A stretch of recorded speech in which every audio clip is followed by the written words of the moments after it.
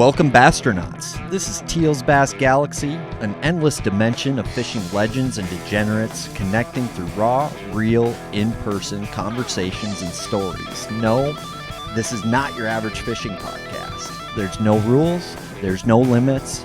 3, 2, 1, blast off.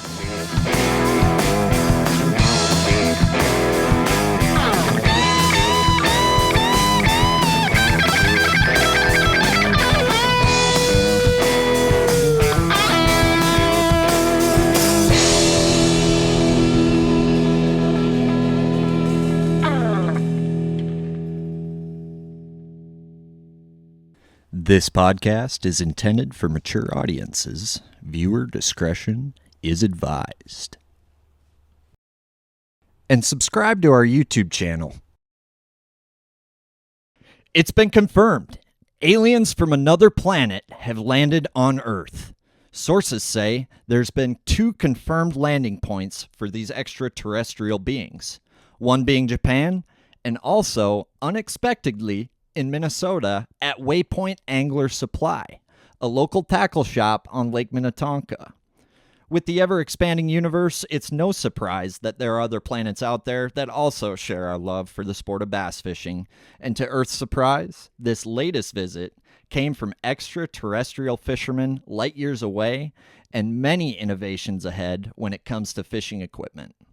Some hypothesize these beings came from the planet of Naboo, matching up with Mayan folklore dating back thousands of years with fishing equipment ahead of their time.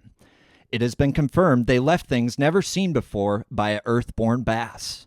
Waypoint Angler Supply is the premier space station in the bass galaxy and has tackle that could previously only be found in Japan or the planet of Naboo.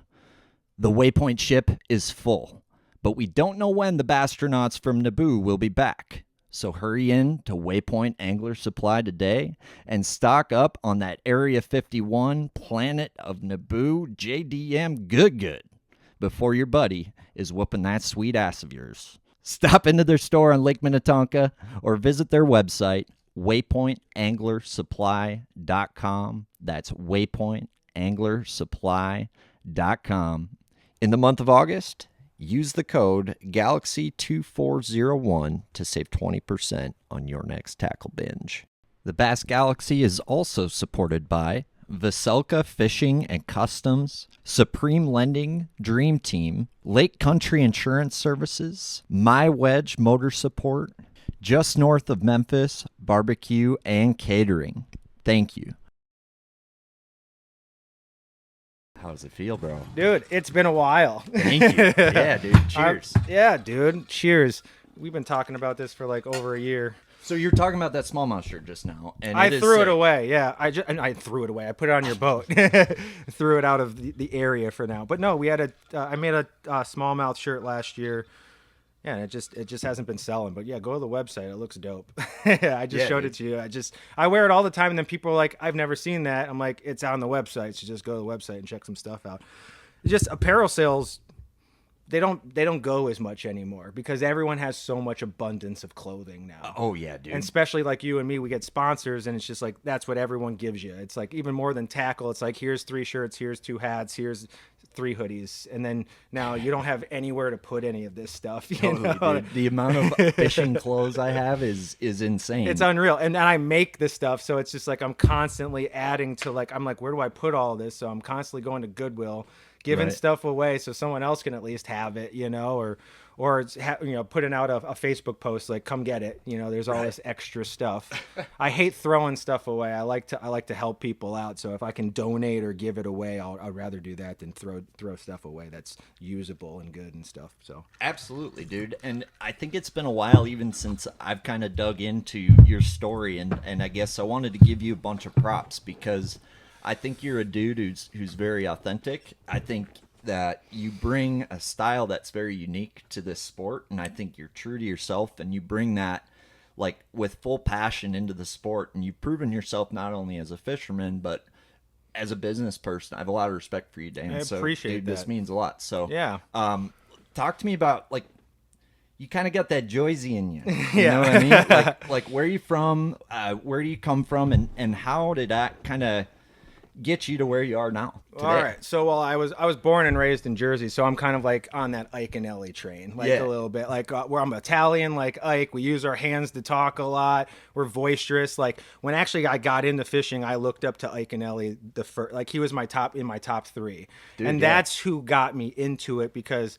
Like how I got into the sport and everything. Well, I'm actually getting too ahead of myself. Let's go back. Or am I not talking to the mic? I think no, you're doing good. I just if you could get a little closer to the mic, that'd be okay. While I just ruin your vibe and the flow of things there Let's just make sure with the big weird chairs and.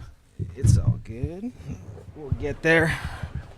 We're good. We're I think we're great.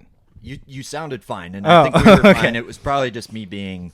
Well, we don't. Since Cole's not here and I'm recording myself, I maybe just wanted it to make sure that we hear you. Yeah, So you don't want to go 3 hours and then it feels like I'm in a distance. So. It would suck to go 3 hours and then have us say, "Yeah, Dan, Yeah. you know that episode we recorded? We got to redo it. We got to redo it, and you just can't do that the same." So I was born and raised in Jersey till I was about 9 years old. Dad got a job transfer to Minneapolis.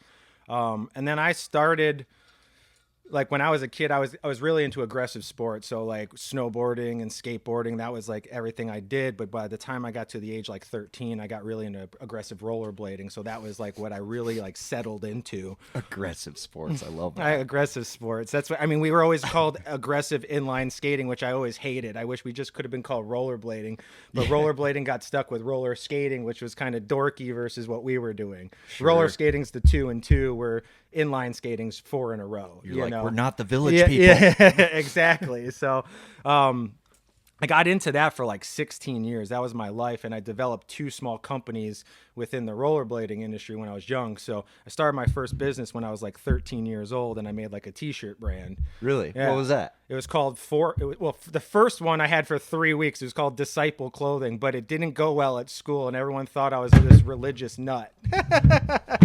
Really? Yeah. Religious? Okay. Because disciple and I said we had some slogan with like the followers in it or something. So kids thought that I was doing this like religious company, and I was like, no, I just thought disciple, following the company like Haven't that. you ever heard of Tribe Called Quest? Yeah, Like, exactly. But we were young kids, and it just didn't go well with a lot. So I was just like, I'm not doing it because I was already getting flack at school for it, you know. So yeah. I put it up, and then I named my next company. It was called Format Clothing.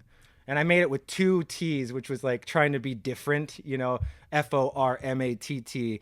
But then kids at high school would get weird, like, who's Matt?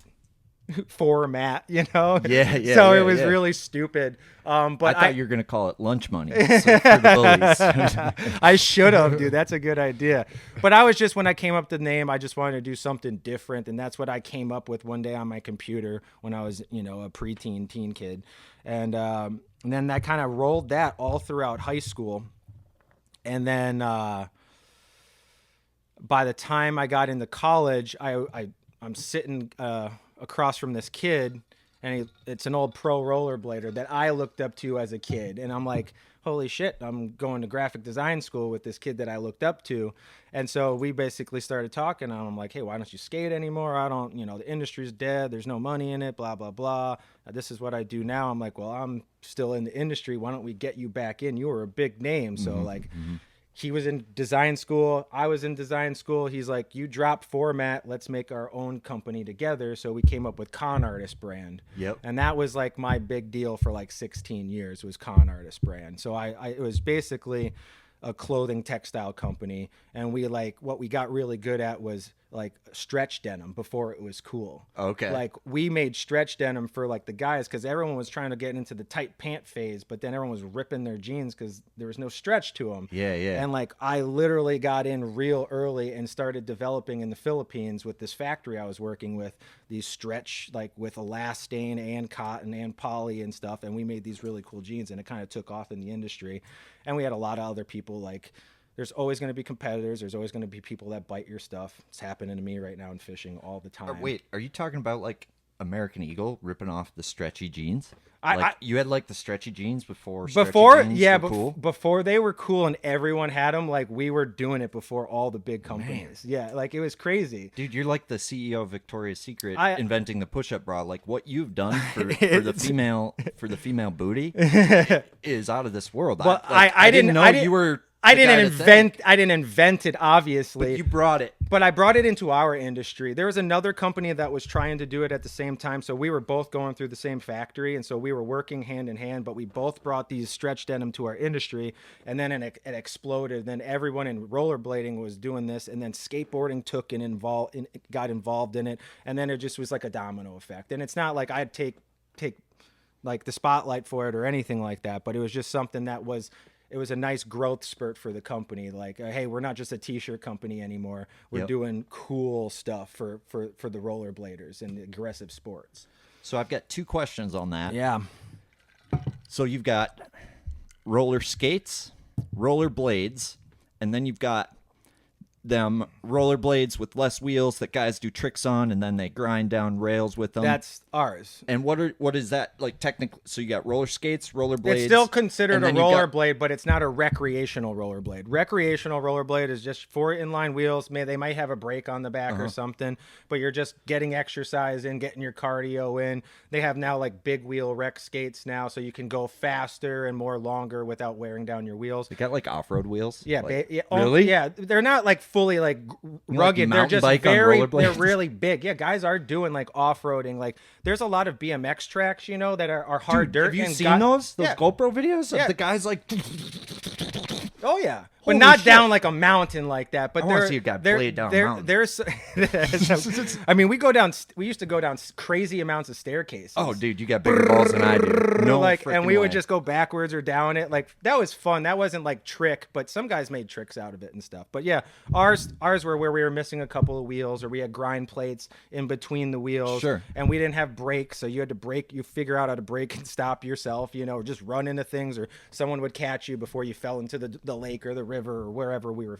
And it's a very niche sport. Kind of like if you didn't know about bass fishing, you'd be like, bass fishing? That's why what's happening with me is like a good translation. Like, because when I got into it, it was like 1999, 2000, and rollerblading was on the downshift. Like it was the hottest, aggressive rollerblading was the hottest thing in the early 90s. It was bigger than skateboarding, bigger than tennis. Really? Bigger. Oh, it was all over ESPN, the X Games. So it was a Nirvana, Stone Temple Pilots was going big, and so were there was aggressive rollerblading.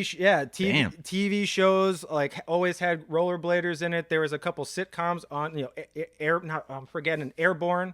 Yep. It's all about rollerblading back in the day. So there was a huge buzz with it, and right when I got into it, it had a downfall.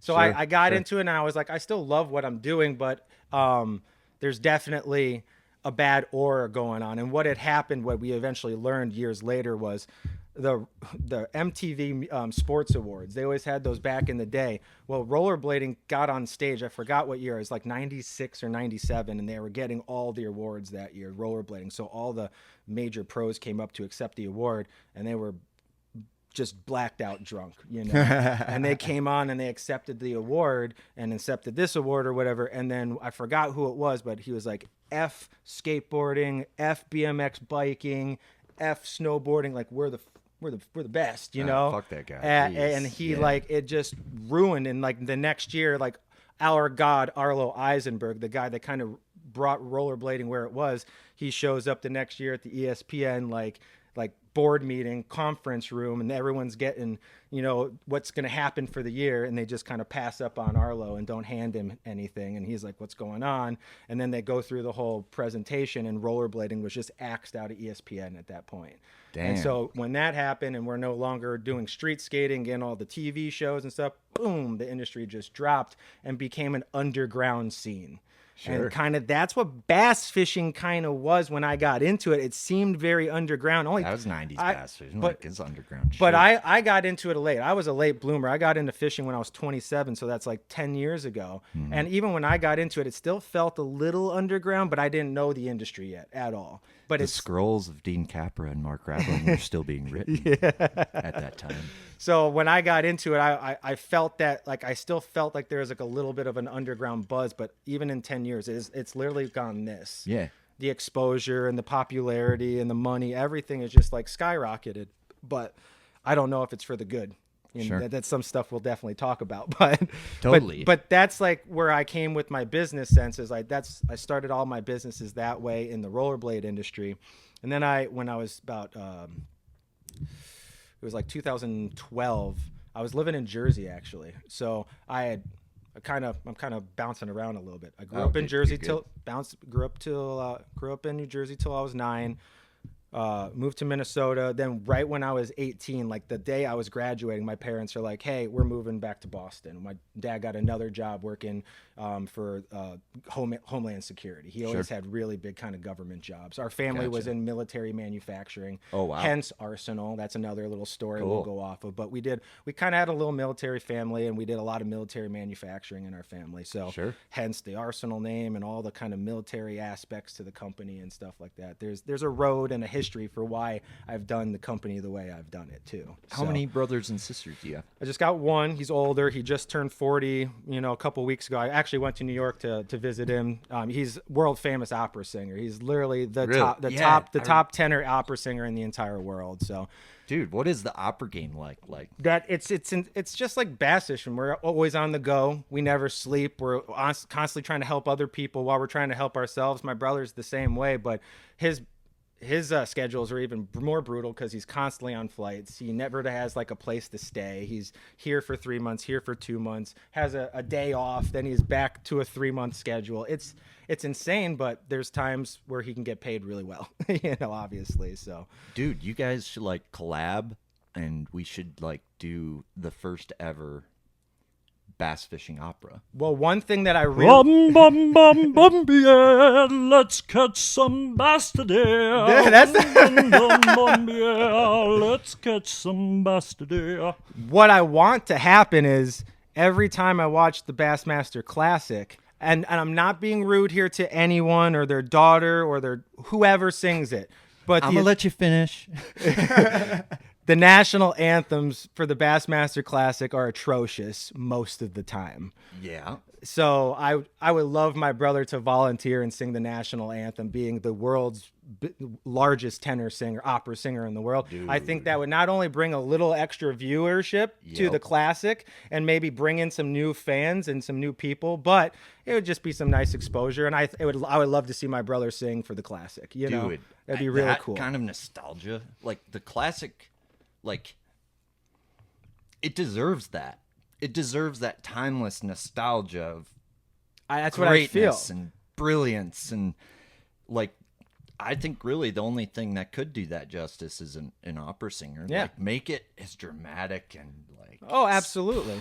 He's sung the national anthem for like MLB playoff games. He's done some NHL games. So he's done some of the bigger kind of stuff like that. But that's usually like fun pro bono stuff just for exposure to get on the spotlight for the day or get some, marketing and ad stuff going for him. But, it would be a complete favor. That's like if I ever make the classic, I'll be like, Mike, you gotta sing. You have to. There's no doubt. I'll fly you out, whatever. But you're singing the national anthem. I made the classic. There's no doubt. You can't sing your opera in Italy. You can't go to Spain. You're coming to Kentucky or Tennessee or Bama and singing the classic. First angler with a live walk-up song. Oh, and it's like, dude, that would be epic. Like the song's on your boat. Yeah, while it's going up. Yeah, Mike's singing on the boat while I drive up. That would be amazing, right? So anyway, off topic, a little bit, but hey, this life's an adventure, and we got to roll with the universe, and that was something I wanted to touch on. So so I ended up graduating, and then I stayed in Minnesota for like 3 or 4 more years, just running the skate companies, and it was pretty awesome. But then we came into like 2008 where we had that recession, and it was just really impossible to keep a job and everything. Sure. And I was working at Dick's Sporting Goods actually, and I had got the job for apparel. And then the guy ended up stealing me for the fishing and snowboarding department because he was like, you're always over here and you help more of the customers in these areas than you do in the apparel. So he's like, I'm stealing you from Sally and you're going to work the fishing and snowboarding department. So I had a good time there at Dick's, but like within a year, they outed me. I went to an Easter out east to see my family, and I came back and they wouldn't reschedule me on my normal shift. So I was like, I know what you guys are doing, so give me my last paycheck and I'm out. And then I literally put in like 35 applications for new jobs, didn't get a hit on. It was just that time where it was just really difficult. Mm-hmm. And I called my dad up. I was like, hey, I still got a job at the family facility back east. And he's like, if you want it, I'll make it happen. And I was like, I'm packing up the house. Like literally, I'm one of those guys that I'll change on a dime kind of deal. Sure. And I did. Like I had a girlfriend at the time, and like bless her heart, like I pulled that on her pretty fast, and it ended up did not work out. She never moved to New Jersey with me, so it kind of hurt and it was brutal. But I like 3 months later, I ended up just moving to Jersey and working for the family facility. From Boston to New Jersey. Well, I was in Minnesota, and then I moved to New Jersey. Thank you. Pizza's here. Oh, nice. So yeah, I born and raised Jersey. We moved to Minnesota. Then my parents moved to Boston. I didn't move. I stayed in Minnesota. Sure. And then I moved to Jersey because I couldn't find a job and I couldn't pay the bills and everything. So then I moved there, and I get a pretty nice job at the family facility. But I worked there for 3 years. I probably could have stayed there and been working there as vice president right now. And, it's been 10 years later. But it just wasn't my cup of tea. I was running my businesses like in the background too. So whenever I got my duties done, they allowed me to use their shipping stuff and all their boxes. So it really alleviated a lot of expenses and strain for me running my businesses. So they were really helping me be an entrepreneur while I was also working for them full time. So it was nice, but I ran into a lot of things in Jersey that just didn't fit right. Like, I had issues with my dog. I left my dog in the car for like 5 minutes once, and I came back out of the mall after I was literally just running into the ATM to get cash, and there was a cop with a crowbar about to bash my car in, and there was like 40 people around my car all screaming at me that I was a dog killer and everything like that. All my windows were cracked. I was in there for 5 minutes, literally running to the ATM, and it was a huge ordeal, and they almost took my dog, and I had to go to court for it. Jesus. Yeah, it was ridiculous. And I was just like, dude, I don't need this in my life. This would have never happened in Minnesota. Like, I'm stressed about, like, there's a lot of weird little things that happened there where I was just like, I can't be here anymore. Like, also, I lived 45 minutes from Manhattan, but if you went after 1:30, it took you 3.5 hours to get into Manhattan. I lived 8 minutes from my job, but if I left at 5:30 and not 5, it took 45 minutes to get home, not 7 minutes to get home. Fucking rollerblade there. Yeah, exactly. So there were so many things, plus the tolls, and just everything was very expensive there. I got to a point where I was saving money after the 3 years, and I was like, I think it's time to buy a house. And then I went to buy a house in Jersey, and it was property taxes are like almost worse than California. I think they have the worst property taxes in all the states. Jersey, it's like first or second. And then everything I looked at in my price range was just garbage, a dump. I couldn't even afford a home, to be honest. Yeah. And then I was like, I felt really dead inside. So then that night I just went on Zillow and looked up Minnesota again. And I was like, oh, I can actually have a life back in Minnesota. Like I could take $250,000 and actually buy a home. And that's kind of what I did. I just said, you know what, I saved up a bunch of money, and I'm going to go back. And I had my best friend's mom, who was a real estate agent, just show me around to a bunch of houses, found a house in Maple Grove and fell in love with it. And that's my new story, Dude, that's awesome. So, and I'm happy I did that because a lot of good things happened right when that did. Like, again, I snapped my fingers again. Like I snapped to go to Jersey. I snapped again. I go, I'm out. I'm going back to Minnesota, and they were kind of sad because they're like, you just kind of started here and you're moving up the chain. Why would you leave? I'm like, I just feel like I could have a better life for myself in Minnesota right now. So they're like, damn, we were about to start a war. I'm just kidding. Well, what was weird is when I got there, Obama was in power, and Obama was shutting down all the facilities like ours. Anything with military spending and manufacturing, Obama was just slashing it. Walk me into what's that world like? Like, are you allowed to talk about some of that? A lot of it, no, but I can talk about some of it. But like, it just at the time, like everyone around us that was a competitor they're getting slashed, or the government wasn't giving them contracts anymore, so they couldn't afford to stay in business. And that was kind of happening to us too, because our facility, we did a lot of projectiles. We did a lot of stuff for like 40 and 50 caliber ammunition too. Like my grandpa like came up with the ammo bag instead of like the actual the cans that went into the 40 and 50 cals. It's an actual bag, and then he made the all shells go into that. yeah, and so they're reusable, and they don't like trash up the country or wherever you're at, and the guys can actually pull them and bring them back and reuse those bags and reload those bags too. Wow. And then another thing was like on the 50 cals that he did, like once that clip almost got done and you got to the last like 4 or 5 bullets in the line, it would usually jam up the gun, so the guys in the war would have to like just break it off and waste all that ammunition. And my grandfather made a clip that went, and he would by the time that last 10 came on, the guy would clip another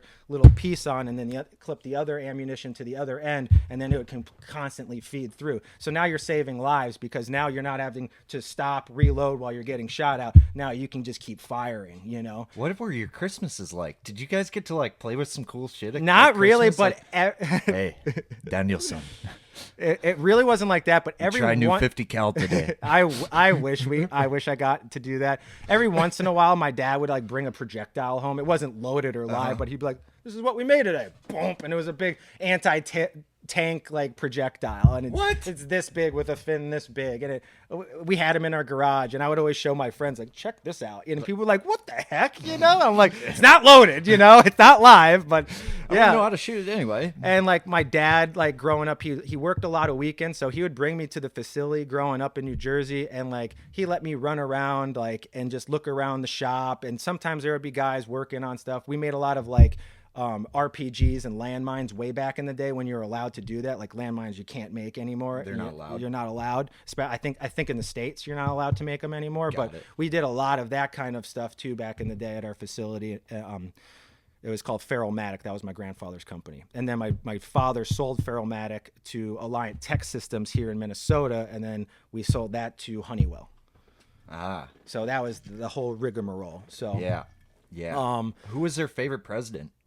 Like your family? Like obviously there was different. New president comes in. You're like, nope, we like this defense contractor. Sorry. You could probably know we're probably very Republican. I could see that. A family, you know. So it's funny. Like half of our family very Republican, half very liberal. Thanksgivings don't go too well.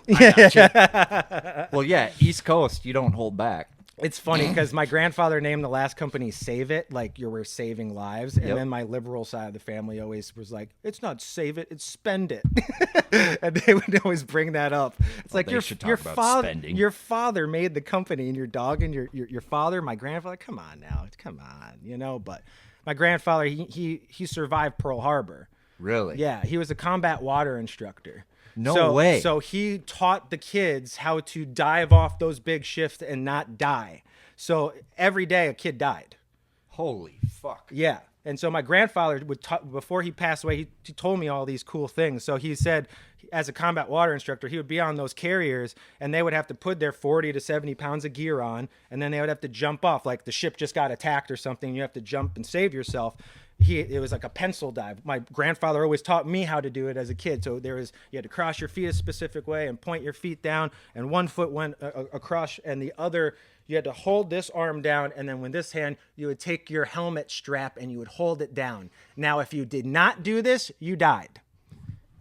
Because this is what happened when you're hitting the water as a pencil and you got a helmet on. What happens? The water shoots up the helmet, and if you don't hold the strap, it snaps your neck. Oh my God, dude. So there would always be in that drill 1 or 2 kids that didn't make it. In the drill? In the drills, just training. So there's a lot of limp bodies that they had to pull out of the water in training. This was like in the like World War II. Yeah. Yeah, training before Pearl Harbor got attacked. Dude, can you imagine? We are such pussies. Like, yeah. Can you honestly imagine?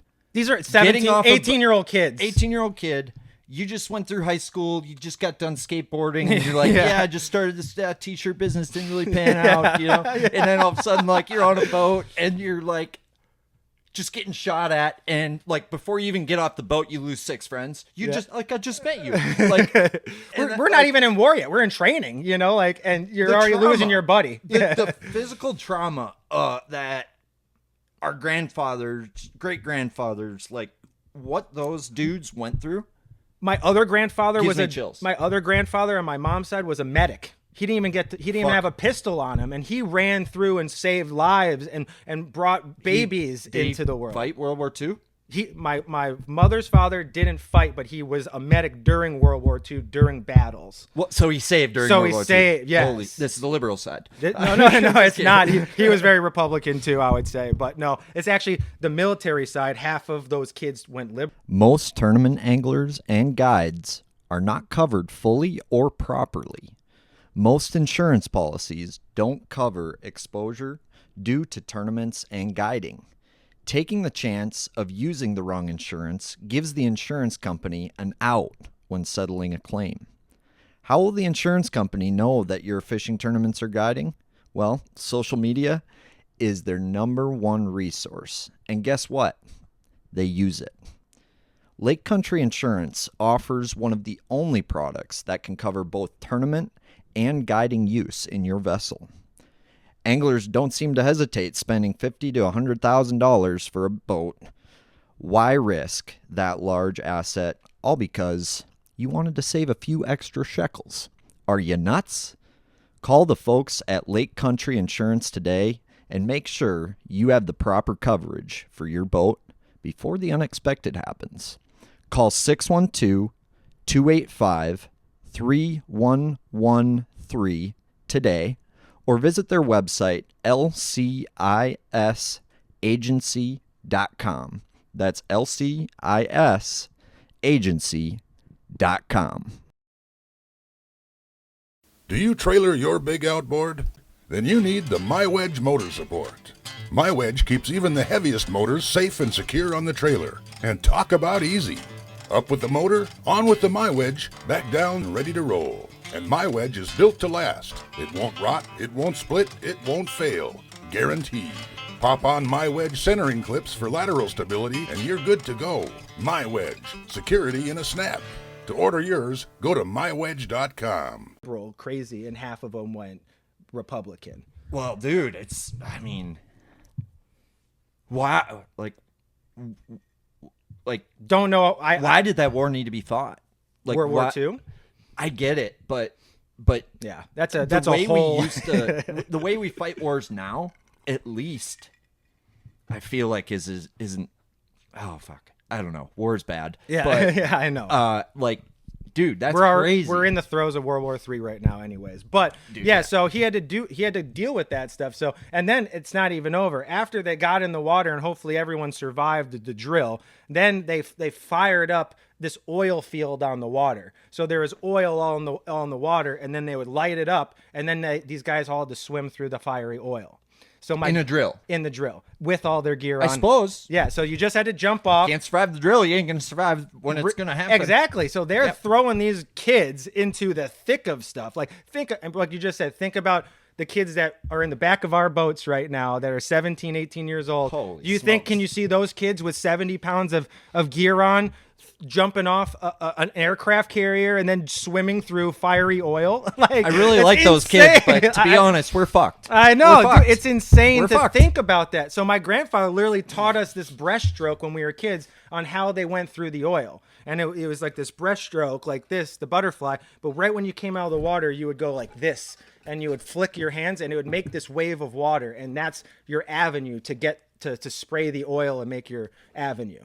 And so he would teach me these drills because my grandfather always had pools in his backyard because he was such a combat water instructor. It's like, I love you, son, but I might lose you today. Yeah. So he taught me all this stuff when I was a little kid, which was really cool. He was like, if you got through that fiery oil, no eyebrows, any facial hair you had was completely gone, every time. Whoa. Yeah. So it's just cool. Just hear that kind of stuff, like, and still remember it, and like that's like movie stuff. Dude, that's amazing. Yeah. Dude, that is like I love history. I always have. It was my best class in high school, and it's so fascinating when you look back on, like, when you're experiencing something, it's hard to like process it, understand it. But when you can like sit up here and look back, it's like, holy shit, we did some dumb shit, or holy shit, good thing that guy did that thing. Absolutely. What? Or we were strong back then. Right, Like we had some integrity man. and balls. Oh my Lord. Yeah. You know, We're I a don't bunch know of pussies now. Yeah, Jesus. Not But that there's anything wrong with that, but when the rubber meets the road, it. So okay. he came back from the military, and so he wanted to help save lives because he came back from Pearl Harbor. So he started developing this thing called a ferrule in his garage. Again, entrepreneur, engineer, designer, my grandfather, and he made this. He got a loan from the bank, got some equipment in a garage like this, maybe even smaller than this, built this little thing called a ferrule that he could, when he was overseas, he saw some projectile or something that I don't remember exactly what it was, but he knew if they had this one little piece, it would make things so much more efficient and so much easier, or this thing would do better, you know? So he developed it in his garage, and then the government found out about it, and the government came in and gave him a big contract and said, holy crap, you're making this out of your garage? We need you, you know? And they gave him a big government contract, and he started his first business, you know? Wow. And then his first business rolled into another business and grew, and my father ended up coming into that business and taking that business over. So this ferrule piece that he invented at the time, and we kind of jumped around a little bit, and you were talking about this bag for 50 cal ammo, and then you mentioned like that loading a mechanism. clip adapter, basically. Yep, a clip adapter. This ferrule thing, it just walk me back in I time. don't- What is the ferrule? That's what I said. I don't remember exactly what No it was. problem. The family company was called Ferrulmatic, Right. you know? So it's a pretty big deal. Yeah, it was a pretty big deal. So I wish I mean, it's a big deal, and I can't believe I don't dude, no biggie. I don't remember it, but yeah, obviously it's what propelled the business into what it was. And then obviously they started making other projectiles and other ammunition and other stuff. Then when I got to the company and Obama was cutting all that government spending, he wanted to get rid of us as well. It's because you didn't make drones. But you're a little off right there. I'm going to get to it. So they cut government spending, and they told us we couldn't make our projectiles anymore. You know, this is the craziest thing, and I wish my grandfather would have been around for another 6 months. The first Iron Man movie, do you remember it at all? Yeah. Tony Stark's running around, and he's selling that missile that shoots up and then shoots like 18 other. That was my grandfather, and he called it the Excalibur. Dude. My grandfather literally made it. There's a big poster in our facility. It says the Excalibur. That's exactly what it was. And he built it, but he never got to see it get shot off. Oh. Yeah. Damn. I know. Dude. So that's one of those things. Whenever I watch that movie, I'm like, grandfather's Tony Stark. Dude, how is that? Like, that is wild. I mean, doesn't have the suit and everything, but yeah, that's it. You know, like that. It's crazy to think about that kind of stuff sometimes. Well, you mentioned World War III, and nobody wants it, but your family probably has a better pulse on like how that all goes down. And to me, like, Ukraine seems like the most corrupt like country in the land, and shit seems a little sus. A little sus. I've been back here now 11 years. I'm not working there anymore, so I really don't kind of check in that much. My dad actually sold the business 3 or 4 years ago to my cousin. My cousin was my boss for a while when I was back there. Very intelligent engineer, but like when I was there too, because like I said, Obama cut some of the spending, so we couldn't do projectiles or explosives. So we had to like reassess the whole business, or else we were going to have to sell. And what we did was do like advanced weaponry stuff. So we had the generals come back from Iraq and Afghanistan, and I would be sitting in my cubicle listening to my cousin talk to these generals and be like, we lost our whole battalion because of this, and this dog bomb blew out 3 of my best guys, and if we had this kind of infrared technology, if we had this, or if we had a camera grenade kind of thing, like we could have saved those hostages in the room. And I'm always hearing this stuff. I'm like, this is crazy stuff. That's the stuff that we did for those years. Damn. So we did all this really cool stuff, and I was on the assembly line for it, so I got to put all this stuff together. Damn. Yeah, so we developed, I think I could talk about it now. If not, I guess I'm going to be screwed, but I'll talk to him after we can cut it. We right before I left, they were developing a camera grenade. And what was happening is, instead of breaching a bunch of rooms and just shooting up the rooms and maybe hitting a civilian and killing somebody, they were thinking, how can we like get into the room without drilling a camera in through a wall or something, where we can throw something in fast, assess the situation, and then instantly know, okay, there's a hostage with a gun against their head in that corner, you know? So we developed like this spherical, it was a full clear ball, and I had a camera, and no matter if it landed in mud on the side or in sand or in a pile of clothes, the camera would always, on a gyro, rotate up. Dude. And it would have a 360 view. Every time. It didn't matter how the ball landed, the camera would always be ready to see 360 view. And so, like, you could throw it through a window or bang through a wall and throw the camera grenade through, and you'd be like, the guy's got the hostage in that corner, and then you can just snipe through the wall and take that guy out and save all the civilians in the room. So we did a lot of save it. You know, our company was called Save It. We did things to save more people than, you know, the verse. You know? Yeah. We tried to do stuff like that. We did a lot of camera technology, too, for like EOD robots. So like we did a lot of stuff for the NYPD bomb squad and also the Army and the Marines and the Navy. Damn, dude. So, we could record like 6 podcasts just on that stuff. Oh, absolutely. Like that stuff's so fascinating. What's crazy too, you talked about drones. So like we had a guy in there that looked like Albert Einstein too. Like he never showered. His hair was gray and a mess. His office was just a jungle, but he was just the guy, you know, like he had it all. It was crazy. So one day he's like, Danny, I need your help. And he just starts laying out all these, like, they look like big briefcases. And we like laid out like 40 of them in our big lab, and we open them up and they're basically drone, like operating remotes. Like it was crazy. So I had to program all these drone remotes at one point. That's crazy. I never got to fly them. I never got to do anything with them, but like I had to do a lot of the software and put in the internals together on these big remote pads and stuff. It's pretty cool stuff, you know. Like at the end of the day, I was like, "This is pretty neat," you know. Right. And I got to see some of the other guys in the facility talk about other equipment they were making, and I got to see them test it out. Or Picatinny Arsenal was right up the street. That's like one of the biggest arsenals left in the United States. They do a lot of testing there. They're right in the mountain there and stuff like that.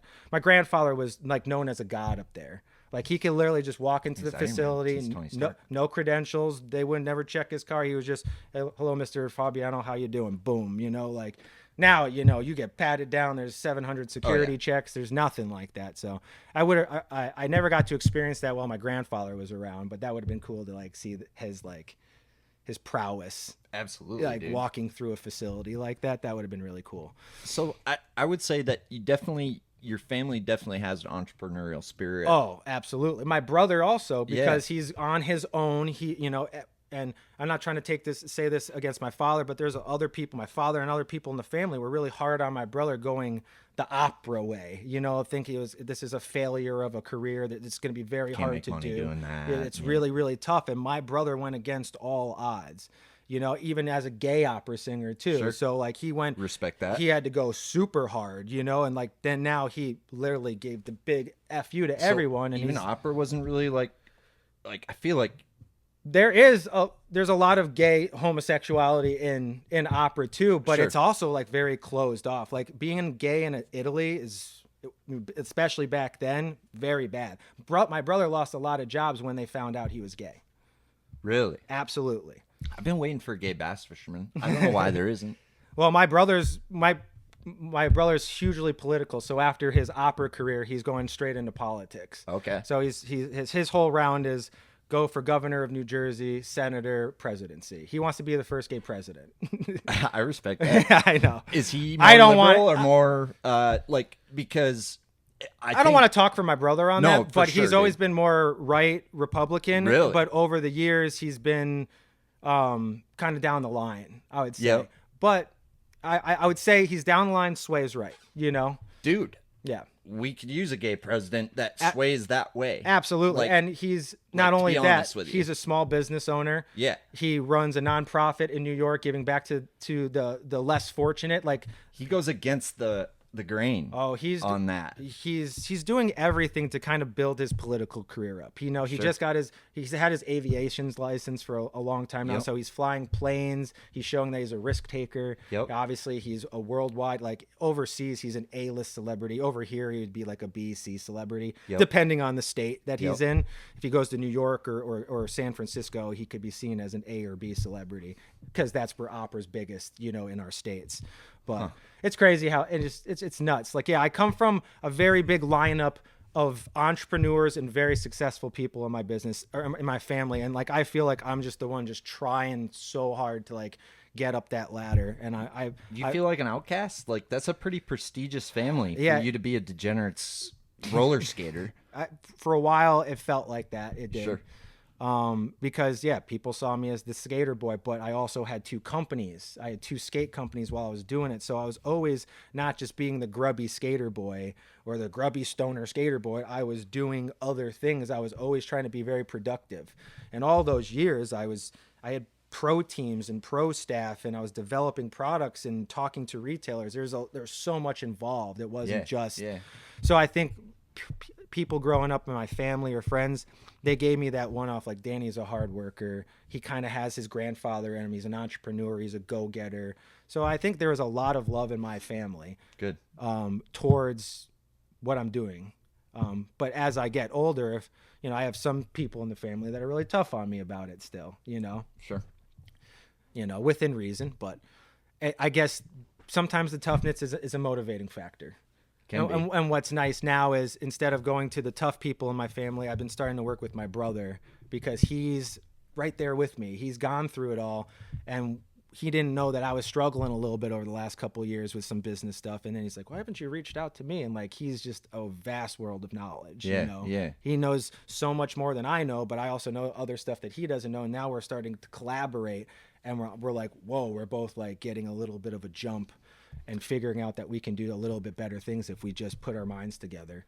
Well, it's easy to feel isolated when you're going through challenges as a business owner, because it's most people aren't business owners, No. right? So it's hard to feel like people can relate with your problems, or hard to, I mean, for me, it's I don't like to complain, and I don't like to show, weakness naturally. I think naturally humans, and I would assume that's an Italian thing a little bit, like not show absolutely. weakness. There's a sense of pride in yourself, and that can be a detriment if you aren't, like, if you can't ask for help, or you're not willing to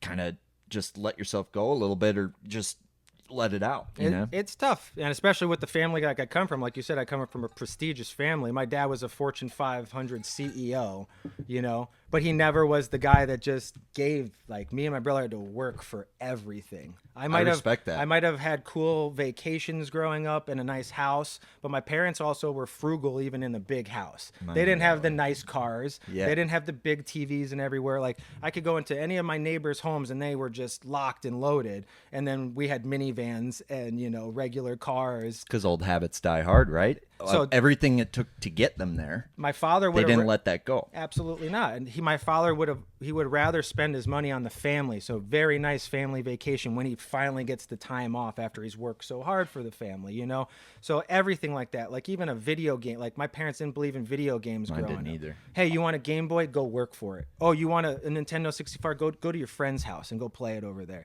So I was always outside. I was always doing something. And then I got into computers very young, so I started building websites.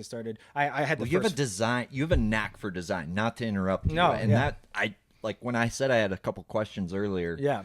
Like that entrepreneurial nature in you, that shines through. But you're like, you have this ace. Like there's just something magic about art, for example. And to me, like, good art can't be replicated. And to me, we all have like a God-given talent, so to speak. Whether you believe in God or not, I think we are all born with a God-given talent or a calling or something, right? And you definitely have doubled down on yours, like, because your calling, like, you make things look good. I Like, appreciate you're that. very good at that. And I'm too hard on myself, and that's a Fabianoism. We all That's like, a designism as well. Any designer I've ever met is I think all my stuff sucks that way. Yep. And JP's that way. And for I'll example. design everything, and I think it's all garbage, and then I'll send it to the customer, and the customer's like, "I like this. This is great." I'm like, "All right, well, if you like it, then I like it. Then I'll continue to work and fine tune it, and give out my deliverables." But I'm still really tough. There are definitely things that I do, and I'm like, "Oh, I rock that one out," and I feel really good about it. But when you do so much, when things get repetitive a little bit, you do get hard on yourself, because you feel like you're not being more creative than you really want to be. Right.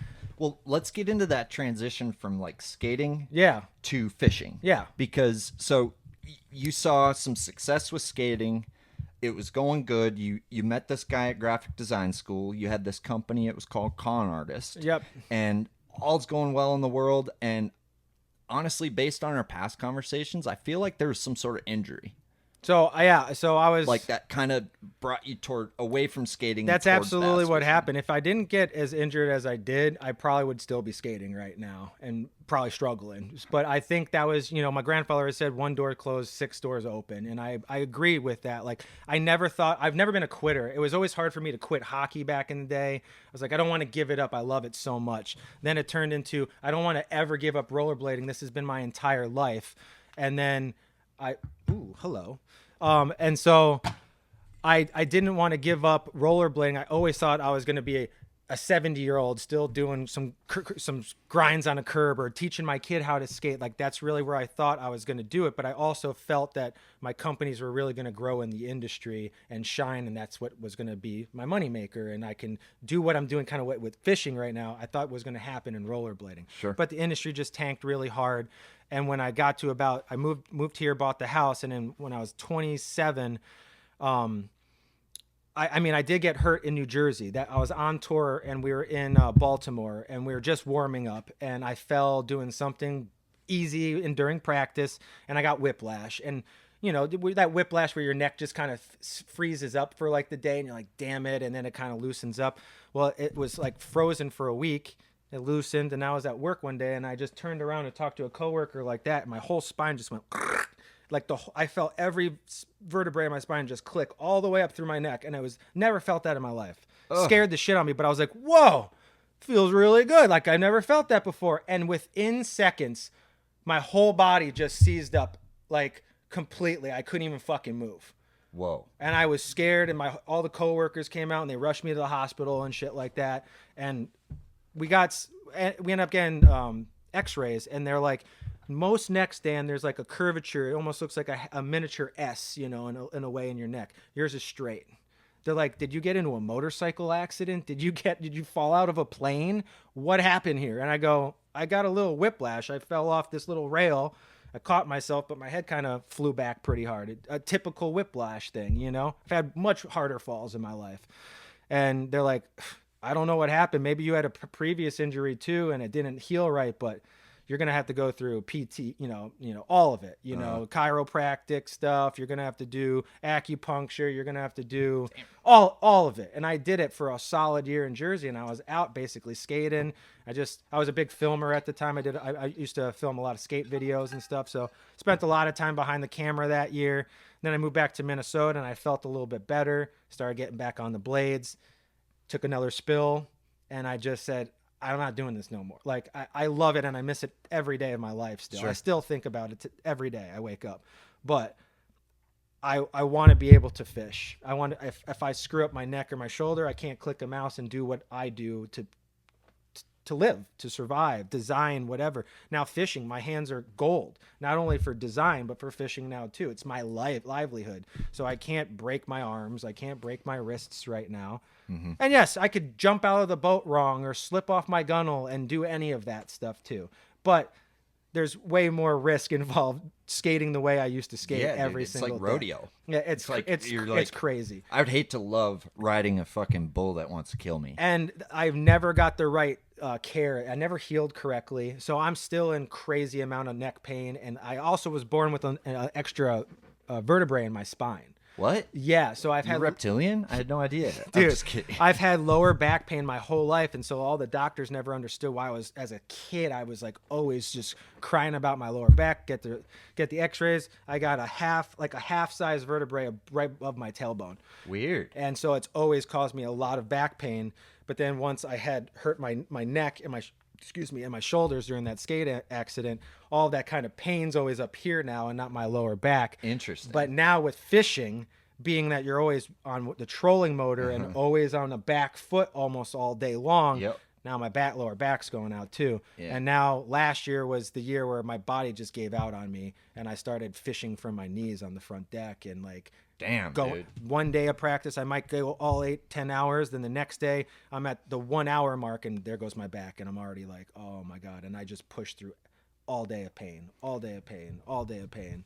I can relate with that, with the back stuff, dude. And recently I had like, My wrists are going out on me right now. dude, I don't understand, but it hurts to fish right now. It Yeah. hurts to reel my fucking reel. Dude, so you're about. I thought I brought it up to my new hire Luke the other day on the boat. I said, I don't know if it's arthritis right now or carpal tunnel, but last year I started noticing it. But then this year too, in the beginning of the season, I would just be fighting a good smallie or something, and my arm would literally, my wrist would give out. I would Damn. literally have to like take it out of my hand because my arm would just like stop. My wrist would stop working. See, I don't got that. Oh my God, I would lose all my strength, and I would literally have to pull it out and be like, oh my God, and then fight the fish with my left hand. That all started happening last year with me, so I don't know what's going on. My body's just I'm just taking a toll on my body right now, so that's why I'm kind of taking a year off. Yeah, you yeah, know? which I have respect for you, dude. That'd be hard to do. Yeah. So getting into like the Arsenal brand stuff. Yeah, so I mean, I kind of liquidated the skating companies. They were going out, and the pro team.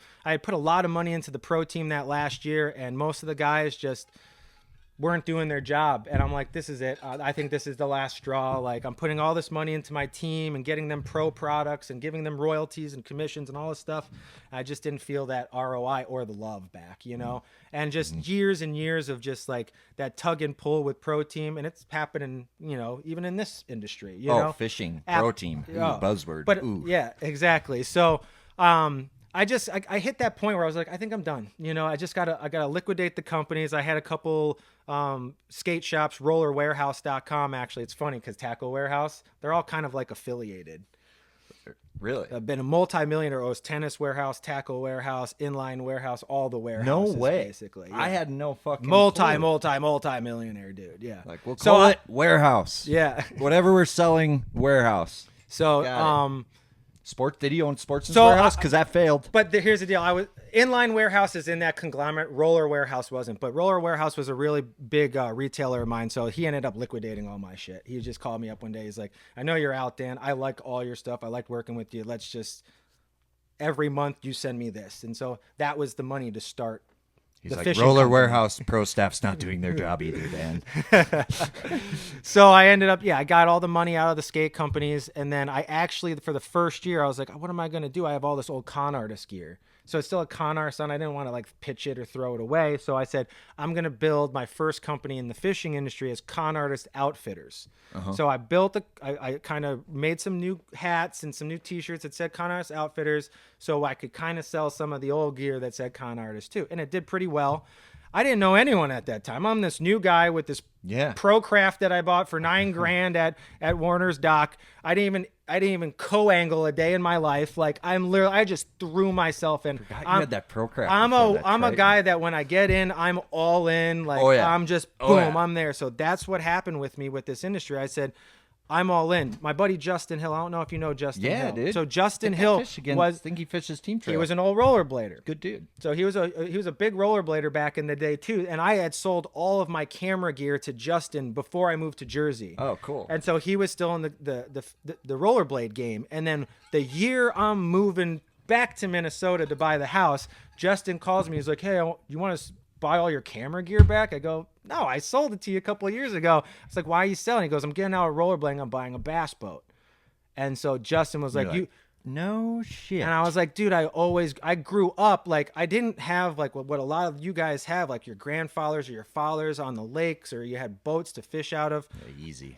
I wasn't one of them kids. My grandfather in New Jersey was a deep sea fisherman. So I grew up deep sea fishing on the so you had Atlantic the Ocean. big old bait casters. Ooh, big boom. old bait casters. Oh, big old Like, bait I can casters. skip a jig with that. And my grandfather was a doctor, and he was from the war, so like he was a no bullshit kind of guy, you know. And it was Dan, Oh my god. so it was my grandfather Dan, me Dan, and then his war buddy Dan. Holy so shit. it's Dan, and Dan. Wow, that's a triple Dan of. So he wow. would wake me up at 4 a.m. We would go, 50 miles out deep, and we would go fluking or floundering. So we would be drop shot. Fluking? No, not like that. Like, fluke those Fluking? flat fish. They're like round and they're super flat. Oh, yeah, They're the called flounders. Yeah, flounders. They're called flukes too. Oh, you call them flukes. My grandfather used to call them flukes. Fluking for flukes. We would literally, I didn't think about this, but we would drop shot in like 150 feet of water for those things. No shit. So we were just big weights, and then like a foot or 2 feet up, boom, there's the bait that we had, So we were just drop It's like shot. power finesse fishing out deep in the deep seas. So we did a lot of that, and then we also did a lot of blue fishing. So that was a lot of trolling. So like we would have 8 outriggers on the side. So 4 on this side, 4 on this side. Whoa. And it was on my grandfather's boat called the Music Maker at the time. I'll never forget that. Because Your brother loves that. Both sides of the family were very, very musical. So that's where the music kind of happened with the family. Dude, music's the sound of life. Like, Exactly. The sound of, music makes the world go round. Yeah. Yeah. So where was I? We would have the outriggers out, and I like to do the bluefish and stuff because we would have the 8 lines out, and we'd be trolling. My grandfather would be up in the bird's nest or whatever, and he'd be like, "We're in the X." This is before GPS, nothing. This is old guy knowledge of looking at a paper map and thinking. And my grandfather he'd look, "We're in the X," and while he says that, zzz, all 8 outriggers would go down every time. And there's only 2 of us down there. There was old Dan and little Dan, and we would be trying to reel in 8 fish, as 2 of us. And my grandfather would hobble down because he always had a bad knee, and he would be trying to reel them in, and we couldn't. Hey guys, Aaron Teal here with Vocelka Fishing and Customs here, and excited to talk to you about my new signature series rod, the Puppet Master. My #1 confidence technique is by far offshore power finesse fishing. So we've spent a lot of time and a lot of years creating the perfect bottom contact power finesse rod, specifically designed to fish 3/8 to 3/4 ounce football jigs, tubes, swing heads, dragging a swim bait on the bottom, and any bait that you need to manipulate with your hand and land that fish. This rod is perfect for it. The big thing that we found that was an issue with other rods is they were either too crisp and sensitive, where they were too fast, or they weren't quite sensitive enough and they had the right action. So what Dane built with this rod is the most sensitive bottom contact rod I've ever held in my hands. But the big thing is, on a long cast, it's got the power to drive that hook home, but more importantly, it's got a parabolic action that's going to bend deep down in the rod to make sure that, let's say, football jig or goby tube isn't popping that smallmouth's mouth open and keeping that bait in the back of their head where it belongs, allowing you to have increased leverage and landing more bass. You're going to have to pry this rod from my cold dead hands. This is the Puppet Master. You can find it on VocelkaFishing.com or at Waypoint Angler Supply. Check them out. Get all 8 in at the same time, but we would get probably 2 or 3 of them in. Damn. So it was pretty cool. So Dude. then that was my fishing growing up. Yeah. And then we had a little small lake. It was called Sylvan Lake. It was more like Up in Brainerd. No. This was in New Jersey. Okay. It was in the back. Like we lived like 2 blocks. Sorry, in from, Baxterians. We lived like 2. My grandfather lived like 2 blocks in from the ocean, and then he had like a little lake in the backyard. So when I wasn't doing anything when I was down the shore and I wasn't riding my bike or at the beach, I was on the lake. Like I was fishing, walking that whole lake, learning how to fish. But I never had success with like fake lures when I was a kid, and I always thought it was super fake. So I would like throw that worm or throw that spinner bait or throw that topwater. I would never get bit. But if I went and dig up some worms or found some crickets in the grass and put those on a hook, I would catch fish all the time. So I grew up like scavenging for my own bait. I loved scavenging for worms. As a kid, I almost thought about being a worm farmer at one point. I thought about harvesting night I crawlers saw and something. selling them. I saw a video the other day that was the coolest thing. How they worm them. Like they stick a stick in the ground and they rub the stick. What? Oh, dude! I couldn't believe that they call the worms out of the dirt. They hydrowave them fuckers up with So a stick? it's like they have this big stick, probably about this big, and they put it in where they stick? And they put it in, and they take this other stick and they rub the top of the stick, and they keep just rubbing it, and it makes like this sound, and it just vibration, and it vibrates the dirt, and you just see all the worms, and they come all from the top. Frequencies, Daniel. Yeah, Frequencies, it's Daniel. it was crazy. It's funny that you brought that up because I was like, I just watched that the other day. I had like this gator thing that we got from Florida that would be, and I would like scrape Oh, the yeah. wood on it. I wonder if I had a night crawler calling device and I didn't even fucking know it. Yeah, Do you know how much better I could have done? Yeah, I know. But my family had this railroad tie, and fucking like clockwork, and horseshoe chain had a bunch of catfish in it, right? So I Yeah. grew up on the horseshoe chain. I'd go to this railroad tie. Is this happening? First ever in history. What? This is a big deal. Oh, this is I a don't big think deal? this has ever been done on a podcast before, on a fishing podcast. Ooh, we might have to talk about it a little bit later. But It's yeah. up to you. But Oh, we're I definitely would dig going to under talk this about railroad tie, Yeah. and I'll grab night crawlers, and I go off my dock, and we catch catfish every cast. Like, it's wild. Horseshoe chain out a pile of catfish. So that's how, like, aside from camping with my grandpa, the only thing we could catch off my dock as a kid was catfish. And the only thing I could catch a fucking catfish on, besides August, was A night crawler. And for whatever reason, in August, you could throw lures and catch them. And I learned this sweet. later. Don't throw a chatterbait on the horseshoe chain in August because them cats are chewing. Damn, that's crazy. Yeah, but anyway. No, Are we eating a sandwich? What are we doing? eating a sandwich. Oh, I think I'm rolling up some homegrowns. I rolled up some homegrowns, and we're going to indulge in some homegrowns because we're both connoisseurs, aren't we? Is it going to cancel us? I hope it doesn't. I hope not either. We're in Minnesota right now. I will say this: I might lose some followers or friends or customers over it, but I am who I am, you know. And if you know me well enough, I think a lot of people already know this side of me, anyways. So it shouldn't be that big of a deal. Honestly, Elon Musk smoked a joint On Rogan. on Rogan on camera. Like, if we're debating about If you liked Obama's talked about how he smoked in college, you know? yeah. So like it Bush doesn't smoke too. Don't fucking lie. absolutely. Here's the deal. For everyone that's going to worry about it.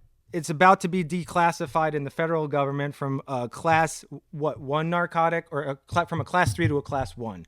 So what that means is it's no longer classified with heroin or cocaine. It's considered caffeine, nicotine, Advil. You know, like that's what that is now. And the wildest thing is like that hemp used to be the #1 cash crop prior to the early 1900s. Yeah. And like if you go back in time and like history is like we were talking about history earlier, history with like between the history of alcohol and the history of marijuana, if you haven't looked into those two histories, they're some of the most fascinating like histories, even just looking back 200 years, right? Oh, yeah.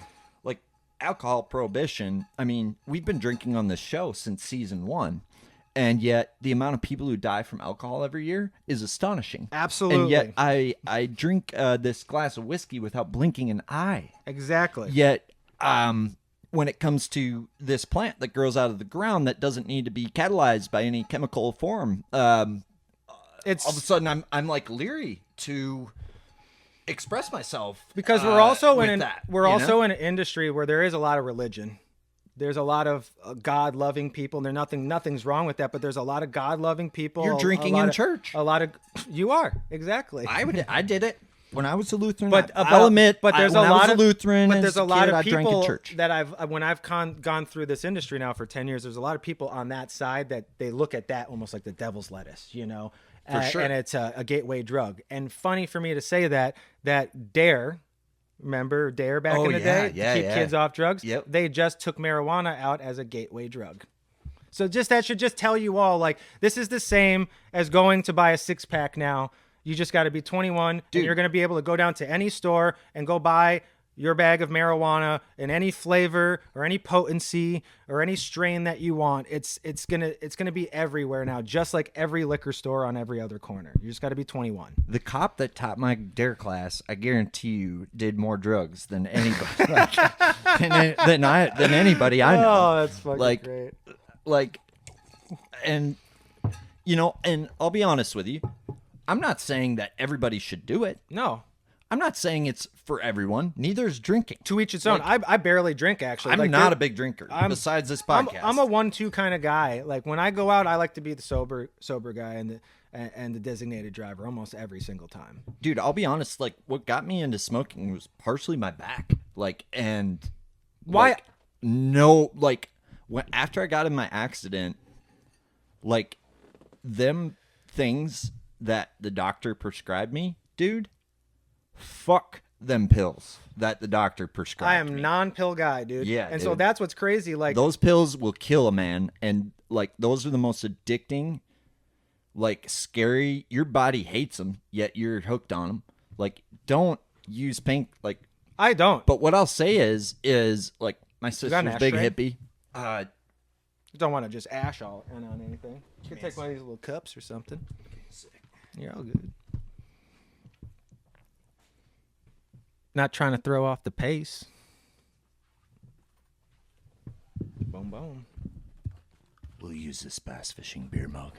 Very nice. It'll work. It'll work. But, like, honestly, when I was in high school, I was really against it. Like, I didn't, but there was a reputation with it, Yeah. right?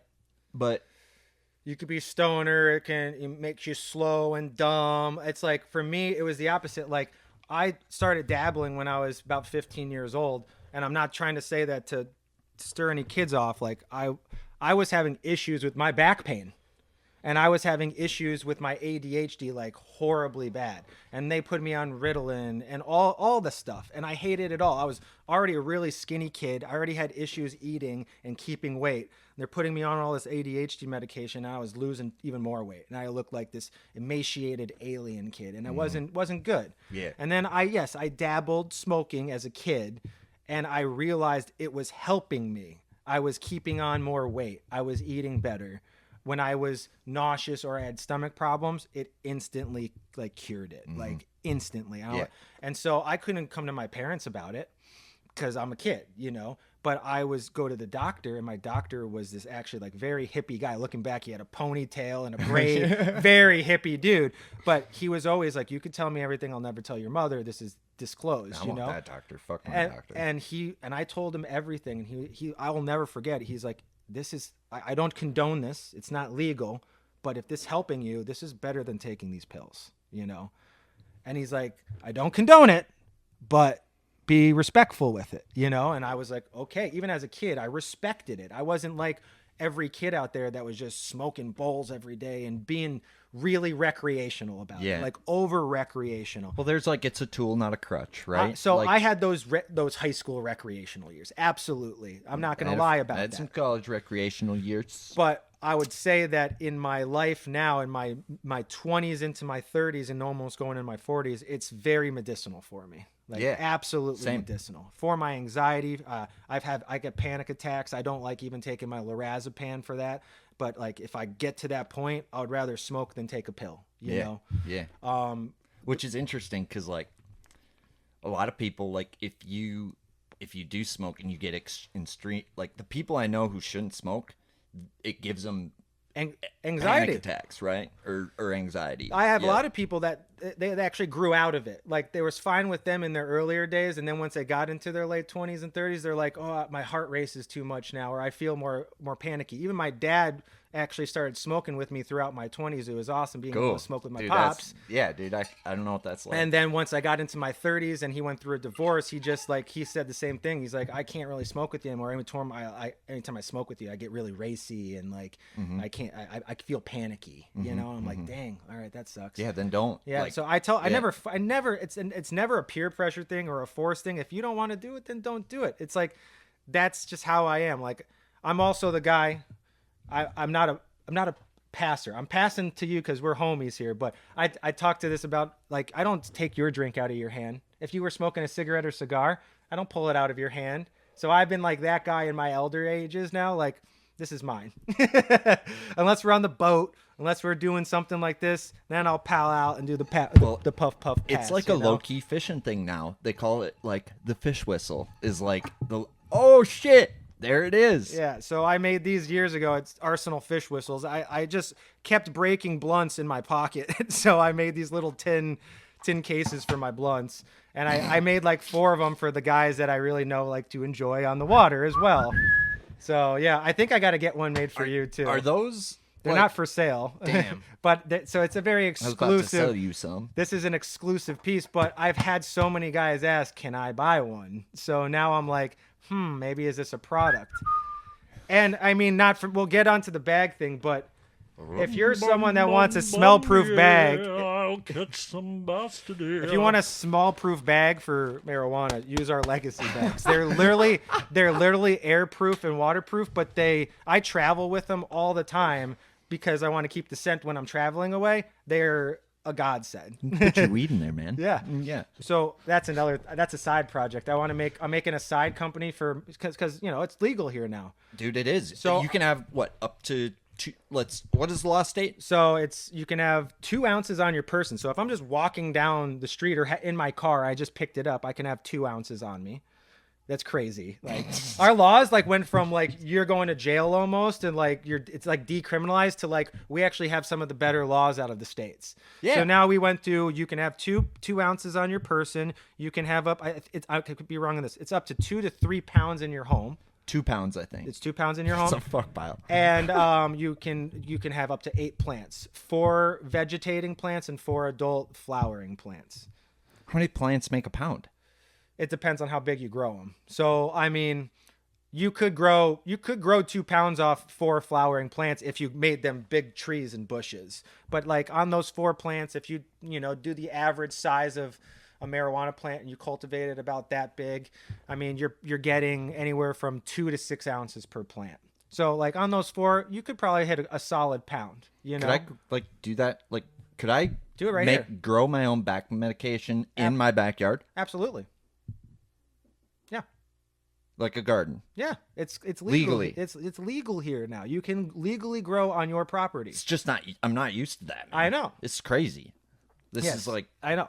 This is what America. This is what I haven't lived in America like until today. And what's nice too is like a conceal and carry guy like myself. Like you can't have a medicinal license and a conceal and carry. Really? But because they're redoing the federal laws now to repopulating it to a class 1 instead of class 3, now you'll be able to carry with a medicinal or marijuana on you. I don't know when so that's you can pack that heat and that gas. I'm not that scares some people when you say it like that. But like to me, I'm not an idiot with my conceal and carry and my firearm, and I've never been really much of an idiot with my greenery as well. Let's be honest. If the Vietnamese general and the American general each ripped a blunt, Vietnam War wouldn't have happened. Yeah. You know what I mean? Yeah. Like, if there's a guy you want holding the gun, it's the guy rolling a doobie. Because he's probably not going to use it unless he's about to die. You know what I mean? Like, you ain't ever seen nobody fight on weed. Oh, exactly.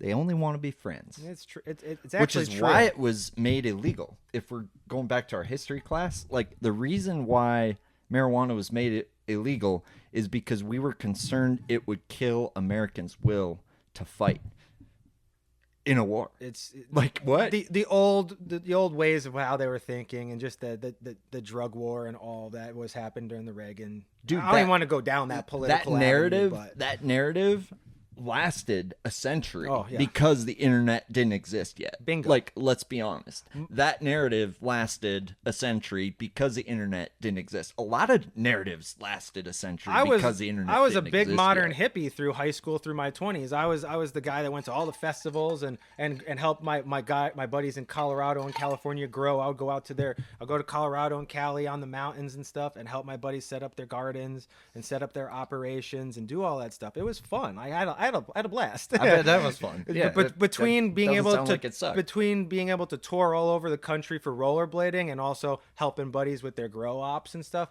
it was a fun 20s. Yeah, dude. Late teens into my 20s, those were all really fun years. And now I'm getting to experience a whole new chapter of my life in fishing. Right. Now rollerblading's gone. It's all fishing, and I turned all the companies into Arsenal. It's all Arsenal now, and that's my baby, and that's my love, and I'm just obsessed with fishing now. Like it was the. What are those? We got. No, just what? Just what the fuck are those? Those yellow.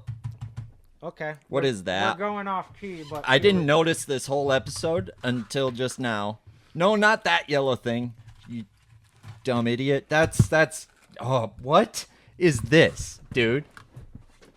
So these are new. They're not even on the website yet, but they'll probably be on the website in the next week or actually in a couple days. Holding out on me. Absolutely. I've been holding out on a lot of people and a lot of stuff because there's a lot happening this year, but unfortunately I have to actually roll everything to 2025. I have to fucking show this to the camera now. Yes, let's do it. All right, give me the narration. I'll be the what? I'll be the the chick in Jeopardy, or I mean, Who Wants to Be a Millionaire? Who Yeah. what is it? Yeah, I'll be the lady who opens the case. Yeah.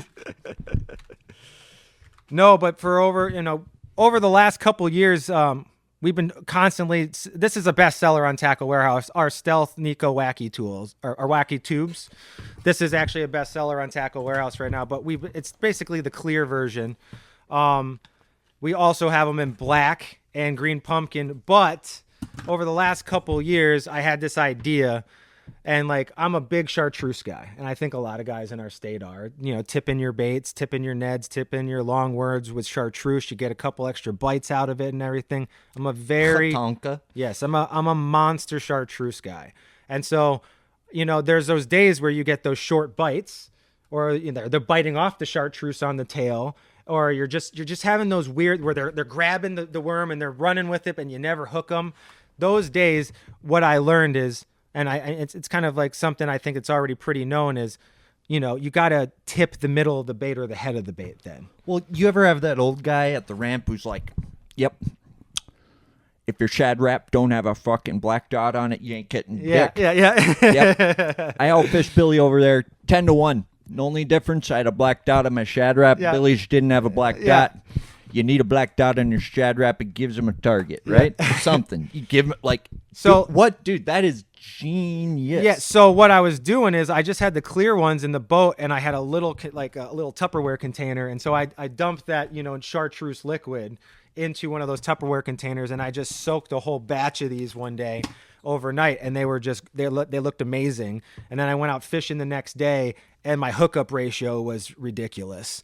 And I was like, oh, this is the thing. Like, this is really cool. This gets extra bites. Especially, Yes, I don't want to we're onto just something. out this, but Champ Tour, it's a deal. Like, it can be a really good deal when that weird bite's happening. You're getting the bites, but you're not hooking up. That middle chartreuse deal is a deal. And so, I'm not putting this out till after goal. so No. So, so I decided, screw it. We're just going to make chartreuse tubes, you can go, I'm not going to have it out between you. If you want to go home and take your clear tubes and go dump a whole bunch of chartreuse dye in it, by all means, go do it. Save some money. But we definitely now have chartreuse tubes in all sizes: 4mm, 5mm, 6mm, 7mm, and 8mm. And just to throw it out there, 7mm our bestseller. That's what goes on a 5-inch Cinco. Some guys put it on the 4-inch Cinco. But the 7mm is our top selling in clear, and I'm gonna say soon to be the chartreuse as well. Dude, I gotta be honest with you. There's never been like a brand that makes my tool holder every year.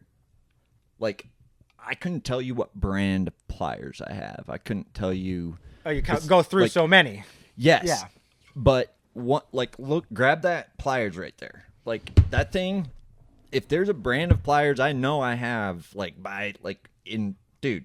It's the do you know how arsenal. much money that thing right there saved me? Yeah, I know. So because I was on Washington Stella the other day, I told you caught like 150 fish. Yeah.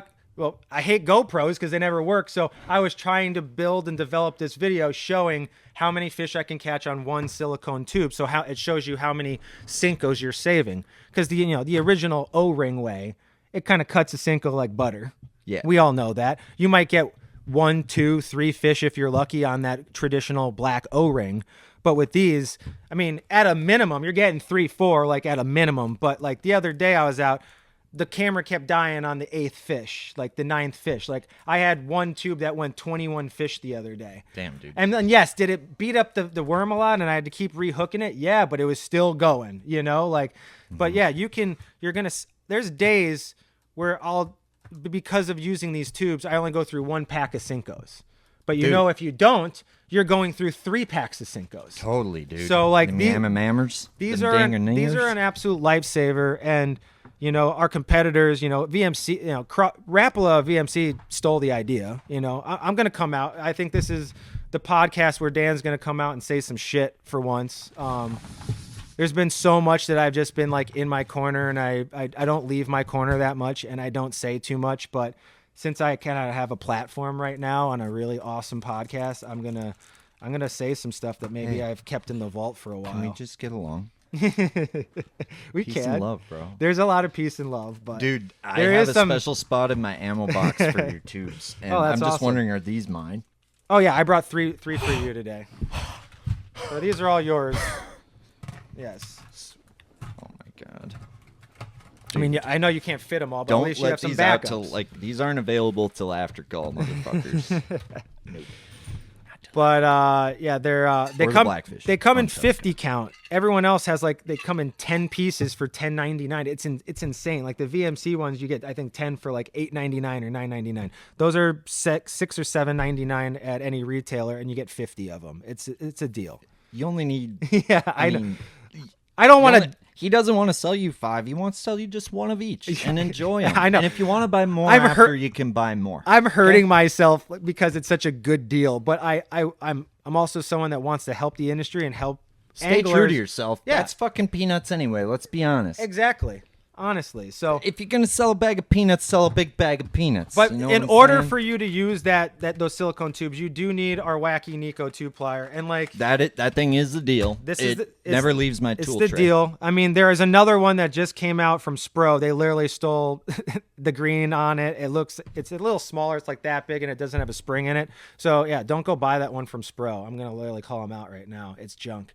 Yeah, you can buy their crankbaits. That's it. Yeah, they have. And frogs. I love their frogs. Go buy I Spro don't. frogs. But yeah, I did till the Northland ones came out. They literally ripped this off. So what we did on the new one, and I'll come around and show the camera, but we did put little grooves in the side of the nose now. I didn't see that. Yeah, so that's new for this year. So if you are a traditional O-ring guy and you can't get into the tube game, because there's still a lot of guys out there that don't believe in the tubes, Yeah. and they only go O-ring.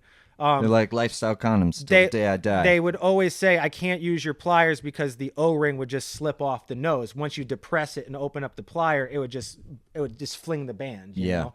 Yeah. Now you can set it into that groove and it doesn't move. For all you mechanics out there that are just grabbing gaskets out the freaking toolbox, we got some. So now you have no excuse not to get this. So now it helps for the old school guys and the new school guys. How much is one of those again now? This is like $17 to $19.99 to $17 to $20 depending on where you buy it. However, I got mine so many years ago, I don't even remember what I paid This for is- it. this is literally- the only one you'll ever need. Look at this. This is literally the first version that ever came out. That came out in probably 2018. Yeah. That came out in 2018. It was this year right after I bought my first Triton and Teal sold me the Triton up at Intune. But I mean, it's still going. There's no rust on that thing. Like that. Dude, like yeah, it never does. these were made really well, and that's. I mean, I'm not trying to dog, but VMC, obviously bit this idea from us as well. And theirs is all plastic. You step on theirs in the boat, it breaks. You step on this in the boat, you're gonna break your foot. So like these things are actually a testament of time. If something goes wrong on this thing, you break it. This little suspension spring in the middle is not working as good. Give me a call. I'll send you a new one. These are like, I consider this tool a lifetime warranty. Like this is the only thing I would consider on our Arsenal catalog that's a lifetime warranty. Dude, I'll be honest. Like, if there's like a tool like I need in the boat, it's that one. And like if I'm practicing for Champions Tour, Oh yeah. I use a screw lock. Oh, And I nice. just screw lock into your O-ring, Oh, sweet. into that Senko. And Sweet. That's a really good tip. Yeah, dude. and like my rule of thumb is if I don't I like that. like I'll admit though, Dan, like you do go through more baits, but when you like my theory with is the screw lock deal? Yep. Okay. But my theory is if you don't get your bait back, is a good one. Okay. You know what I mean? Yeah. Like if like They're they're holding on pulling to that it. off the fucking screw, it's a good one. But yeah, guys, go arsenalfishing.com. Check it out. This is literally our best-selling product. This is what Arsenal's actually been known for right now is like our Wacky Nico 2 plier. It's a bestseller on Tackle Warehouse. It's a bestseller at Waypoint Angler. It's along with the tubes. They're also bestsellers there. So go out, support the company. And you're going to save a lot of money at the same time. You're going to save a bundle of money on stick baits. Any stick bait of choice that you like, you're going to save a ton of fish. Well, you're going to save a lot of money and catch a lot of more fish per each bait that you throw. Chartreuse not available until August. You are on that. Fuck you. It's not. We haven't shot them for the website. Literally, they just came in, and Courtney's down in Florida taking care of my mom. She just had knee surgery, but she's down in Florida for the week. So you got at least a week. I don't know if we can hold off, but till Dude, this July. podcast won't even come out in a week. So. Oh, all right. Well, there you go. Yeah. I mean, I'm gonna expedite it, but I don't like that's our issue is if I don't know. Yeah. Bleh. Dude, this is sick. I know. This is sick. And dude, these dude. So you own a bait company, Arsenal Yes. Fishing. So we got Arsenal Fishing. We'll get back to Arsenal Fishing, but and then, yeah, there's a lot going on like, with me. You're a squirrel. I love it. Yeah, and I'm I'm a all little squirrely as well. I'm all and, over the place. Well, the I'm a good news hustler. is the galaxy is an open space. It's not a 1 or 2 lane highway. You don't have to worry about traffic. You just need to worry about an asteroid from time to time, and maybe a little bit of where's the gravity. But Yeah, there you go. Then I no fit in rules, this bro. universe pretty well You do, because dude. I'm kind of like an asteroid all over the place. you're a true sometimes. astronaut. Yeah, I You're definitely a true am. astronaut. So, But yeah, let little split real quick. Like take a break from Arsenal Fishing. I also own Arsenal Customs. Now I make a lot of custom gear. So I do pretty much most of the high school fishing teams right now. I have the Lund and the SATT program contract. So I do like about 40 schools in the Lund program, which is pretty cool. And that was a really big proponent to get me to where I am today. I'm not going to lie about that, because once I opened that door, more schools called me about, hey, we want jerseys too. You're doing a good job with that. Hey guys, Gaff here with Waypoint Angler Supply. I'm hanging out here at our JDM wall. We got a large variety of product. Hold on. Hey guys, Gaff here with Waypoint Angler Supply. I'm just out here hanging out at our JDM wall with my buddy Teal, and we're going over some JDM product. We've got ourselves some Fish Arrow, some Duo Realis, Depths, and G-Crack, all for you. But it's not just the tackle that we've got. We've got ourselves some reels, some rods, all from Japan, some BFS stuff, all the good stuff that you're looking for from Japan that you can't find anywhere else. So swing on into Waypoint Angler Supply and get yourself stocked up. And then that kind of it was a domino effect there. Arsenal Customs, there's been 0 cents in marketing or advertising, but every year it just keeps growing, just based off word of mouth. And like, it's great, That's awesome, The man. boys at Intune were always great. So anyone that bought a boat, you guys threw guys my way. Yeah. So I would get lots of jersey sales through Intune boys. Like I Awesome. should have almost had a commission thing going with you guys, honestly. it's okay. Because it was it's working out. But it was a help, Brian up there, sends me a lot of boys too, a lot of guys. So I appreciate you, Brian, up in Intune. Dude, I'll be honest. I'll be the first to admit I'm not a big jersey guy. Yeah. But like, I gotta wear one. Yeah. For Champions Tour. For You got to for the guys who support your me. podcast Exactly. and the supporters of your podcast. So you got to do And something here. I don't know a damn jersey company that's gonna throw some Galaxy in Oh, the hood, I know, baby. dude. Like, what? I'm all about the fine That's- details. Like number one, I'm very That is, like- I'm competitive in my prices, so you're gonna get a better deal going through me right now, and you're gonna be able to do a lot of like really cool custom things. You're Can gonna I be the band stylist instead? Of course you can, fancy pants. Of course you can't, fancy pants. I don't want to be security. Of course you can't, fancy pants. Stick it to the man. Miosis. Oh my God, such a great, just you classic killed, movie.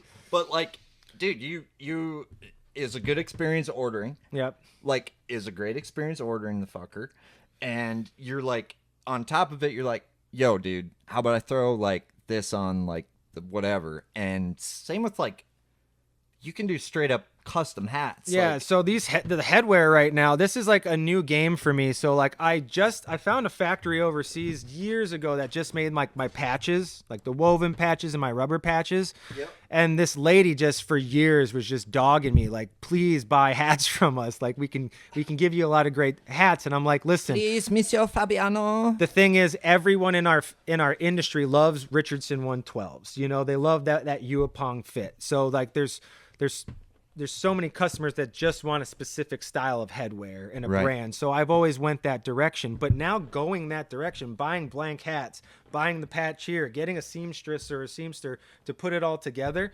it's expensive to make custom headwear now with the cost of materials. only imagine. It's ridiculous. So I finally opted and said, hey, if you can get close to a Richardson 112 or as close as possible, we'll play ball with you. And she's doing a phenomenal job. Like Yeah. this is like not this is a 112 since it's We did a 5-panel. We did a 5-panel high crown grandpa style corduroy Dude. rope hat, like very custom. This is the most custom hat I've ever made through the company so far. Like even they said like this is an expensive hat to make, Dan. And I was like, that doesn't matter. Like we're doing it for Teal. We're doing it for the Bass By Galaxy. the way, like that was the nicest gesture anyone's done for me, dude. So like I just want you to know I appreciate that. And this is like this is out of this world. Yeah, Like for a product. Like I've looked for Galaxy apparel or whatever, and I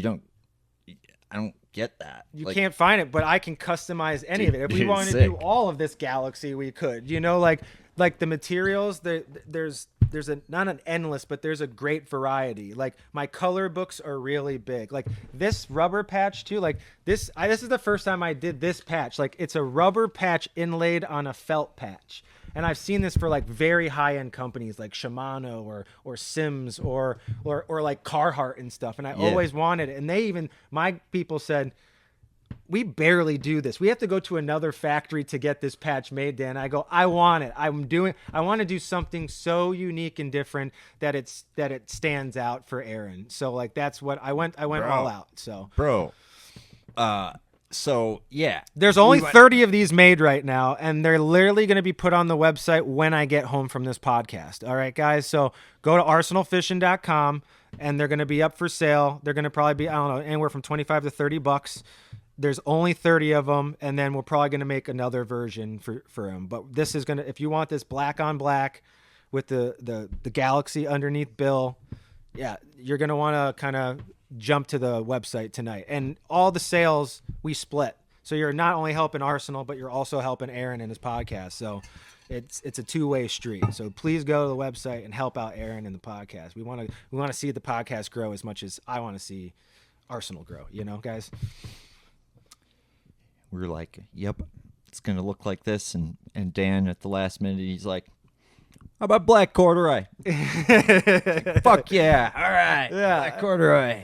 Dude, I'll be honest. I didn't think I could pull off the corduroy, but when she was like, yeah, we can do it, I was like, oh, man, this is going to be a killer item. Dude, that's a timeless piece right there. Yeah, Like, it that really is. I mean, like, I feel like you could be 1987 Rick Clunn and wear that. Oh, yeah. And I think you could be 2087 Dan Fabiano. That's when wearing that motherfucker right there. One of dude. our children are going to rock that hat probably if we don't lose it in the lake. you Dude, know? I want to buy all 50, just Yeah. or 30 or however many there We are. can always rock another 30 out and make another version for you exactly how you want it, you know? Well, you brought the bucket hat back too. So the good news is like my black corduroy won't get sun faded quite as quickly due to the functionality of this nice bucket hat you've brought back. Now, it came into out a little existence. small. I'm going to be real honest. If there's only one size, then yeah.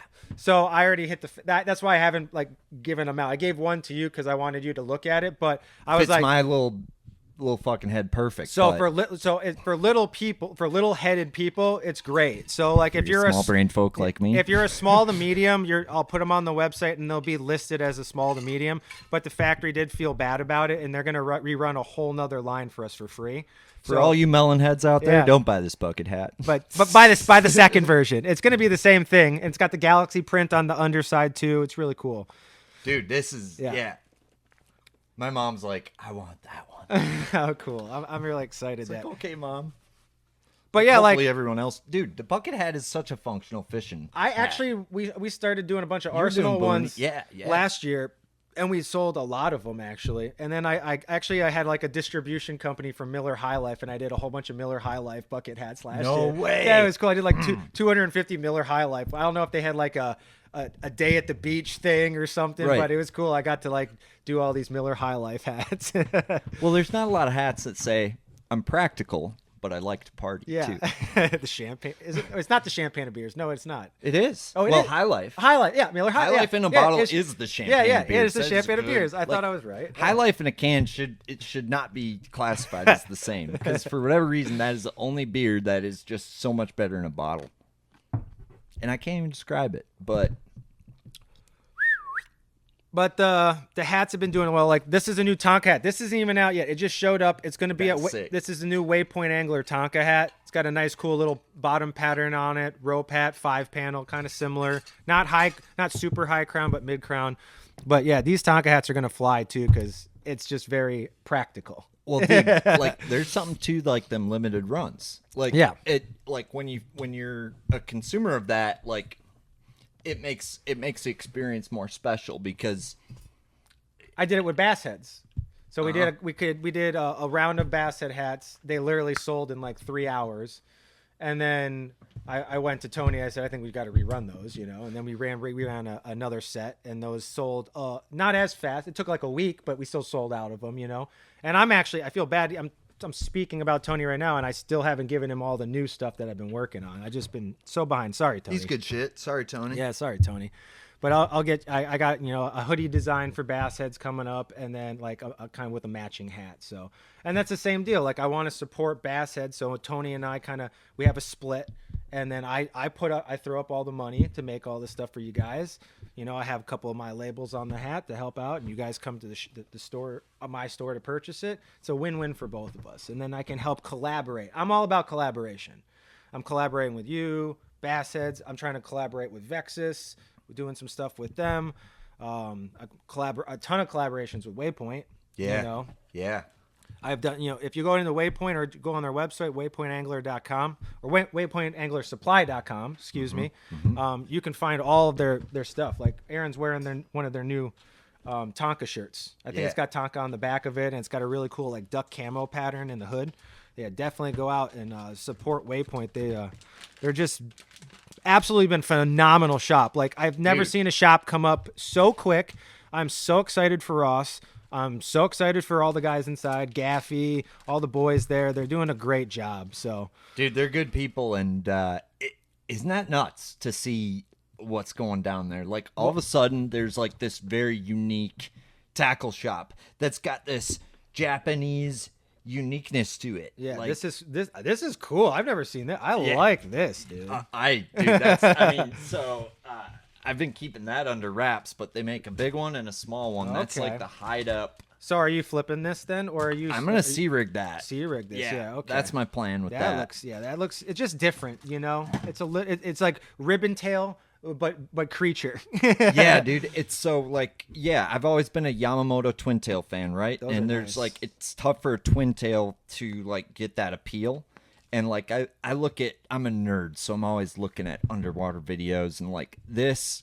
It has a lot of action. Just Tantalizing. Yep.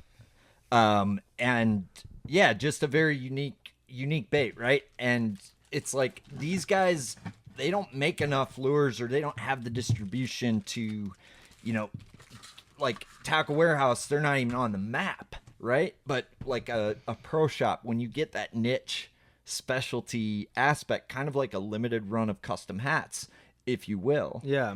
Same thing with baits right now. Like the bait market is seeing like the same thing, and Waypoint's on that cutting edge because they're able to make those nimble decisions, right? Well, and if you're a sneaky angler and you're looking for something sneaky, you can make nimble moves in acquiring that equipment. So this is like the hide up, what's it called? The hide up stagger wide twin tail. You make a 3.3 and a bigger one. Like that to me is a C-rig. I'm going to throw like as a C-rig bait on Tonka, maybe a jig trailer. Which size are you going to start small and size up I bought more of the small ones, so I'm probably going to I'm going to play with finesse C-rigging. You can almost flip more. This one really, like this would look good in pads, really, like flipping in pads and fluttering that under pads. That would be sexy. That's another interesting one. I was gonna get you. Ooh, I know. I think Waypoint posted this the other day, and I was like, "This looks really good." Like, dude, that very unique. Yeah, I like it. Like when I saw, like, I don't usually turn my head to any new baits like they're showing anymore because there's just so much out there. But when I saw it on Eric's hand the other day, I was like, "Oh damn, I gotta look at that one," because the plastic on this actually feels really good, dude. Yeah, like that's really soft. But it has like a lot of undulation. What's interesting to me is like the bass that we fish for in Minnesota. I would say the majority of a largemouth bass, I would say at least 50% of that bass's diet is a bluegill or a crappie. Okay. And the amount of baits made to mimic a bluegill or a crappie, like, is so minimal. It is. It's more minnow based or perch based in a sense. Or yeah. like very shad based. Yeah, shad based, Yeah, or and crawfish, right? Yep. But like if you go into Waypoint Angler Supply, there's no other tackle shop where you can go in and probably choose from over a dozen different like gill. Strictly, Yeah. like, oh, you want to mimic a fucking bluegill, bud? Yeah, there's plenty of choices. Yeah. Like, it's one of few places where you're going to get that. I mean, whether it's like that this hide up gill bait, this bottom up gill bait, everybody's carrying the G-Crack stuff, but they've got the G-Crack. Everything there. Ross did it right, because for years, even going into Capras, I would always be like, Dean, we need more JDM. And I think so many guys would go in and be like, Dino, we need more JDM. And he would just be like, I just want this end cap, like he would just do 2 end caps. And then it would be end cap to move around the end cap a little bit. But it's like, we would go in and me and Eric would be like, no, you need 3 rows of JDM right now. Well, and Ross worked there, and I know. He saw that. And dude. so he saw that. And it's not like he did anything sneaky. He got to learn, like, he wanted to buy Capras. This is what all the customers want. Right. And we're not giving it to them. So when I decided to go off on my own, and he did, what did you think he did? I'm going to go make rows of JDM and bring in the best shit that no one has seen, or the people are like, I can't get it ever. And now I really truthfully believe there's a couple other really strong JDM companies out there, but Waypoint is like the new hidden gem. Like, even for guys outside our state, like if you're watching this, Waypoint Angler Supply is the best JDM store in like the United States right now. They keep good stock. Like, even if they don't have all of the stuff, they're constantly, if it's out of stock, it's in stock and within a couple days. Like, it's incredible. What's cool to me is like, look at this. Look at this. Dude, I caught bass on that. I know. I've seen other people catch bass. This is wild. Dude, but Taku Idu caught 40 pounds on that. That should be hovering on this fucking I know. space That's station. why I just put it there. That's it looks the like perfect it spot should for it. be hovering well, that's right kinda there. how you fish it too, which is fucking crazy. Is it just weightless and you're just letting it slowly sink? Leaderless drop shots. So like Waypoint sells that decoy open swivel. Yeah. Which is basically a barrel swivel and one end's open. So you slide a big wacky hook onto that. Okay. And then you slide a free rig weight. Okay. As well. And then you close it and super glue the gap. Okay. And then you basically fish it almost like a Tokyo rig minus the wire. Okay. Right? Cool. And essentially, you fish it like a jig worm and a Texas rig fucked each other. No shit. Yeah. Crazy. But you can scope. What I found is like you can kind of fish it in the middle of the column too. They've got like a few left, and they're like, dude, literally the only place in the U.S. that sells that dumb looking weird ass lure. Like, hey, they eat it, bass though. bite anything. They really do, and it's just like, that's a pressured fish tool. yeah. Pressured motherfuckers. They're like, well, they've never seen that. What is this? Yeah, I have to at least bump it once. What is this? Dude, speaking of which, like, okay, if, let's say, underwater was a simulation of, like, what we live every day, Okay. would we be like crawfish because we can't fly, because gravity crazy. lives us down? And then would that then make Okay, like deep boy. bass and panfish like birds, like flying around? And in that world, the birds dominate like everything. Like, it'd be like if we lived in this world and the birds like ate us like every day. You're like, definitely in and the killed us, galaxy right now, right? bro. But then we're the aliens. We're this alien form like that abducts these birds, and we don't really give a shit about the crawfish. So like the crawfish or the humans underneath the water, the aliens are like the saviors or like the gods that like steal the predators and the bass like away from like I their guess. deaths. I guess. I've never thought of it like that. that. You haven't? No, never once in my life. But Interesting. but that's funny. Now I will think of it like that. Get a little spare time in the boat. Oh Sometimes. yeah, dude, that's funny as hell. I never thought of myself as a crawfish. I'm the crawfish man. That's what? That's hilarious. Well, dude. think about it. Like that's like if we were underwater. Yeah. There's nothing else really crawling down there. Like in yeah, a sense. like we can go and crawfish up for like a little bit, like just like Michael Jordan can jump, Yeah. right? But and then you go back and Not down into forever. your cave or your home, your little rock or your little Right. your little alcove. like the Eagles and the Falcons are the best. It's like, You're ridiculous. Yeah. That's funny. Dad, they took Billy. I have to pee, dude. Go- Give me a sec. Yeah. I cherish this time, dude. That's partially why I have this show. Is like gives me an absolute excuse to catch up with people I need to catch up with. Exactly. And we don't even get to fish that much. I mean, I only have I probably don't even have a full handful of in the boat days with you. Dude, very few. And I feel like they're rushed, and I feel like my fishing schedule, there's never enough fishing time, Daniel. Oh, I know. There's never enough fishing time for me to feel completely satisfied. And I always have that like burning, it's not quite good enough in me and when it comes to fishing. And it's like, man, I never catch them quite good enough. I need to catch them a little better. I need to find more fishing time. I need to be more like Noah Schultz, and, whatever whatever it funny. might be, right? And, yeah, I mean, The king of Minnesota, dude. Straight up. it's Yeah. been really cool to see. There's two guys, dude, and there's so many guys, right? So don't get it twisted, Oh right? God. But like Minnesota's full of so much bass fishing talent. It's insane. it's Like, cool to it's see insane. that, like with Fothergill, like on the national stage, Oh, on hell the yeah. national level, and I feel like that kid's kind of like the chosen one, if you will, and he's kind of like in my mind the next big thing.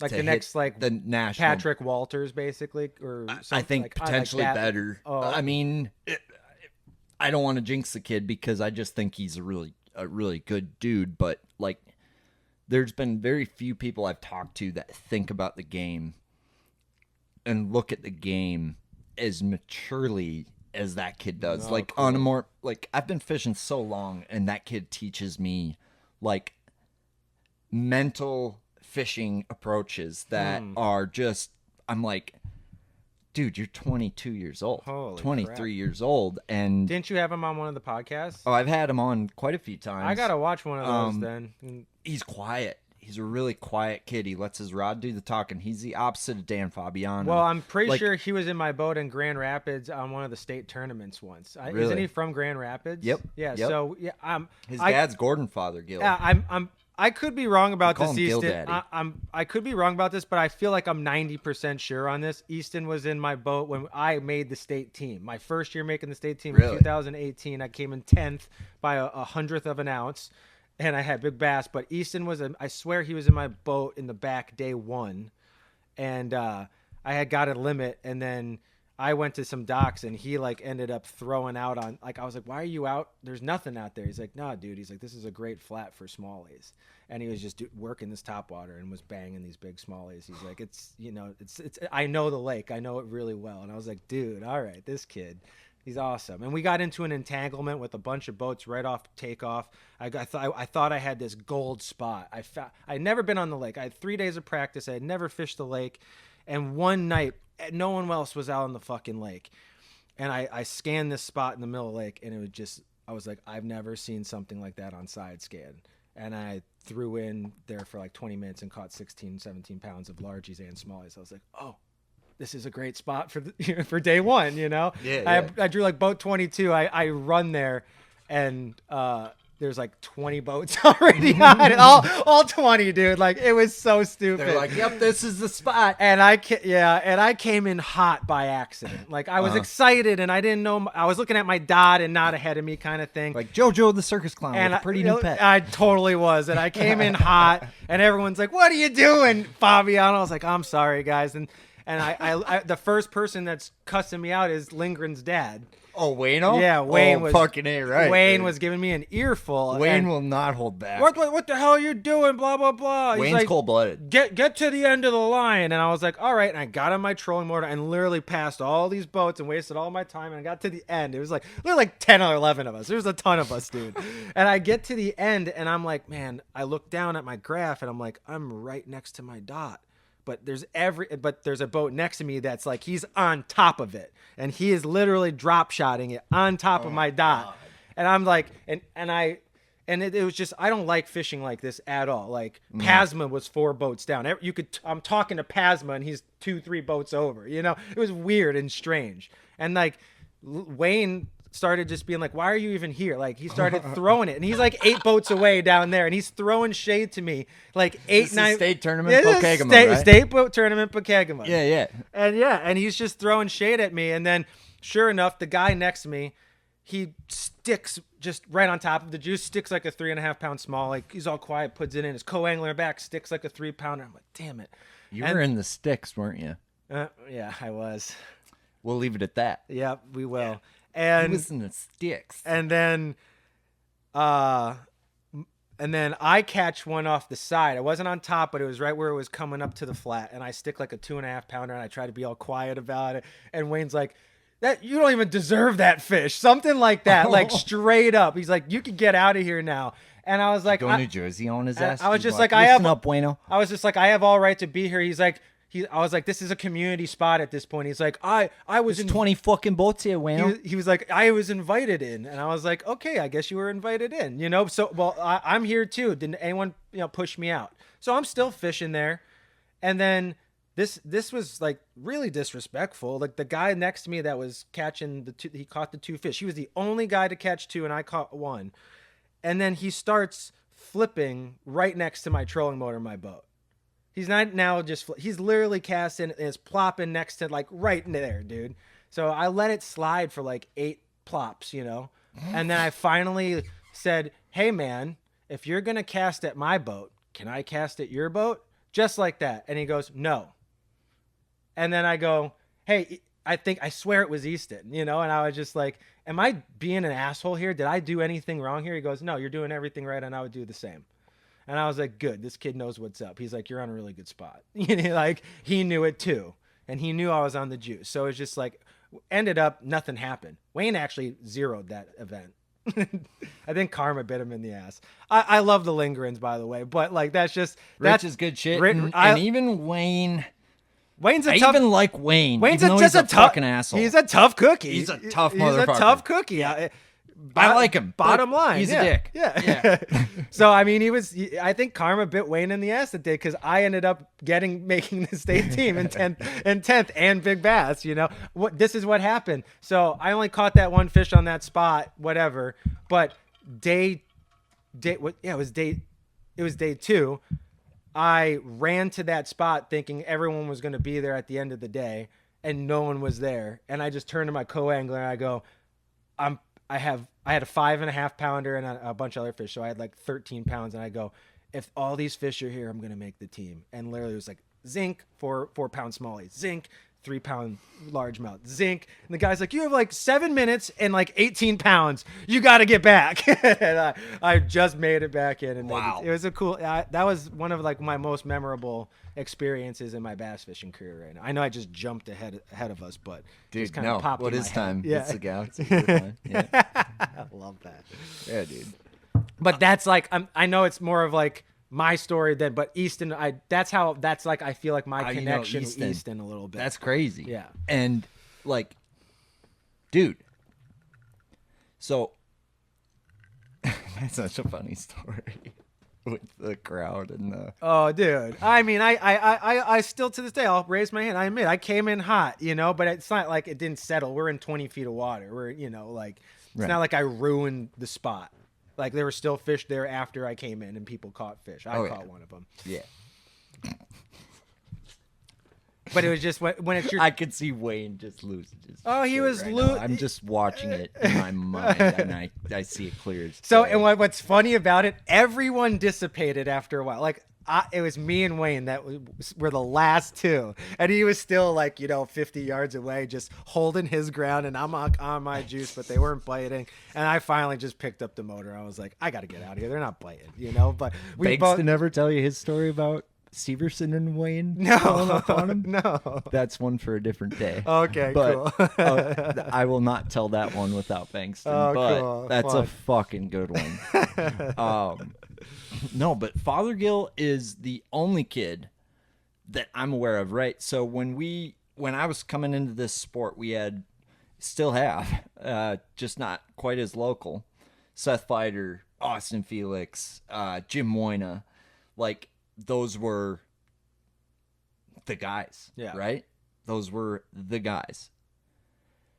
Now you've got this Fothergill kid, and he's different than those guys. Oh. And I'm going to explain why. And it's not even necessary. It's not live scope. It's not technology. It's experience on southern bodies of water and experience winning on southern bodies of water.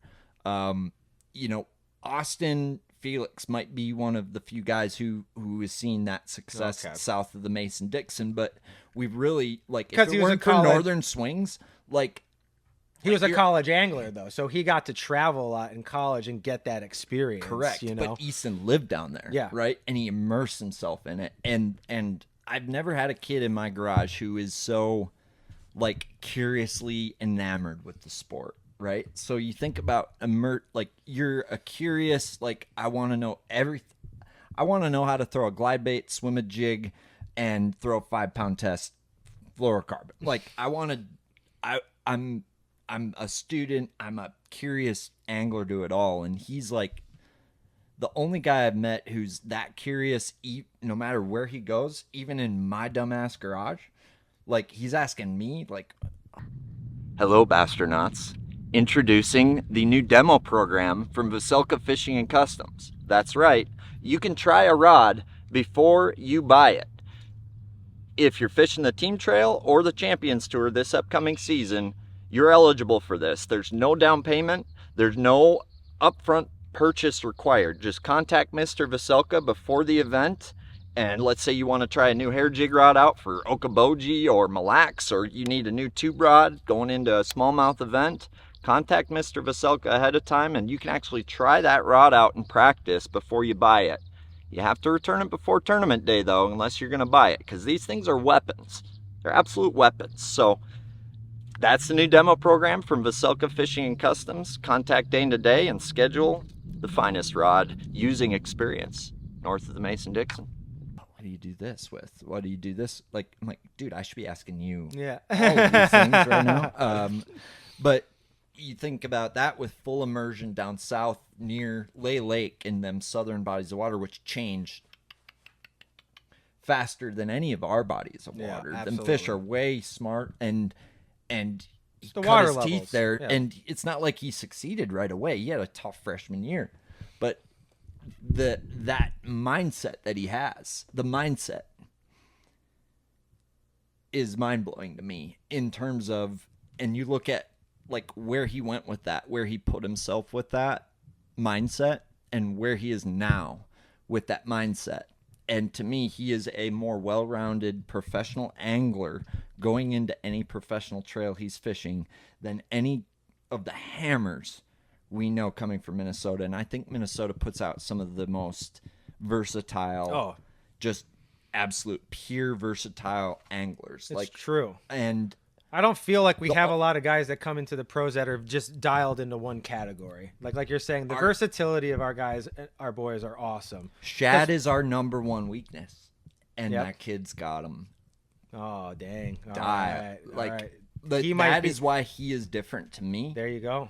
And that is why he's the chosen one to me, is because he's immersed himself more in southern fisheries to the point where the northern fisheries look more foreign to him than the southern fisheries. Okay. And to me, that I'm scared of that kid if I'm fishing against that kid on the opens this year. And it's been cool to see him work, but like between him and Noah Schultz, like we've gotten to fish against some pretty cool, and then like growing up fishing against Seth Fider, like we've gotten to experience exactly. some pretty cool shit. But I forget where we were going with all of that. Blah blah blah blah blah blah. Blah. You had brought up Easton in some capacity. That's right. We went on an Easton trail for a while. No, dude, that kid is it's cool to watch him, and I want to see that he's going the right way about it. So I'd love to see him succeed and make the elites, and between him and Tuma and Leitner, and I just love rooting on all the local boys, and I probably forgot somebody. I hope I can be a part of that group soon, but it's tough. Like I've been trying to work up that ladder for a while, and like I had guys for years say, I think you should try it now. I think you should try, but I always wanted to make sure your money is right and your timing's right. And I wanted to know that I had a couple big wins or very large, like a lot of consistency in my fishing before I would make that jump. I'm with you there, and that's why last year was my first year like trying the Toyotas, and I loved it. That's where I need to be. Like I loved it. I loved being able to travel out of state and experience these new bodies of water. To me, it sucks. You get down there and you feel that you're at a disadvantage because you got these guys that there's all the home bodies down there. They live in the area and they fish these bodies of water. But when I started fishing, I started fishing at 27, and I changed.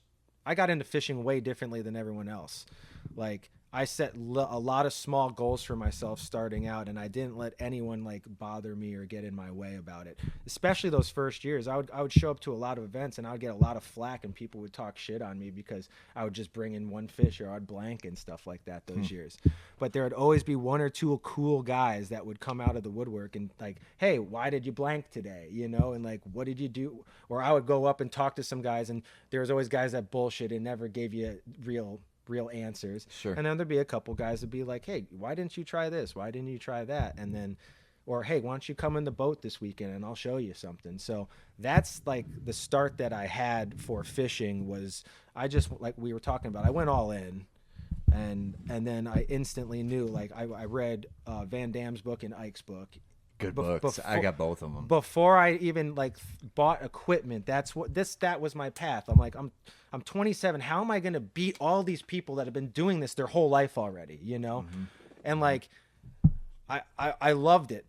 Like I loved fishing from like being a kid and everything, but I never, rollerblading definitely sidetracked me for a long time. And I don't say sidetrack because what rollerblading gave me was a whole business sense and a whole different entrepreneur sense and a competitive edge. And then since I couldn't compete anymore, what happened? That translated right into bass fishing. Now I can still travel. I can still have companies with my passion. The cliche, you build a business around your passion. You never work a day in your life. My grandfather always told me that. So that's hence rollerblading. Oh, I'm done with that. I literally took a year off. Went up to my buddy's cabin on Upper Gold when I was 26, and I bought that house in Maple Grove. And I took 3 months off, and I just used my I call him my uncle. He's my best buddy's uncle. And I literally just took out the boat every day for like 2.5 months and just fished with whatever little tackle I had in my kid box, Yeah. And I was just catching bass and pike every day. And I was like, I love this. Like, this is what I'm doing. That's when I was like, I'm going to liquidate the skate companies. I'm going to make a fishing company. I'm going to just do it. Fuck it. We'll do it live. I'm going to make a clothing company. And then I already had all this like manufacturing sense. So then I started looking into all these factories. I'm like, oh my God, this is very simple to make baits and build molds and find the right materials for this shit. I was like, this is way easier than making protection gear that I was doing in rollerblading and urethane wheels and ball bearings and stuff. That shit was harder as a kid than it is to do this stuff right now, to be honest. I can see that. It's just finding the following and the niche and it's going to work for you. There's a whole formula there. But, I just I felt like head over heels for fishing, and especially bass fishing in general, and that's why I started the businesses like almost immediately and got right into tournament fishing, and I looked up to a lot of people starting off. Josh Douglas was like a number one. Great dude. So it was Dougie and Ike and Ellie and Cody Meyer. Those were my 3 right when I started. Cool. Yeah, And so I respect that. And only because like I never liked going for the most famous person. Like I'm always that guy. I'm not gonna go for the top-notch celebrity or something like that, or whoever's just shown the most, or whoever's getting the most inner vibe. underground in you. It is. And so like I started seeing on our local level that Douglas was like marketing better than anybody. Like, Dude, he's really he was good. the cream of the crop before the GoPro, like great almost fisherman, even too. exists. Yeah, absolutely. I've been his biggest fan. I've actually tried to get him on the team every year, except this year was the first year I never like reached out to him. My first ever Silverado amateur event that I fished, so my first big event, like the biggest event I had fished as a kid, right, was the Silverado series as an amateur. I'm like, I can't even drive. I'm 14, 15 years old. I get paired with Josh Douglas on Green Lake. Oh, fun. And Spicer. double fun. Yeah, dude. And dude, I had so much fun with him in the day. Like he actually asked me things, and because I had a little bit of time on Green Lake because my buddy Mark Shirley knew the lake at the time, and I had these deep humps that I had caught some really big fish on with Mark, and all of a sudden, it's springtime, the smallmouth are spawning, and he's asking me what I should do, and I didn't know what the fuck to do. And I told him that I catch these big bass off these humps in 30 feet of water sometimes. I know those humps. And I took him to a couple, and we catch them. And he's sweet. like, dude. And then he starts showing me how he's reading his graph when he's going over these humps, and we're throwing marker buoy at the time, no side imaging. Yeah. And this was the year before side imaging came out. Okay. And he's showing me the double echo on 2D imaging, throwing a marker buoy out. We'll go back, and then we would tandem it with a football jig and a drop shot. And on each spot in practice, we'd catch a 4-pounder. And he's like, dude, we are I'm like, dude, this is sick. Yeah. I'm like, I didn't know there was this many humps. Dude, this is cool. Good job. And and it ended up not being the deal tournament day, but I think he might have got in last check, or we just missed a check, but we did that deal the whole day, bro. That's fun. And, I never got to really. He showed me how to duplicate a pattern and how to, he showed me some things, and just was just a cool. That dude type in the of boat. mentorship is so important right when you're starting out, and that's what happened with me too. I mean, I never got to fish with Dougie, but I did hire him to do one of those on the water seminars. So I showed up at Tonka one day, and we got in my boat, and then so I thought I didn't know shit really, so that's why I hired him, and I was like, I was looking up to the guy too at the time, so I was like, I'm really almost enamored to be in the boat with the dude. And he's like, all right, you sit in the seat, and I'm going to tell you some cool spots, and we're going to go over, and I'm going to explain to you what we're looking at. And then you're going to get in the driver's seat again, and then you're going to go do some stuff, and then you're going to find your own spot and tell me what you look at. I'm like, all right, cool. And so I ended up doing it real quickly. He's like, you know all this shit already. And I'm like, I just feel like I don't. I want to just make sure that I know it for sure. And he was like, all right, well, go to this bay and go try to find something on your own. And I scanned something. And he's like, you can't take a screenshot of this spot. He goes, you found one of my best spots. And to this day, I wish I knew it. I don't remember it. Yeah, to this day, I don't. Because we were taking screenshots of everything while I learned. He's like, you can't on this spot. He's like, it's one of my best spots. And I was like, well, I found it, That's when you mental screenshot. I know, dude. Dude, there's shit like that though. I forget. Yep. And so it was just cool. So he's like, we were done really early, 30 minutes in. He's like, well, you're done really early. What do you want to do? And I was like, I want to know everything about all the weeds in the lake. And I was like, I want to know about every different type of weed and the pH that's put off. And he's like looking at pH. I was like, I'm a weirdo too, dude. You pH level that shit? What the fuck is pH? The pH that's oxygen gets put off by all of these plants. Yep. And they all obviously there's a pH level within that oxygen with the water within that oxygen. So some fish like to gravitate to a different pH, the pH around different vegetation. Yeah. It's more of that biology growing stuff that Did he look at you like, what the He fuck? looks at me, he's like, what? And he's like, no one's ever asked me to do this. I go, I'm different, And he's like, yeah, you are.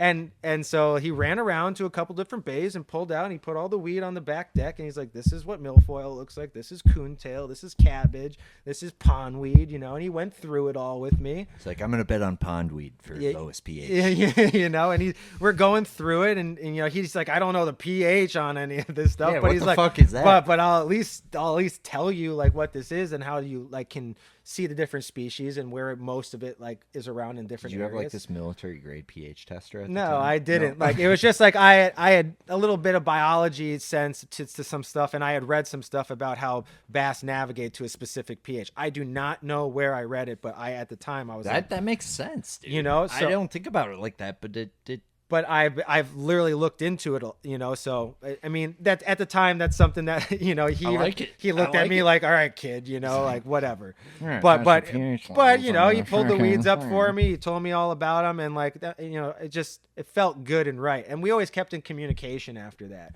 And he supports the company. Every once in a blue moon I see a Dougie order come in and he tries some stuff or buys some gear. So that's I always appreciate that. But there's and every year I hit him up and try to get him on the company, but there's always like 7 conflicts of interest, so that it never works out. that is a tough thing nowadays. Yeah. It's like, I've tried to get Downey, Willer. I've tried to get all these fucking good guys, and and everyone's like, Dan, I want to be a part of this, but conflict of interest here, conflict of interest there, so. well, you have your hands in a lot of places, which probably yields more of that. Versus just being, if you were just I'm not an apparel company. I'm you're not just, niched. I you're did that in a on niche purpose. space, but you're a lot of things in a No, niche so I'm space. not a jig company like Yeah, Outcast. right. I'm not. But you make jigs. Yes, but I make clothing and I make Right. tungsten Right. and I make accessories. Right. And I make it all. Right. My whole deal when I started Arsenal, the whole concept was I wanted to be a miniature Strike King. Yeah, Like sure, I'm a guy sure. that dreams big. Yep. So when I remember getting into Lose and Strike King at the time, and then I saw that acquisition between the two companies, they were even talking about it for years prior to even happening, and I was just like, these are really. I like that Strike King had that. Like you could buy sunglasses from them, or you could buy tungsten, or a flipping Yep. jig, or whatever. They had it all. Yep. And I was like, I like that. So my idea starting Arsenal was I'm going to develop all these products and then kind of start slowly diminishing them to our best sellers and only things that really fit right for us. Sure. So that's kind of the concept. So like we started very wide and we've discontinued a bunch of stuff, but now we're only kind of like keeping into I'm leaning way more into accessories lately because good there's at so those. much tackle out there. When you make a piece of tackle, soft plastic, you're now competing against 50,000, or more, like companies, Yep. 50,000 companies that are literally mom and pop to mid-tier to big companies that are Right. selling these type of products. So you're fighting for margins. Like think about the tactical minnow. It's Yep. one of our staple products. It has literally been out since Such a year good one of Chatterbait the trailer. Yes. So like, but think about you. You didn't. I'm not being rude here, but you didn't kind of believe in it for years. You For didn't. years. You didn't use it, and then now you're a believer. I'm a believer now. Yeah. And this is not because he's with the company or helps me out or anything. Like No, he bro. came to me years ago because I was in the boat with him, and I kind of outfished him with the tactical minnow on He the back did. of a chatterbait. He did. And this is like a really common thing that happens with the tactical minnow I on was the back pissed of about it too. A lot of people. It happened with Lindgren. Yeah, I was Ling- pissed about it. Lindgren- Lindgren was pissed about it. Lindgren I can switched guarantee o- He's probably more pissed about it. Lindgren switched over and started using the tactical Spawn minnow. of Bueno was more pissed than me. Yeah. Probably. So there's a lot of guys that were like, wow, you outfished me on a chatterbait that from the back of the boat. This never happens kind of deal. So It was frustrating. So you end up saying, well, I got to try this thing, even though it doesn't look that special of a bait, but it's a great because it doesn't have a big paddle tail. So Dude, it's such a good it's more, chatterbait it's trailer. instead of a thump swim, it looks like a thumping swim bait, but it's more of a shimmer gliding kind of tail to it. Dude, does- it's a chatterbait. So- it's the chatterbait. It is. trailer It's for the me. chatterbait trailer. Maybe Like even, it's a hidden gem, and guys are finally starting to like. We're almost sold out of it right now. So we're working on the version 2. It's gonna be a new. It's gonna be a new packaging, so the tails don't get warped or the tail or anything. Don't So- care. It's a I chatterbait know trailer. it's a chatterbait trailer, but there are people and customers that complain about that stuff. Excuse Like, me, yeah. Mr. Fabiano, the tail is kinked Yeah, in this one. exactly. We get it, actually. So Yes. I was like, I'm gonna put these all in clamshells and In the make green pumpkin package, okay. The tail is slightly kinked. in boil this it, one. bitch. Boil it. I tried boiling it, and I don't know the boiling point, the proper boiling point, and this is just more labor than a customer should experience. Okay, well, we're gonna have to put in a clamshell then for you. Like, too bad, bitch. Too bad, bitch. So yeah, we're working on that. I was working all year to get that out this summer, but I'm actually I'm pushing that off, and we're gonna that will all the new tactical minnows in all 3 sizes: a 3-inch, a 3.5, and then our 4.3. They're all gonna be like probably available around like probably Halloween. Halloween, like we're Well after fishing season. yeah, motherfuckers. it's gonna be the push for the start of the 2025 stuff. So My personal order is going to be here in June, though. but yeah, I still have some left. There's not all the flavors and colors are available, but you can still get some off the website. And I even went to Waypoint the other day because I bought a bunch of stuff, and I'm out of white myself. Did you take my fucking Senkos? No. Somebody stole my, remember that Senko color? My favorite one. I don't remember your favorite. Oh, that was me. It was gone. Yeah, that was me. And I was just wondering if that was that you or was not. me. Fuck you. I needed those. I bought 4 or the 5. peg, I'm like, there's 5-inch Senkos here, and you have all of them. This peg is gone, and I'm just wondering who the fuck cleared that's my that peg right there. That's my number 2. So he doesn't have my number 1 at Waypoint. So I was like, well, I gotta just Well, now you have to overdo tell me my- your number 1. Fuck it. It's most companies call it bluegill flash, but it's not called bluegill flash with Yamamoto. It's called like smoke chartreuse black blue. It has this long crazy name with a bunch of hash marks. Never used that one. Yeah, it's literally bluegill flash, but it's crazy ass smoke name. So what you're saying is, And the I guy tip- who cleared your peg, it's his fault because had he not cleared your peg, you wouldn't have cleared my peg. You would have left me half. I always go for those 2. So I would have still got some, but I probably wouldn't have cleared the peg. Dude, I've never been so pissed at seeing a peg cleared as that one. I was like, what in the motherfuck? Well, is that peg cleared for? I'm a very huge Ross. white swim jig dude, and all my white swim jigs, like my white tactical minnows, there's only 2 bags left. So I am like, I'm about hyperventilate. I'm freaking out, and so I go into Waypoint the other day to put in my order, and he had like 6 bags of white, and I literally just went. I bought my own bags. I literally went to buy my own bags, but Ross is such a good dude. Dude, he's the He king. literally goes, I'm not allowing you to buy your own product. You did that? Yeah, he's such a Oh, good dude, what a dude. guy. I know. He's every time I make him all the gear too, he's always like, you and Courtney, you take whatever you want and support. I'm like, dude, thank you so much. Like, I'm here to help you guys too. Like, I'm trying to give you the best quality stuff at the lowest price I possibly can, where we're both growing. You Bro, know, I want that's these hats at Waypoint, like selling. Well, we Like, can do we another a consignment for them, Yeah, so we they don't have to front it. yeah. So we can do another one and just keep them in the store. I think, yeah, I think they'll. Let's do another version though. Let's do like a Waypoint Arsenal Bass Galaxy version. You know, Yeah. like to do a triple threat. Oh, that's cool. I like we that. should make How about- a woven label inside that says triple threat. Okay. Oh. Okay, we are This is taking super exclusive. honestly, we will take ideas and Yeah. submissions for this. Yeah, this would and be I really would say the cool. winner gets like 2 free ones. Yeah, I would say if you come up with a really cool idea for the triple threat, like Bass Galaxy, what Waypoint hat, like is it going to be it's going to be a Teal's Bass Galaxy hat sold at Waypoint, Yeah. but it's made by Arsenal Customs. We're not just gonna give you one. We're gonna give you 2. One for your skank ass wife. Yeah. I'm just kidding. But if you guys want to like incorporate all the logos in some way, and you want to do some crazy design collaboration, talking. or if you have some cool ideas, that would be a cool I think that's a cool little like contest we could do. Dude. So we can do something super exclusive, make an extra, just exclusive 30 pieces. Someone gets 2 free, and they get to see their design come to fruition. You know. On the record, okay. Send your designs to Send them to me. info@arsenalcustoms.com. info@arsenalcustoms.com. The winning design will get a $100 Waypoint gift card, Oh. Ooh. courtesy of Bass Galaxy. Oh, sweet. Okay. That's cool. Okay, so that's the first. And also 2 articles of your design from Dan. Yep. Sweet. So you'll get 2 of the hats that is the winning design, basically. You Yep. know, but you have to come up with the design. Like, If all the designs suck, we're not going to take any of yeah, them. yeah. If we don't get Like, any submissions, I'm just gonna come up with a new. it's got to a be new better deal. than this hat, which Yep. good luck. Like, I did this one myself. No, just kidding.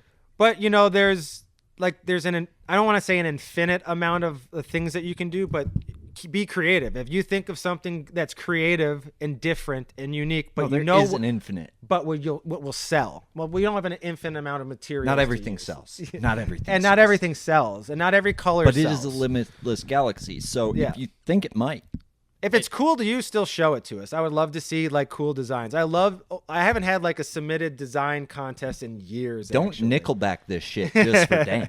Like, just for Dan. Yeah, and we're gonna have to vote on it, so it's Yeah. got to be good. Never made it as a wise man. Never cut it as a poor man Deal stealing. in. Yeah. Nickelback's only good album. This is how you remind me. I really am. That was a little Creed. I'm sorry. Oh, I know. There's marbles in my mouth. Yeah. Oh my God, we're just always off the chain in this podcast. I love it. There's no rules in the galaxy. Oh my God, there's so many things I want to talk about. It's insane. I know, me too. Have you been fucking with Dane still? Barely. barely. I was about to say barely. Yeah, fuck with him. Dude, I love Dane. Dude, who doesn't? He's one of those guys that he's just so pure and genuine human being. He's one of those guys that I don't keep a lot of people in my corner, but that's the one guy I kind of want to like somehow keep a magnet highly on a little bit. recommend, yeah. And like we talk about that a lot because we're really business oriented and we have different like a mindset about things. And I kind of need him right now because I'm like we're squirrely, both you and me. We're all over the place. He's more and he's more grounded, type A and he's grounded. grounded. Yeah. And like my dad, when he was so successful, he was always in these forum of guys where it was all these guys that had great ideas too, and they were all business owners, and they would all come and it was very private, NDA, nothing could go back to the wives, like that. It was cool as shit, but they all kept everything very tight circle, and then they helped each other build their businesses. Are you referring to the Illuminati? It sounds like it, right? does. It's crazy. No, they kept it all secret. No, it's just like, you know, like because, you know, women and personal relationships can screw up like the business sense of things. So they kept that away and it was just only business. You Granted, for them women business owners, them husbands can ruin shit too. But well, like I know that really helped my father build his businesses or the businesses he was a part of. So I actually brought that up to Dane once. I was like, let's try to find some other like-minded guys, some other type A's and some other type B's, and like just have a small circle where we can all ping pong off one another and help one another. Hey, you're in this industry. We're both in like similar industries, Yeah. but we can help one another here. Oh, you need a little bit help with marketing, but you got a good accounting sense over here. You got a good attorney over here. Why don't we network all of this stuff? That's how guys become millionaires. That's literally how that happens.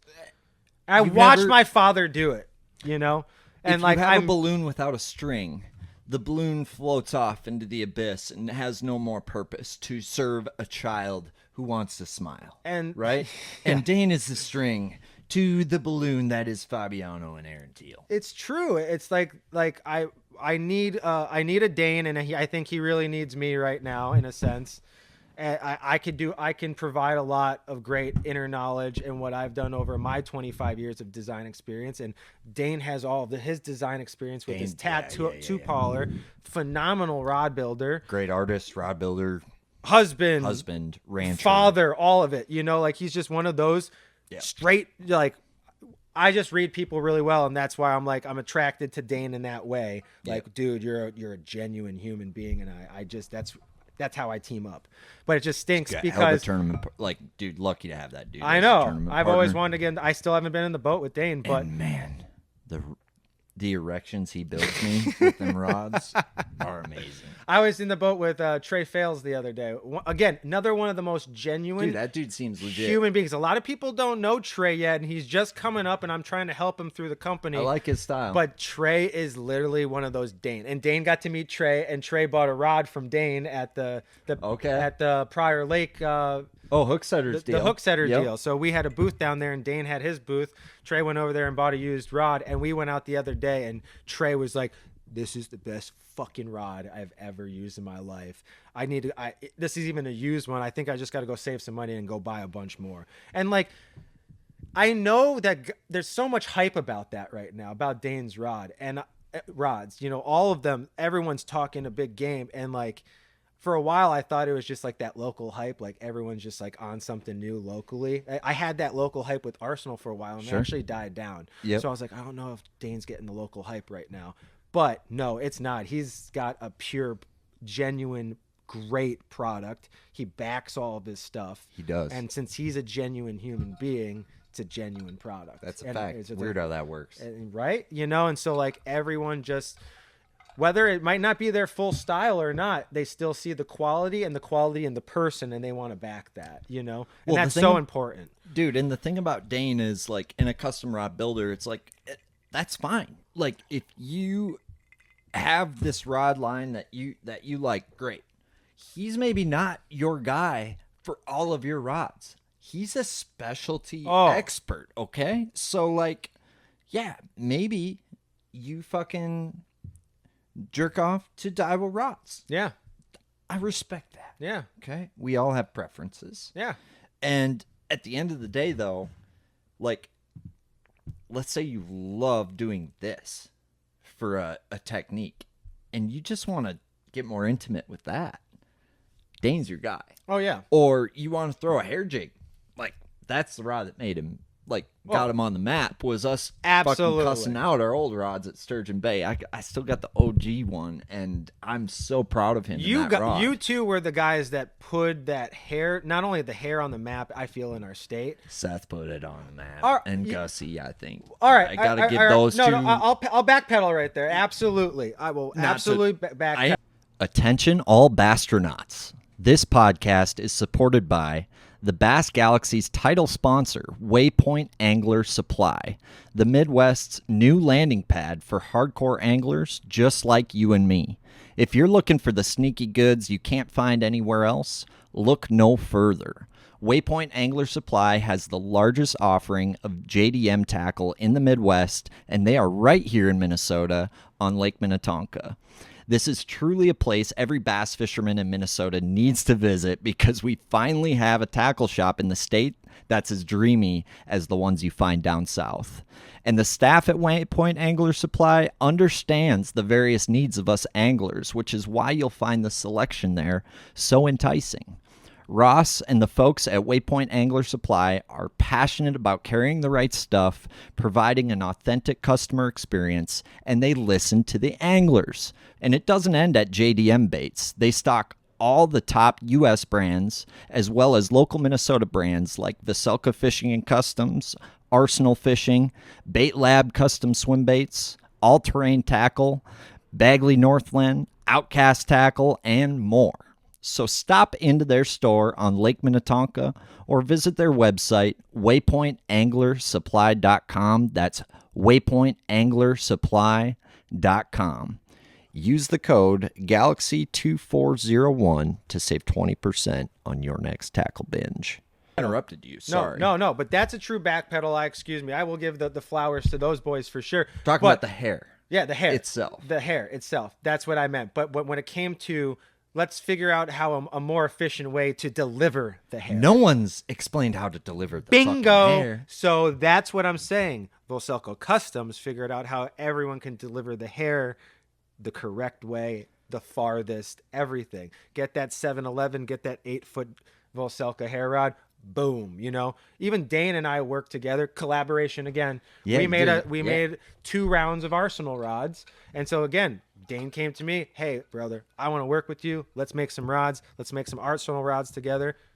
Our first batch, I think we made 24 rods or something. They sold out in an hour on bass heads or Sick. whatever. So it was really Yeah. cool to see. We made a swim bait, chatterbait rod. We made his hair jig rod.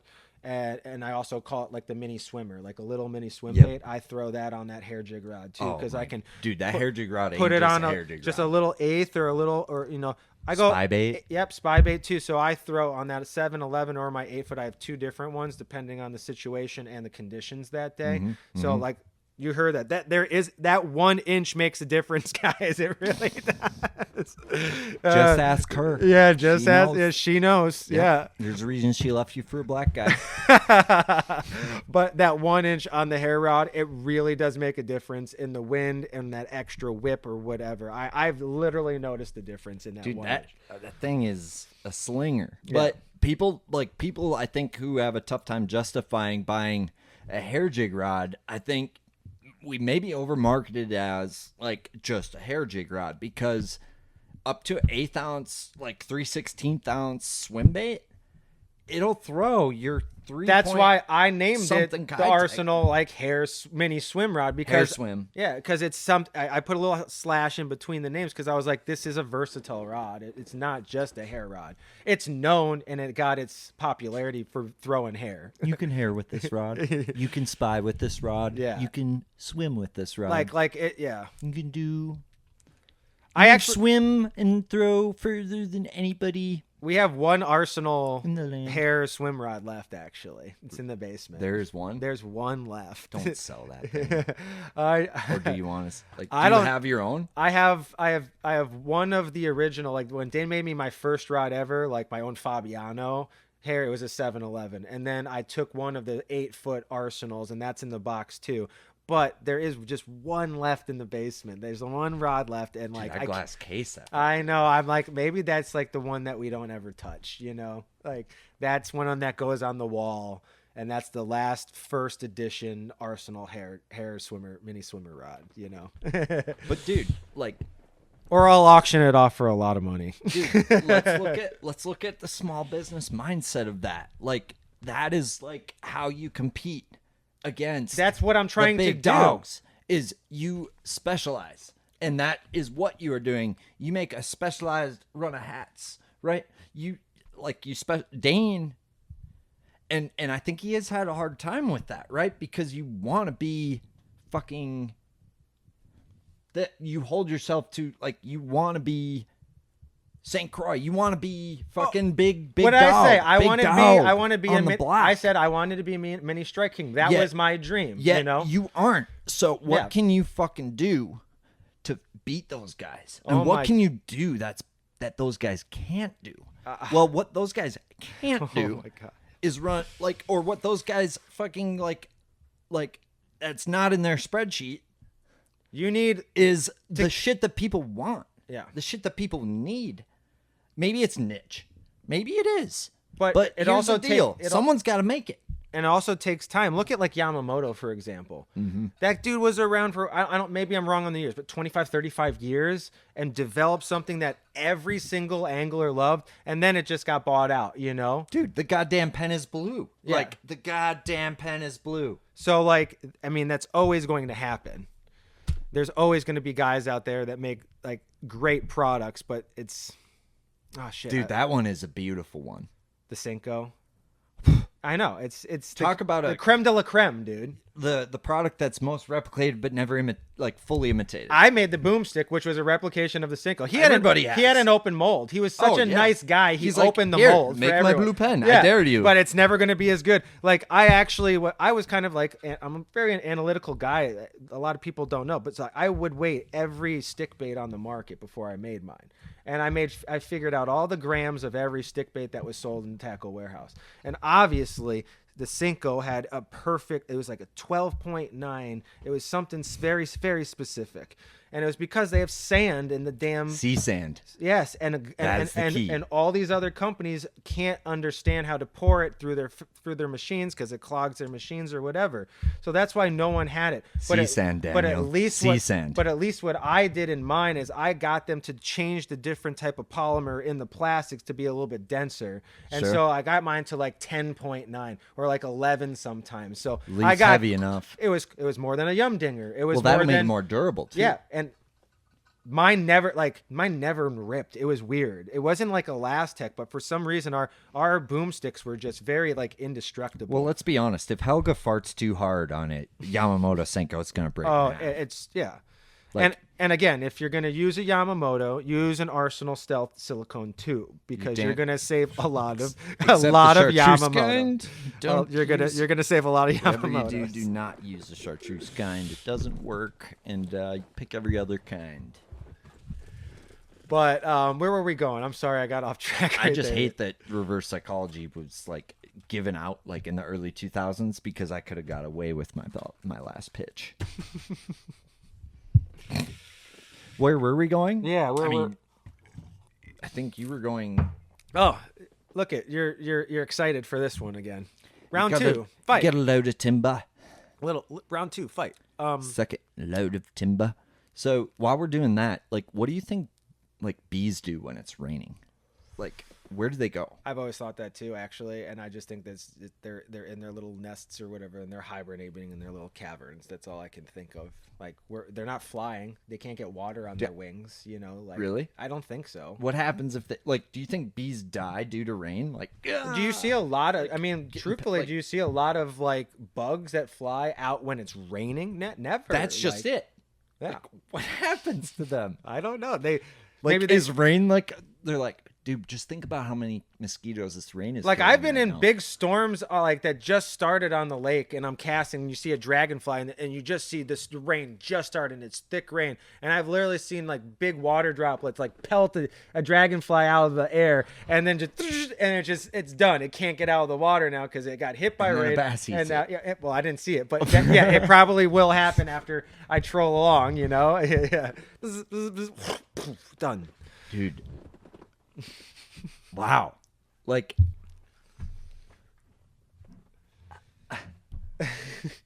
to a bee or I don't- to a bug. I Like don't know. a rainstorm is It could be death. to you. catastrophic Yeah, it's to your yeah, family. yeah. Like your whole family could be decimated like a new- from one rainfall. Yeah, it's probably like a nuclear atomic bomb happening every time it rains to them. So they just instantly, we gotta go, get to land, get to cover, get to something. There's you got to know? be some. Go under bark, whatever it is. Oh, dude, a good oak. Find a good oak bark. I don't know. I'm just thinking, It's like coming from the northwest. if I was a bug, I would be like, bark's a good way to hide. the southeast oak bark is the safest bark.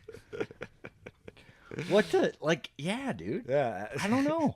That's a real weird one to bring up, but yeah, I guess that's Like- if I was a bee or a bug and I needed to hide right when it started raining, I think bark would be a great option if you could find a good crevice under each layer of bark. Well, like, it was funny because like before you came here today, it would like rain for like 5 minutes and then it would like stop raining, right? And like there was one point I opened my front door there, and like a bee like into like the crevice between like my main front door and like my gatekeeper door or whatever, right? And I'm like, huh. I wonder what they do. Like the rain's about to start. Like, was it trying to just duck for cover? Like, Probably.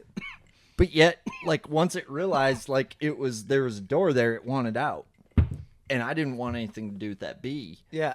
So I'm like, opened it and it like flew immediately out, and then it started raining, and I'm like, where did it go? It must. Does it go on? Does it find the biggest flower? There's been petal in times the where I've land, actually or- like sprayed flies or like a bee out of the air, and so yeah, that I guess that might be a deal. So they like they have to like sense that that's coming. If Maybe it's they coming. could probably get through some type of like perspiration, or like gotta be a level precipitation. of- But a there's level. some that there's too much weight for that fly, that mosquito, that bee, whatever. There's a lot of different rains out there, Daniel. Yes, yeah, Like a lot of different and a lot of rains. different sizes of bugs. different sizes of bugs. Like think and about a mosquito, how light a mosquito actually is versus a bumblebee. a monsoon will fuck up a mosquito. Yeah, Like, exactly. Decimate a whole mosquito population. Like, Yet think- they spawn in water. Like think about when we're on the lake and there's a mayfly hatch or a mosquito hatch or whatever, but there's 10 miles an hour or 15 miles an hour. They're not there really anymore because they can't even take the wind. The wind, because they're so light, breezes them off of when they're biting you. So Yeah, dude. so think about wind and the rain now. They're Oh, getting man. blown and Yeah. they're getting saturated and they're getting weighted and lifted. So I think they just sense it and they're like, we Getting gotta get blown the and fuck dicked out. on. We gotta get the fuck out of here right Yeah, now, like, or where we're the dead. fuck or do they we're- go, though? Or we're dead. You know. Do they like find like are people's decks? They like Think about this. we have this deck. Like, think about all the mayflies that you always see on top of the lake. Why are they always dead? It's not that they just spawn and die right there. How are they all? Are they dropping out of the sky and just dying right there in the water? Yeah, Or, why are they there? or are they getting stuck when they land on top of the water and they can't refly? Or They get tired at night, or they're at whatever, and then they land, and then they get too wet and they can't refly. well, you have these big spaced out drops, or you have this very dense mist. Yes, exactly. Which is more powerful? I think the drops, because a drop can be like an atomic bomb, where Yeah, the 'cause you're mist like, you can kind of yeah. fly, and the mist is very light. That's where I think about it. Sometimes when it is misting, you're still swatting a mosquito away, right? Yeah. But like you're never swatting a mosquito rain in like a heavy rain or a big droplet of rains, or like a big wind. Yeah, or a big wind. Nor are you swatting anything in that kind of Yeah. because you're like fuck me. Yeah. Yeah, exactly. Thank dude. God for Blackfish gear. Speaking of Blackfish is an amazing company. I love them. Are you going to the photo shoot? Dude, they kept me dry for like 5 years, so I'm very thankful. Are you going to the photo shoot on the 30th? I think so. Sweet, I'll definitely be there as long as I can get my boat up to Intune and check out on my Merc. So, Your boat. I'm happy you kept your boat. By the way, why? because like you were thinking about selling it, and I'm like, dude, if you're gonna take the year out, like you can do a lot of promo out of that. That's where my head was at. I know. So a lot of guys got into me about that. Hey, take this from me. I'm always a guy that holds on to it. Like I said, you need to take it away from me. Let's like go back to that a little bit about like what I was going through last year and what I'm trying to do moving forward with my career and my fishing career and the company. I think that's because I went through a lot of stuff, and I had a lot of guys, see me go through weird levels last year. Like they've never seen me go through. And I toured with a lot of guys, and guys saw like, you're not right, and I never had that, which I keep to myself. So it was nice to see people reach out, which for once. So thank you guys that cared and reached out to me last year. But, I was so pumped last year because I had a lot of sponsors really help me out, and I got a bunch of money together, and I was like, I think this is time to go to the Toyotas. And I know I'm going to get sidetracked right here, but I want to give a lot of flowers to Chad Grigsby. Chad Grigsby lives right down the block from me. And when I got into fishing 2 years in, I started watching FLW Circuit Breaker. And Chad had it on with JT Kenny. He's the first guy to ever win a tournament on a spy bait. And he was. And Duo Realis loved him for that stuff. I mean, it was sick. It was awesome. When it happened, And this it was was before Live Scope and any of that stuff. And Chad figured these smallies out on St. Clair St. Clair, yep. And he dominated everybody. And that year was the year that I really got to know Chad. So he had won, he was getting a lot of, esteem and stuff, but I would always see his damn Mountain Dew boat and truck rocking around Maple Grove where I live. And so then I saw him on Circuit Breaker, and I love Circuit Breaker. FLW banged that out. That whole TV series with an angler, that was really good. That's what Shout out Kyle Wood. Yeah, dude, that series got me excited for fishing, and really building content. And so when that left, I literally saw Chad, win St. Clair, and I kept seeing his boat around Maple Grove. And then I reached out to him one day, and we literally pulled up to the light, my boat and his boat, in right by our house. I waved to him, and I went right home, went on Facebook, and I go, I was the guy that just pulled up to you at the light. We need to chat, And so I was like, we got to go out. And he's like, let's go out for a beer. And so we went out for a beer one night. And I just told him about the company and what my goals were and what I'm trying to do. And he was like, I'm all in. This is cool. I know I'm with a bunch of companies. Basically, screw conflict of interest. I'm going to make it work, I like you. Let's do this, And so he's like, I want to kind of restart my career, step it up again. I feel like I'm on a lull after St. Clair. It's been it was a year or two. He's like, I missed that FLW Circuit Breaker. Let's redo that.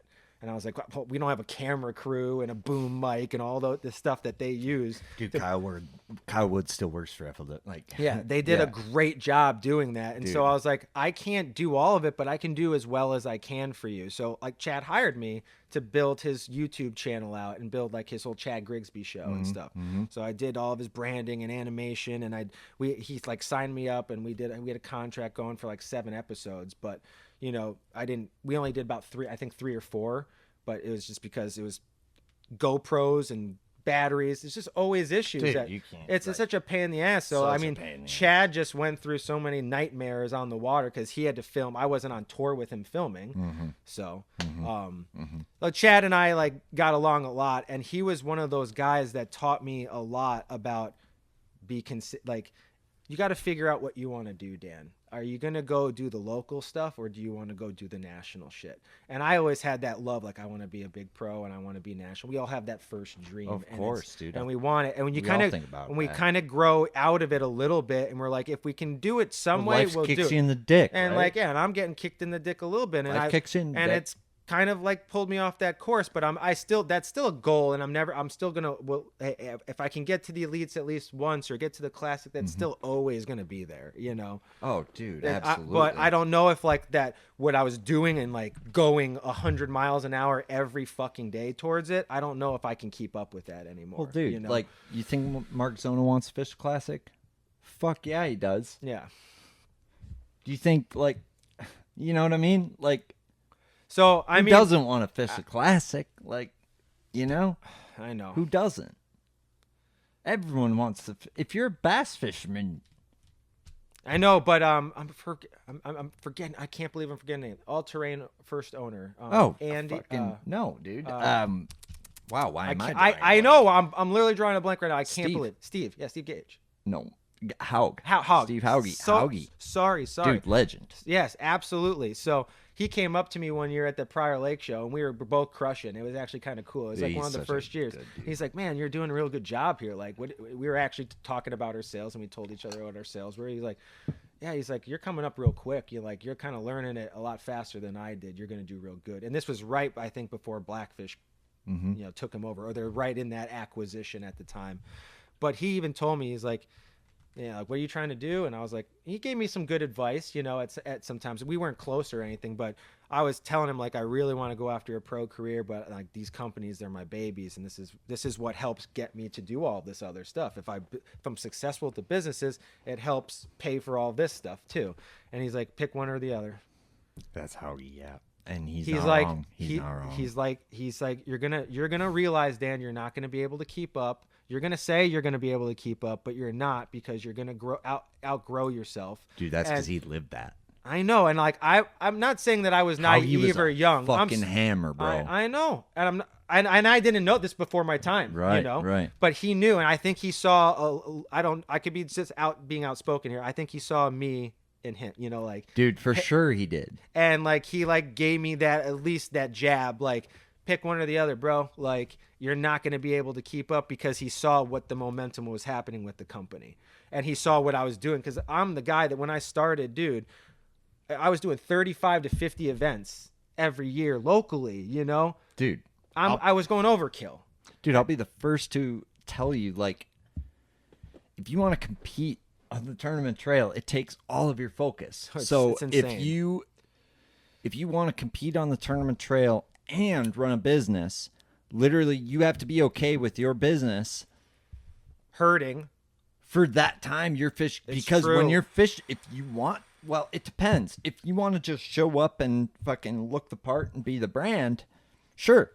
But if you want to compete, if you want to be there, if you want to beat those guys are putting their heart and soul into it. So if you want to beat them, like, you can't half-ass it. So dude. that's why I look up to John Cruz. Fucking at right. Missile Baits. That guy is one because of a kind. That's what I like. I thought about bringing him up. I aspire to be him, because look, he did this. I feel like Dude, I'm on the same trajectory as him. I feel like he was such a hardcore tournament angler, and still is, but then learned how to go from operator to owner. Dude, and that that's dude is where I'm still smart. stuck, being operator and owner, doing everything, wearing 40 hats, even with 2 new hires in the company. I'm still wearing 40 hats because I'm training I'm delegating, I'm going over everyone's work at the same time, so there's even more work even with the new hires. It's a lot of help, but it's a lot of work, dude. Right. But like, I have Hoagie in the back of my head a lot.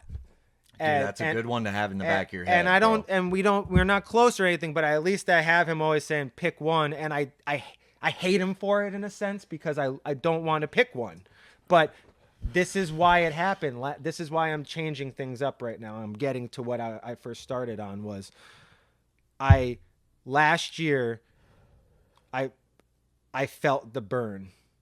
I'm 10 years in. This is my 11th year into fishing, and I was like, I felt the burnout of fishing, and I felt the burnout of work, and I go, I'm too early for this shit. I felt that. I don't want to burn out yet. Like, I'm too young to feel this, and I love both of this shit so much. I love building products. I love seeing people use my stuff and being successful on it. I love fishing so much. No matter how much drama and hate there is out there, I just kind of put myself in my own bubble, dude. And I just fish. And if someone comes into my bubble and brings that drama, then okay, I'll deal with it. But until then, I'm just literally wandering around in my own bass bubble, dude. Dude, I felt the same way. Like, it's funny you say that. Like, I literally, like, and I still am involved because I love it, right? But, like, boat sales, like, got me there, too. Yeah. Like, there's so much just hate, and like I've even seen the sales with Arsenal. Like, locally, our sales aren't great locally, but nationally, we're crushing it. that's like, what's up. So when we see the weekly sales on the website, they're Texas, California, New York. They're all over the place. If we get 30 orders that week, 1 or 2 are from Minnesota. The rest are all out of state, which I love to see. That's honest. But I am also sad to not see as much support locally. What's your best selling? The best selling thing obviously is the Nico tool. Mm-hmm. That sells hands down. Like, we get orders every day. And at least one order every day is the Nico tool with tubes with it. Well, that's what makes sense why you're not selling to Minnesota. It's because they already have your Nico tool. Probably most of them. You know what I mean? And, that's why I constantly try every year to develop and bring out 1 or 2 new accessories or products and stuff. So, dude, you're doing a great job. So, like, I know don't take it's anything tough. I'm saying is like no. heart. I think the fact that you're not selling this as much to Minnesota anymore is a testament to the durability and the awesomeness of the product. And I guess the fact that it's getting nationally recognized, to me, dude, I'm really happy to see that. Like, here's the deal. I think I'm too good of a guy, and I've always been that guy. My dad always said it when I had my skating companies too, because I found a better compound of urethane that didn't wear down as fast as all the competitors. Yeah, my wheels cost $35 instead of everyone's $20, but my wheels lasted 6 months, not 2 months. All right. And so I just wanted to, that's my deal. I always want to give the best quality to my customers. Mm-hmm. And if I fail and fuck up, I'm always going to work harder to figure it out. That's what I did with our weigh bag. Well, you killed the soft plastic bag. Yeah. Like, from a quality standpoint. I know. And I mean, this bag, you take this. Yes, this is one of my babies. Like, I ain't seen that yet. This one's new. We did a frosted version this year. So because you can write on it and like you'll see it very well. So you could put Cincos on it right here, and it's just very known when you're pulling it out of your thing. I had a lot of guys that said, "Can you make this little frosted patch?" But my factory couldn't just make the frosted like patch. A Ziploc bag. Yeah, like kind of has on the Ziploc, so I can write on the frosted patch. So I ended up I didn't do that, but if you have the original Legacy, the clear ones, they're a little sticky. I'm not trying to. I guess. So when you first get it, like, and you start putting in your soft plastics, it's kind of a little sticky. But I can see that. It wears over time. It gets way less sticky. It's just so new and such a good resin plastic that it just is a little sticky when it's new. But we did have customer feedback that was like, "Hey, I want something a little less sticky."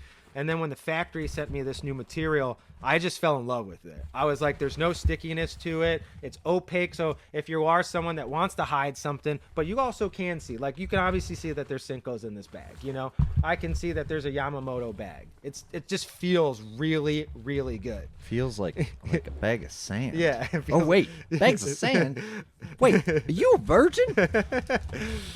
Yeah, dude, I can feel the Yamamoto bags of sand in that bag. Dude, So- I like the frosted look. So I'm still gonna make clear, and we're gonna make frosted for these. But I think I was a little frosted heavy on the new order, and literally the new bag comes out this week, and it shows up at the house. And we also redid the zipper pull, so we don't have those rope zipper pulls. We actually have a custom Arsenal cool like double pull. Something to grab onto for you ladies out there. Yeah. So again, while I'm here with everyone, what a lot of guys say with these bags is, well, the zipper's a little tough, Dan. It's a little hard to open all the time. You got a mill grade, scuba grade zipper here. So Dude, it's the only true waterproof. This is the only true waterproof bag out there. Like every seam, like you see some stitching here, but on the backside or undersides, there's no stitching going through the bag. It's actually all heat sealed and welded. We were talking about Dan's grandpa earlier with the diving missions, you fucking pussies. Yeah, exactly. So I saw all the bags out there. That's one of the things that I do is like I look what's out there in the market because everything's already taken. And then by the time you have this really cool idea, if I don't get it to market instantly, 10 companies are already thinking about it too. So the bag thing I was thinking about for years because every guy was using Ziploc bags in their boats. So many guys were using Ziplocs when I was in their boats. Oh, yeah. And they were ripping, and I was just like, Oh, they rip. so we made the Nico kit. We made the Nico kit, so you get the pagoda nail weights, and I just made Yep, a yep. shitty bag that looked just like this. All right? It had crappy plastic in it, but then guys were buying the kit, and then just for the bags. And then a lot of guys on the team were like, "Hey Dan, do you have extra more of those Nico kit bags because those are really good for putting soft plastics in?" And I was like, "Oh shit, this is a deal." But then right as that came to like fruition too, and I started like, I'm gonna develop these lure bags. Then Daiwa came out with a bag, Well, and Bass Mafia is had selling the a bags. $30 fucking shit Ziploc bag, I know. which to me teed it up for you even more. That's what it was. So guys were using that big Bass Mafia bag, that like their money bag or whatever they called.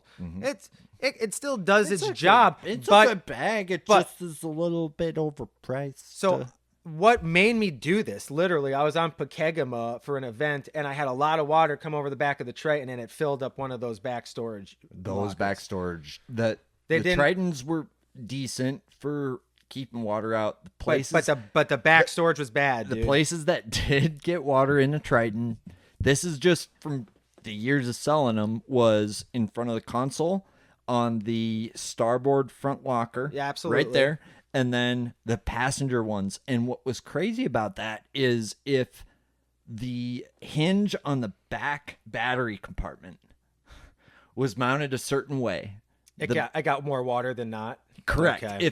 If that carpet from the back compartment, this is crazy. Like if the carpet from that back battery compartment was flush, and if that compartment was flush and tight on the backside on the.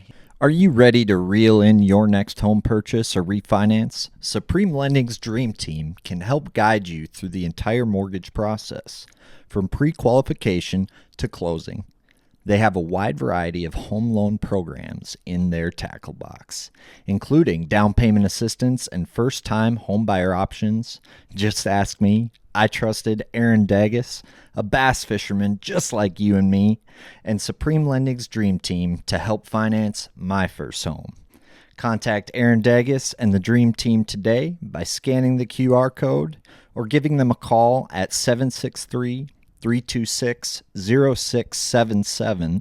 That's 763-326-0677. Did I catch a 7 in there? Or visit their website, aarondages.supremelending.com. That's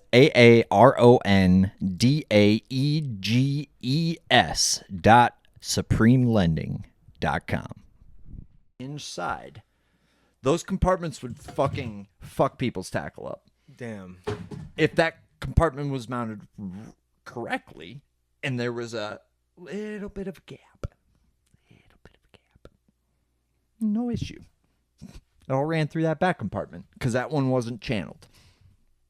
But I was on Pokegama, Yeah, and I took it big happened. waves, and I came out off after the lake after practice, and I had just bought like 3 of those Daiwa bags, and they were fully zipped up with tungsten, and one had a bunch of chickens in it, all this shit. And I came back, and the whole compartment was flooded, and I instantly grabbed the bag like, oh, these should be safe because they're in the bag zipped up. No, the whole bags were just flooded too, and I was like, I'm not. This is garbage. Shit's trash. Like, this is an easy product to make. Daiwa was making good money off something very simplistic.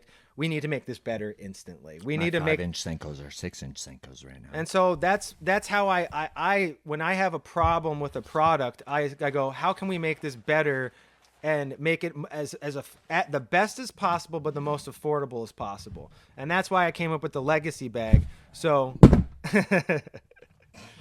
you're all Mic drop. So we came up with the legacy bag, like I said, all welded edges. I made it with a canvas outer edge, just because I've always gone with the canvas outer edge with most of my products. That's like a kind of a staple product of mine, like a signature that I do. I also use a lot of rubber patches and a lot of canvas work with our gear.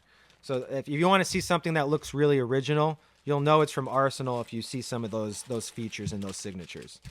But the legacy bag is going to come out clear. And this is the battalion bag. So this was the battalion. All right, bag? so this was the bag that we used to sell the Nico kits in, but they were really terrible. Now we made it really good. I figured out it's literally almost this bag, but just not fully waterproof. Yep. It doesn't have the scuba grade zipper. It's still got a waterproof zipper though, and it's super easy. This one's like no easy peasy lemon squeezy.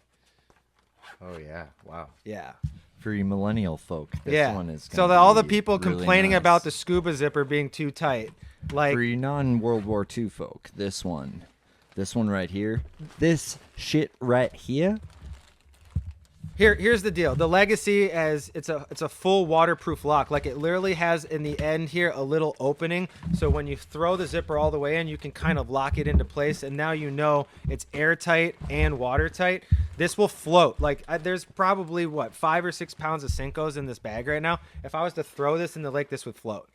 So if it flies out or bounces out of the boat, you're actually going to be able to recover your stuff, and they're not going to sink to the bottom of the lake.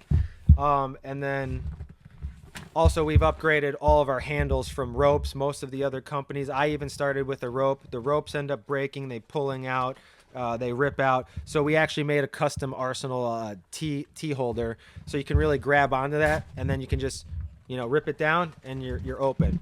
And another little quick tip that no one knows about: if these scuba zippers do get a little just tight on you, or they're not as fluid, take some chapstick, run it down the zipper, and it's gold. So Get you a tube of Carmex, you're good to go. yeah, you're pretty good to go. You're So good that's to go. that's the Legacy, and this large I think sells around about $18 or $20, and then these battalions are literally the same exact look and feel. It has a different type of thermoplastic polymer for the actual outer shell, and it's not fully heat welded on every joint, but it's still very waterproof. Like if I throw this in against most of the competitors, this one's still gonna actually outrain everyone. This is king. This lords all bags on the market right now. It really does. What are you getting into? What is this hot dog bun? Oh, those are our new Seiko lure wraps. Catchless, full catchless, no threads. So I put full glide bait in here, yes? yes, you could put full glide bait in. You might need a double one, our large size. I no snag DT16 on my drop shot rod anymore. Never. See, no thread. Ever. No thread ever. Where does your hooks get caught? No threat of competition seeing what I am throwing. Yes. So, all right.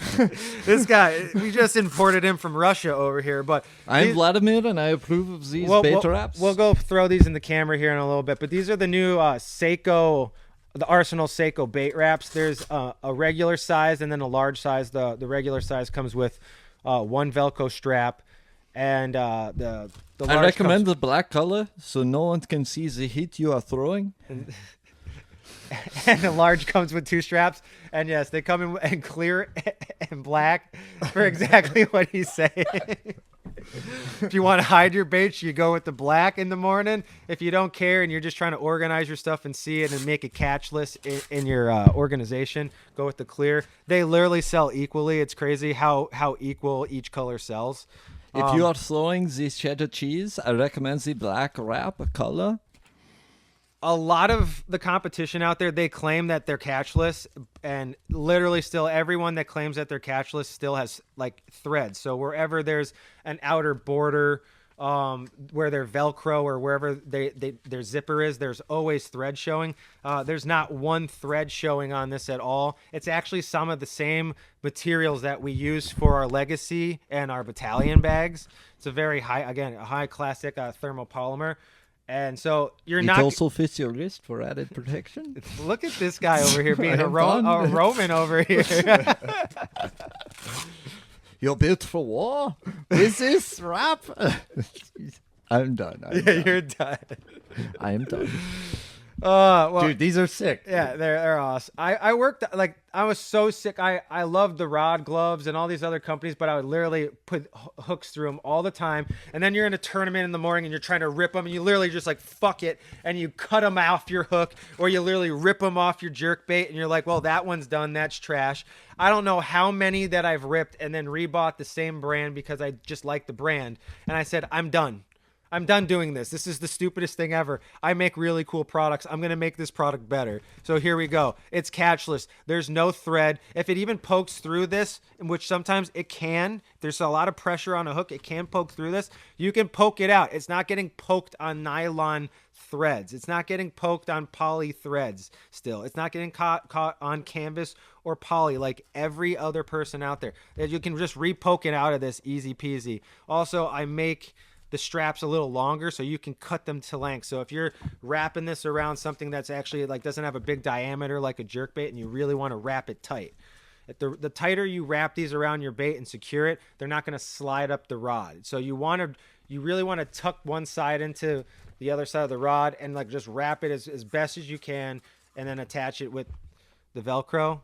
Bada boom, bada bing, you're good to go. It's an impenetrable soft shell taco. Literally, this is another gem that it came out at the end of last year. A lot of people don't even know. I think Waypoint, Dude, it's a gem. Waypoint and Tackle Warehouse are the only 2 people that have this right now. I think Capra's Outdoors has some of them too, but there's only 3 retailers that have them. They're on the website right now. Guys come and buy them by the dozen actually, because they're starting to find out that they're literally the deal.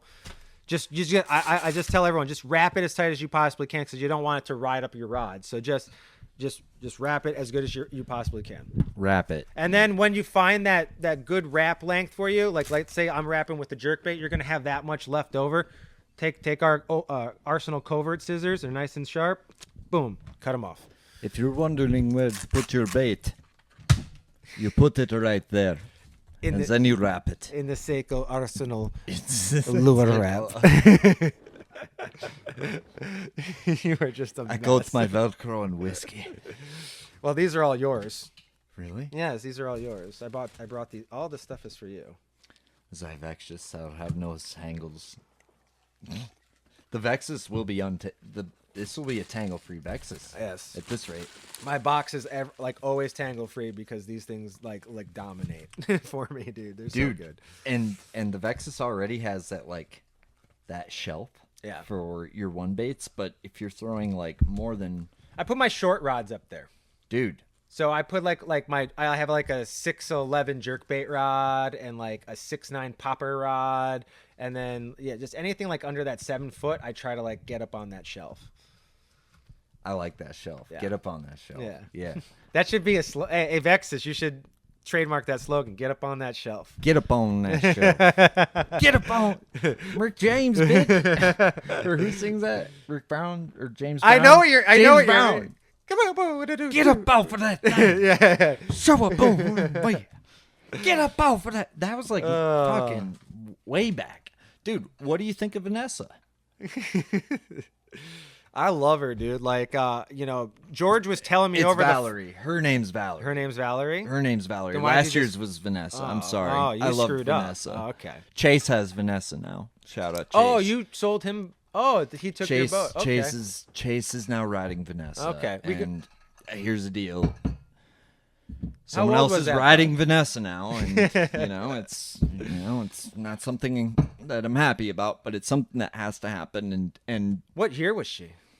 you know what? If anyone's gonna be riding Vanessa right now, I'm glad it's Chase. But she was a 2023 VX20. Chase is a stick. He is a stick. Watch out for that motherfucker. Dude, he's a silent assassin, dude. silent assassin. He's a cool dude. I don't got a lot of talk time with him, but every time I talk with the dude, I'm like, oh, this dude's a genuine dude, and he's that silent assassin. You Like can I like to catch fish. him. I like to fish alone, and I'm gonna fuck you up fishing alone too. That's like Arnold Helgerson. Arnold's like one of my dudes too. I Dude, fucking he's low. Dude. love Arnold. AOY. Yeah.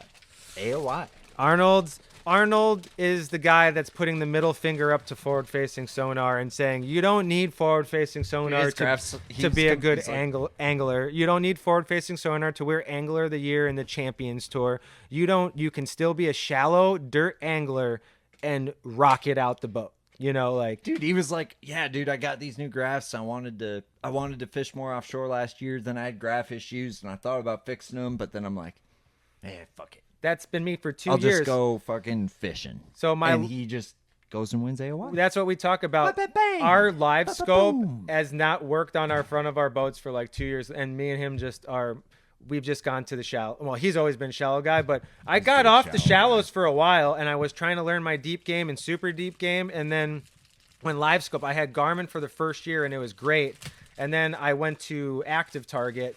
And then I always had problems for Active Target 1. So I never used it for 2 years. It sat on my boat unused for 2 years. And 2022, my best year of my life. I win TBF state championship, AOI in the club, get on the state team. So, and that's no live scope. That was all straight burning and gurning my Burning and gurning. My swim bait, dude. My swim jig.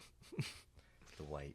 The sniper swim jig. It's a good one. It's literally the deal, dude. I worked 4 years through 3 factories to get that. And for all you naysayers out there, I went through a JDM, a Japanese precision factory to make that hook. All right.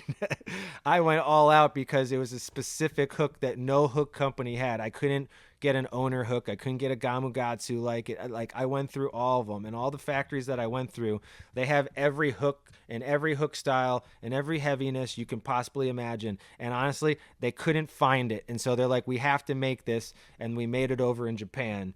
And so it is actually, there's JDM parts on this Chinese jig. All right. I'm the first person to say it. It's designed in Minneapolis, manufactured in China, hook made in Japan. Okay. But it's my creation. I'm a swim jig fanatic. It's my life. I can, if someone That's said it right there. that's it.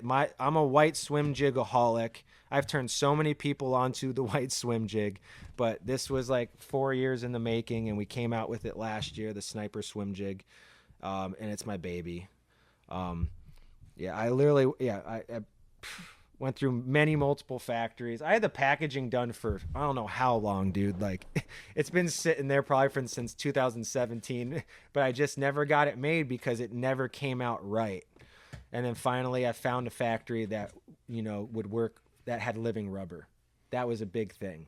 A lot of people don't. So it's round rubber. You That's can't- kind of a unique attribute of that jig, which to me, that's unique. So a lot of swim jigs, they don't have living rubber. Right. So I used to throw another competing swim jig that had living rubber on it, and it was the deal for me for many years. And then I would always come into the shop. I went to Capper's to grab this jig, and I would always level the whole shelf off. And then one day Dean comes up to me and goes, "You figured the juice out." Would you say that was a lethal weapon for you at the time? Okay, there, guy. Okay. Oh, the bears. So All right. okay, yeah. So it was a lethal weapon, and It was their like number 4, and it was their like it was their they didn't call it finesse, but a light wire. It was their light wire. They also had heavy wire, but I just cleaned them out around the globe for that white 3/8 in that style. And I finally called them up one day and I said, "What do you got?" And they're like, "We're literally discontinuing that style. We can't get the living rubber anymore." He straight up told me over the phone exactly what happened. This is LW the third that you're talking about. Lethal, the third version or no, whatever? No. The guy. Who's this guy? This is Colonel Sanders. I don't know who runs the business, actually. Fucking... It's someone from La Crosse. I know that. Really? That's where that's out of? Yeah, Lethal Weapons out of La Crosse, no Wisconsin. So I'm forgetting the name. It's someone we know that was on or he was affiliated with. It was in the elites. Tom Mansour. Thank you. That's it. Boom, boom. Now one of the Godfathers. I don't think I talked to him, but probably someone in the facility, you know. And I called them up and I said I need 3/8, and like I think it was the number 4 at the time. And he's like, "Oh, we literally have like 37 left." I go, "I'm buying all 37 right now. Well, here's my credit card," you know. He's like, "Oh, okay." And I was like, "When are you getting more?" And he's like, "We'll never get more, and we're discontinuing that style jig." And I go, "You cannot do that. It's my favorite jig. I literally go through 100 a year, dude. Like, you cannot get rid of this jig." He's like, "I'm sorry, I don't know what to tell you."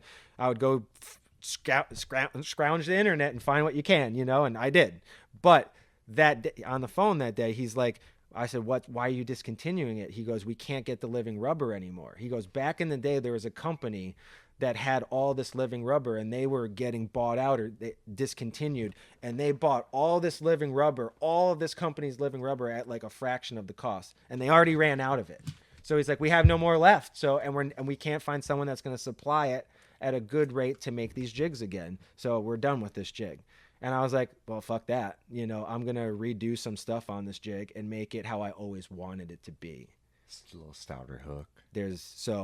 I literally the other you did a great job, Dan. So I did the double. It's a triple barb. Like you got the double barb on the side that has the lead. Yep. And then you got the wire bait keeper. Yep. Some guys think that's overkill and will split your bait. It depends on how big your bait is. Cut the wire keeper then. Yeah, it's so easy to do. Yeah, if you don't like the wire keeper, I tell everyone that too. Just cut it. It literally cuts very simply. You can bend it. Grab a pliers and do 290s and it's broke. Yeah, do a couple of those and it's out. So if you don't like all three, you can cut out the keeper itself. I like the round rub, dude. The round rubber, and then what we also do with there's tinsel in there also. I seen that. So you have the tinsel and you got the living rubber, and then some of the other colors that we got going here, some of them also have silicone, like this craw colored one. It's got some orange silicone just in the bottom too, which you have to like. So they don't make round rubber in every the single right color. So we dabbled with what works, and this was always something that was really just we didn't need to add any silicone to it. Yeah, that's super unique. Like the round rubber is really what's different. Super unique. What's different about the people? It doesn't undulate like silicone, like where you pop it. Mm-hmm. People think like, "Oh, round rubber is going to be really light." It actually, when you swim it, watch it in the water, it holds to itself really tight. So it almost looks like a shad or a fish swimming, and they got that thin profile. It actually doesn't look like fluttery like silicone at times. So guys kind of like have that misconception. Then if you got a little bit of that tinsel that can kind of mimic that shimmer of scale, I think that has been a huge deal. I'm giving my juice out right now. It's ridiculous. I think that when you stop that round rubber, right? You stop it quick or pop it, because I'm a swim jig popper. I'm a swim jig popper. I'm like Lowen, and I like to flutter and pop that swim jig and let it float down into holes and stuff. And when you pop it, that's when you get that undulation. But then it instantly sucks into itself when it gets back into the water. It's beauty rubber. So that's a different look to it. Mm-hmm. And that's what's always been successful with me versus just typical swim jigs out there on the market. So that's why the Sniper is a little bit different. We still went the finesse route with the actual diameter of the hook, but what we did differently is we have the lead going down farther the shaft. Yeah. So it gives it backbone. That makes sense. So now you're not bending the hook out like you were with the lethal weapon. Dude. Because I could literally, if I wanted to really get my old Lethal Weapons back and I got it caught in a log, I would literally just bend that whole jig out and like I would get my hook back, but you know I straighten it out and I would take a pliers and bend it back for practice. You know, I never used a bent hook on game day, but like I would do that. But I was like, I don't want that's why a lot of guys never wanted to throw it because they're like, that's a shitty hook that bends out. I lost fish on it. Well, now you're not. Like what's there's nice so much about backbone this, you with can it. throw this on braid or fluorocarbon. Bingo. And you can, every guy's different when it comes It to still swim had jig, like right? because even Chad Keller came over to my house one day and starts bending it. You can see it gives a little give, but it doesn't give. It doesn't bend out. And he's like, dude, I like this a lot too, you know. And so like I've seen so many guys do that where they try to bend out the hook and they're like, hey, this looks like it, like with the diameter of the hook, it looks like it should be bending out, but it's not. So then. And when the skirt's hand tied, so it's not, you can't remove it. But I'm more of a hand tied guy. I go for traditional colors. I'm not gonna make 50 colors of swim jigs. We got 4 going right now. There's like a white, which we call white smash. We got a rusty craw. We got like I think it's like black blue Punisher. It's got a little bit of purple tinsel in it. And then we got a green pumpkin where it has some like chartreuse tinsel in the bottom, and that's a game over. And that one has brown living rubber with green silicone. So that green pumpkin one, it's game over. Dude, and that's where like I think there's so much beauty, and I'm a jig connoisseur, right? And I will say, like, there are different types of jigs for different types of things, for different types of times, for different types of fish, right? There's few swim jigs with living rubber. Right? There's a few other out there, absolutely. Not that many. But not many, you know. And that is a bad to the bone motherfucking swim jig, right? It is. It's and absolutely. then like all-terrain tackle, you were talking about Haugie earlier, right? Yep. The AT jig, Haugie is a pioneer in this industry. Like, let's not forget it. Like, that AT jig style of jig, that recessed line tie, the bumped head deal. The bumped head, yeah. That's cool, right? And I love that, what he's done, right? That's and that a will always signature. be like my industry standard, right, for a jig, right? And then you've got now, like, on that thing that Steve's built upon with that AT jig. I'll always love an AT jig, but if you fish Champions Tour or you fish a lot of pressured water, like either a round rubber skirt or a thin silicone skirt, like has become very popular, right? Like this ace jig from Untamed Tackle would be like, to me, another variation of like people pushing the game further, like where Kyle Welcher's like, hey dude, I love this style of head and I love this style of jig, but like nobody's making this with a super finesse skirt that I can cut down into a super compact profile, right? So now, like this Untamed head, he wins AOI last year, and this is a big part of it. Is basically an AT jig, but super like finesse and compact with that finesse skirt, right? And like I look at this swim jig, and it's like, oh yeah, it's a fucking swim jig, but no, it's not.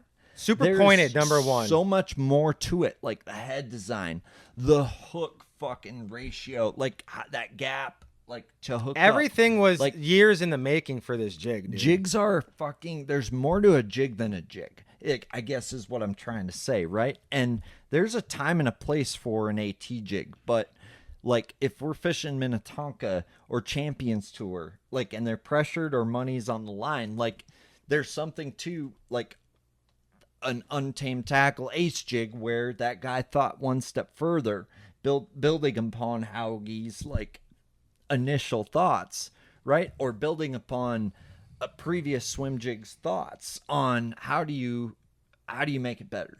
Well, and I love that about this. I love that with what Untamed's and doing I want to with give that, flowers like, to Lethal Weapon, because not only did I support you, I mean, I never was sponsored by those guys or anything, and I probably gave them so much money in swim jig sales for so many years. But like, I gotta say, guys, you guys stop making the juice, you know. And I have the means and the ways to do it, so I did it.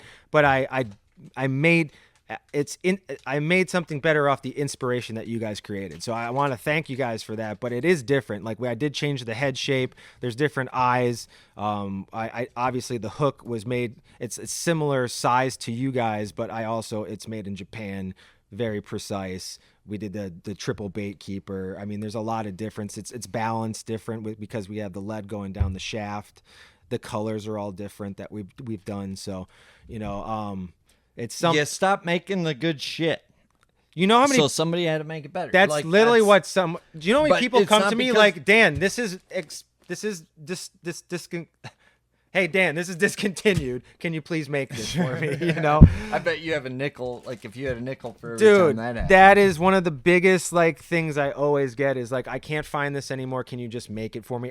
And the guys are like, I'll pay for it. Just tell me what it costs because I know you can get it done. And I don't say yes to that. There's a couple guys I've literally made specific, this is something I made. I got the mold made for them, and then it's just theirs. And I don't sell it, and it's just theirs. Crazy. Yeah, it's fun like that Cool. sometimes. Because I mean, George Little gave me one day. He's like, I made this bait years ago. I tried to get Really? Yum to make it. I tried to get this person to make it. No one's made it. So here, Dan, here it is. And he's like, if you want to make it, it's like this little, it's like a creature bait and a beaver bait and a shrimp all put into one. And he had 2 different sizes. And he's like, I've done really well with it, but this is the last of them, and I can't get myself to use them.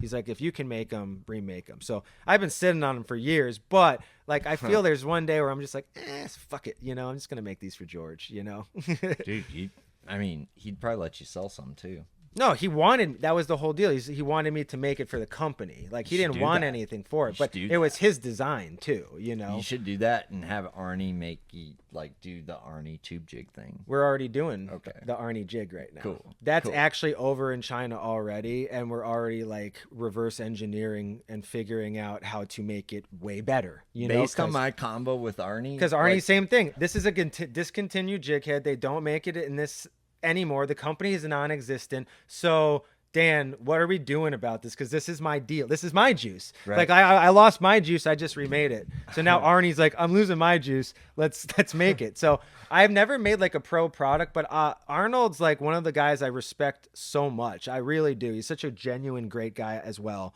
He can be a little in the galaxy sometimes, Arnie's Arnie. but he is so real. He's one of the realest motherfuckers I know. You ain't gonna get fake from Arnie. And honestly, I had years when I was on tour where I was down and out financially a little bit or scraping by, and he had me, dude, all those years. I'd be sitting out in my truck and I would be sleeping on tour in my truck while he's in a house, and I had nowhere to go. I didn't have the money on tour.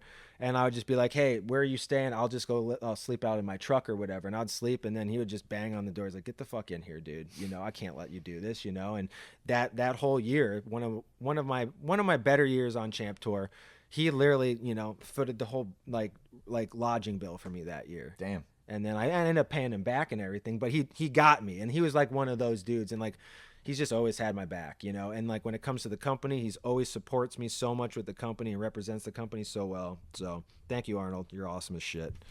Dude, he's a good angler, and great angler, great dude, and I really enjoyed. So talking that's to him. why what I was getting at is I haven't done a pro product yet, but Arnold's going to be the first pro product. That'll be cool. He'll have his own jig head little thing. That'll be cool. It's much him, and if it doesn't sell, whatever, I know he'll buy all of them for the rest of his life.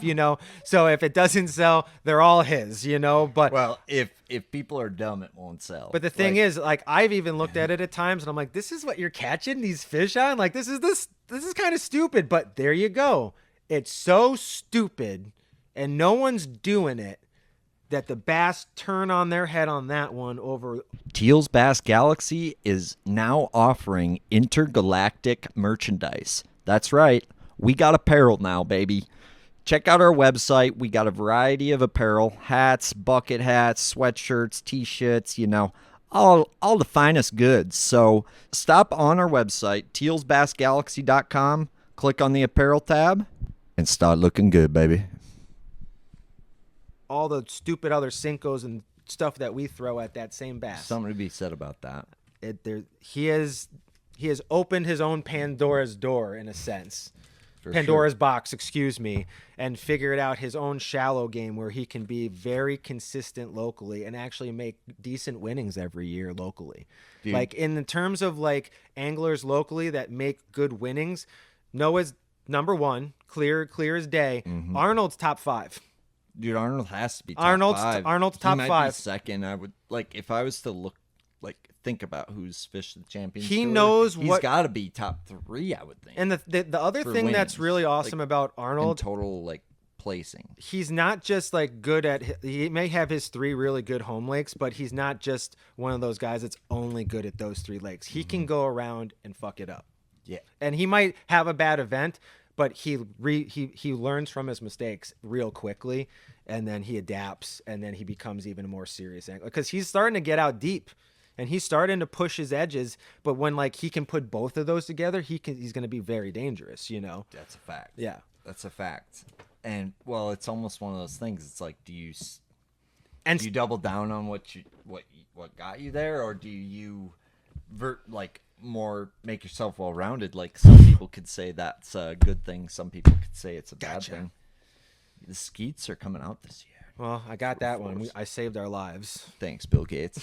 Sorry, Bill Gates.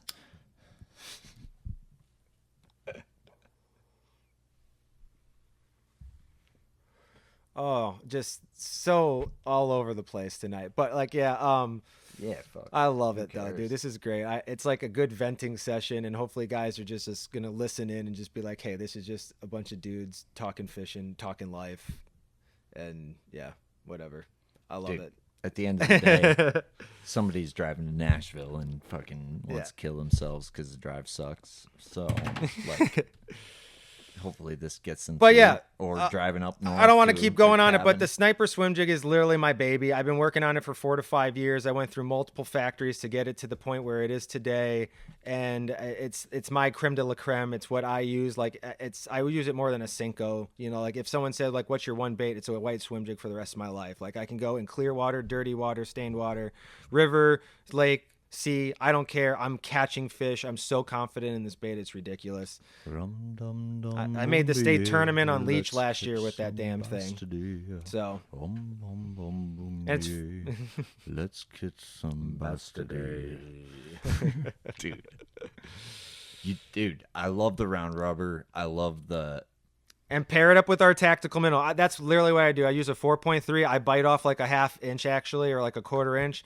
Cinch that bitch up there. Put some super glue on. You're good. Like you're gonna catch a ton of fish on that thing. Whether what color you like, whatever, what picks your poison. But the 4 that we got are good. And to all the guys that are like, "Yo, the red one. Why'd you make the red one?" It's like, are you kidding me? Like throw a creature bait, a red creature bait on the back of that with that red and the orange, and actually like drag that swim jig off the bottom a little bit more. Holy buckets, dude. Like, here's the thing. Like, guys get in the boat with me and they see me throw my swim jig on a weed line. They see me dragging it. And they're like, "What are you doing with that thing?" I'm like, "I'm just..."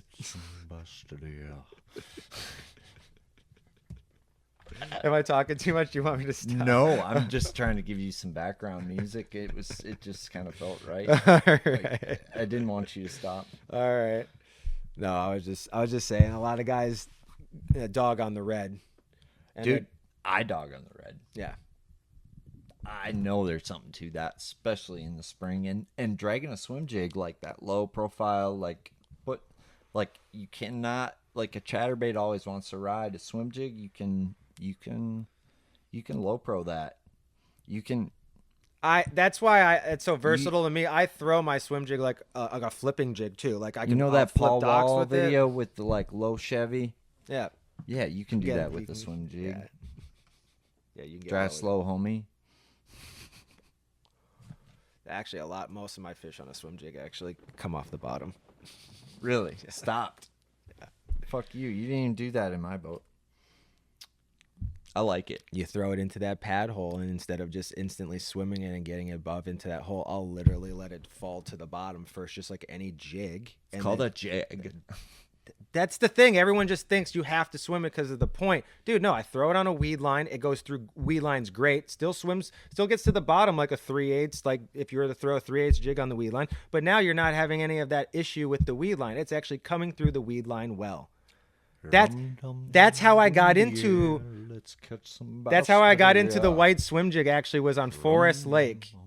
Forest Lake. Yeah, I was on a derby with Justin Hill, and I just got off an airplane. He's like, I'd put in some practice, and white's been working, just a white regular jig. So we were throwing white jigs on a weed line. He's like, Dan, Forest Lake sucks. And and we went through so many jigs through pike and bass. So then I only had like these white swim jigs left, and I was crushing them on the deep weed line. And I was like, huh. And I ended up just like, that was on my rod after that event. And I just was successful and then successful and more successful. And then I ran into the lethal weapon one, and I was like, oh my God, I'm really successful on this. And then I had Dean give me that like nod of approval one day when I cleared the whole rack off. And he's like, fuck.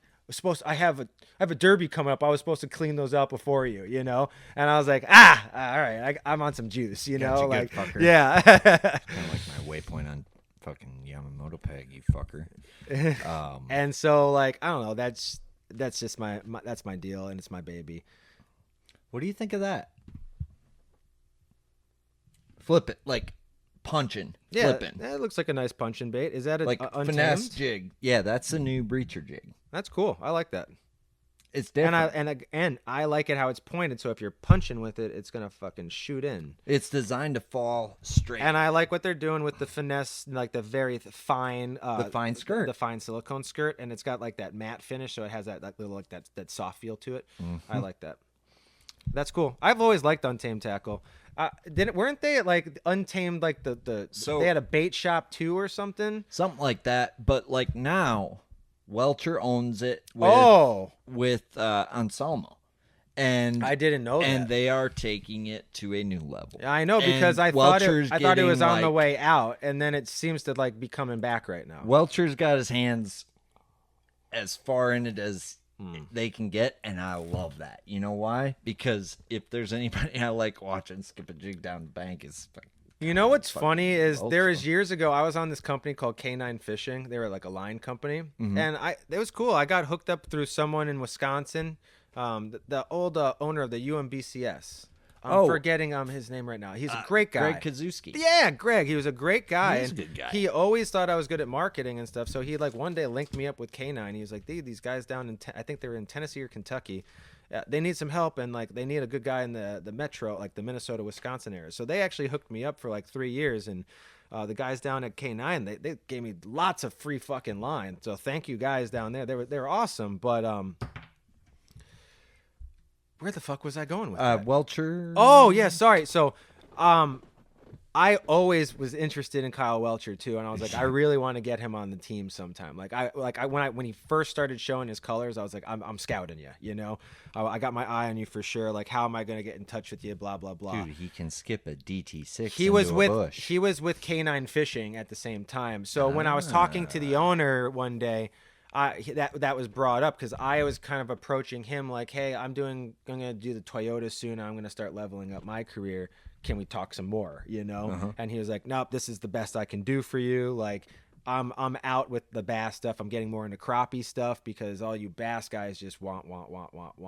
And I say that in the nicest of ways. This is the K9 guy? This is the K9 guy. He's like, there's more money in crappie fishing right now, and there's just all the bass guys. They always ask for a lot of money and they want a lot of stuff, and it's just hard to keep up. And I go, hey, what do you guys? I know Kyle Welcher's on the team. What's going on with that? And he was just like, oh yeah, Kyle. He wants a lot of money too, and I don't think it's gonna work out or something like that. Like, no, not verbatim, but I was just like, oh damn, like, It's cool to see the inside of how someone else in the industry is looking at our industry too, but it also was like, maybe Kyle's going to be a little bit more available to hook up. But I never got a hold of the guy, but he's like one of those.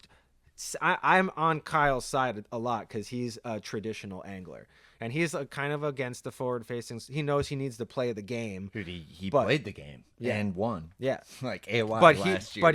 But he talks about it like he would rather not have to, and rather a lot of them would. Yeah.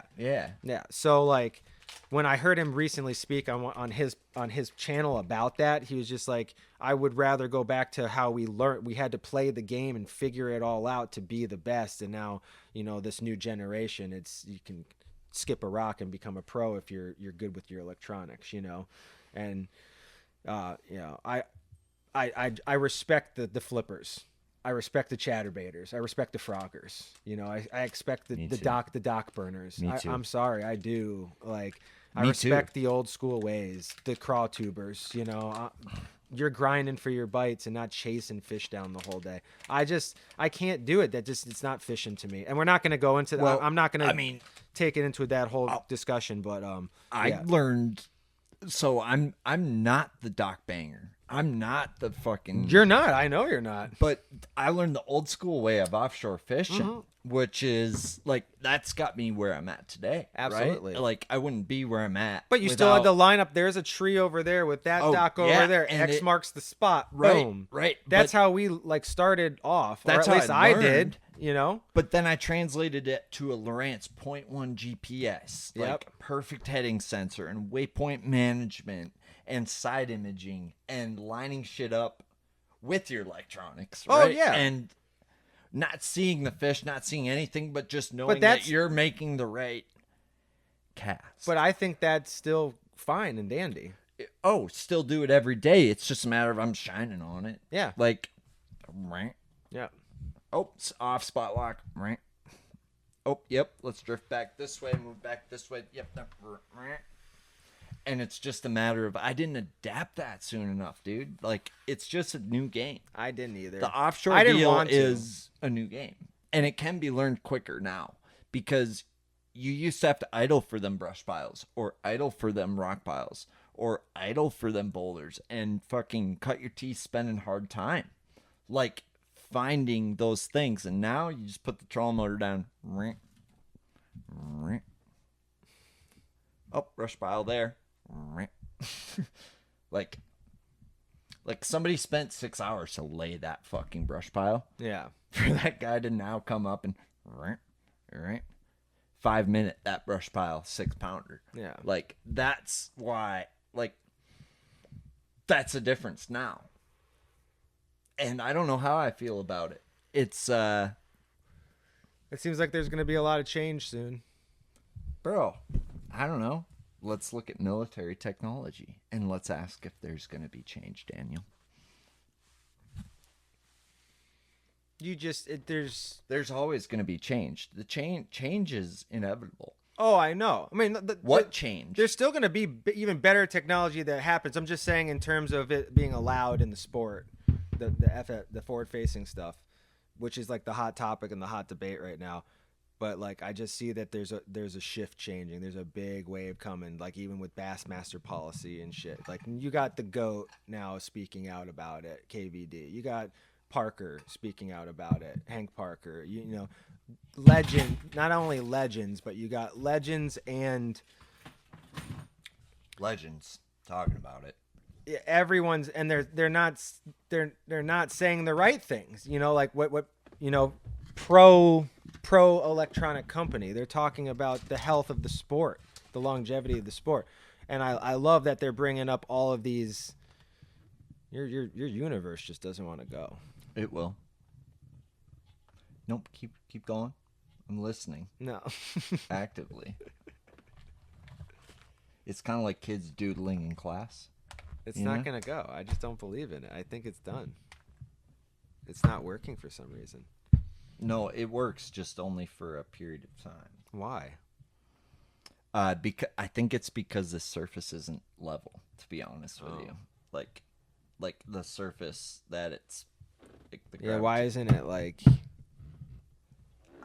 Well, you just. Why have is to it flashing? I'm finding the sweet spot because it has to be just right. Because there's magnets in it. So for it to hover, it's got to be just in. It's weird. It's.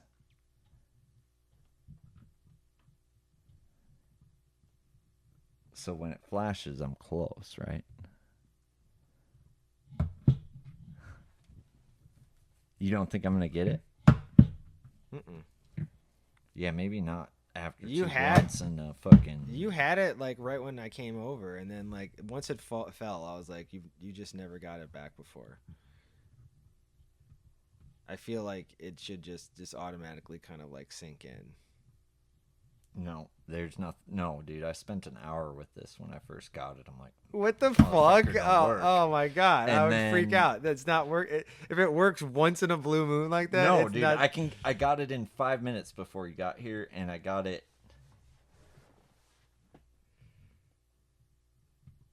We interrupt this podcast for a brief intermission of gravitational physics. Can you move these bags? I need to get more eye level. Cue in the jazz music.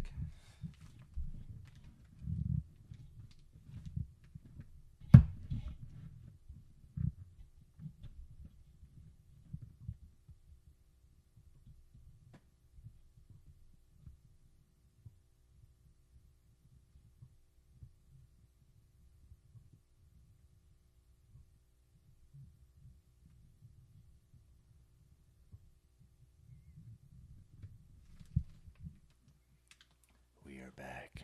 Oh my god! You finally got it.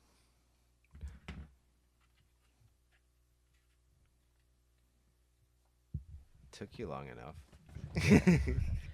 8 Now I hours now I don't. later. Yeah, I don't want to talk. I don't want it to fall over. We are back. So Yes, we are back. now you've seen alien technology. Do you okay?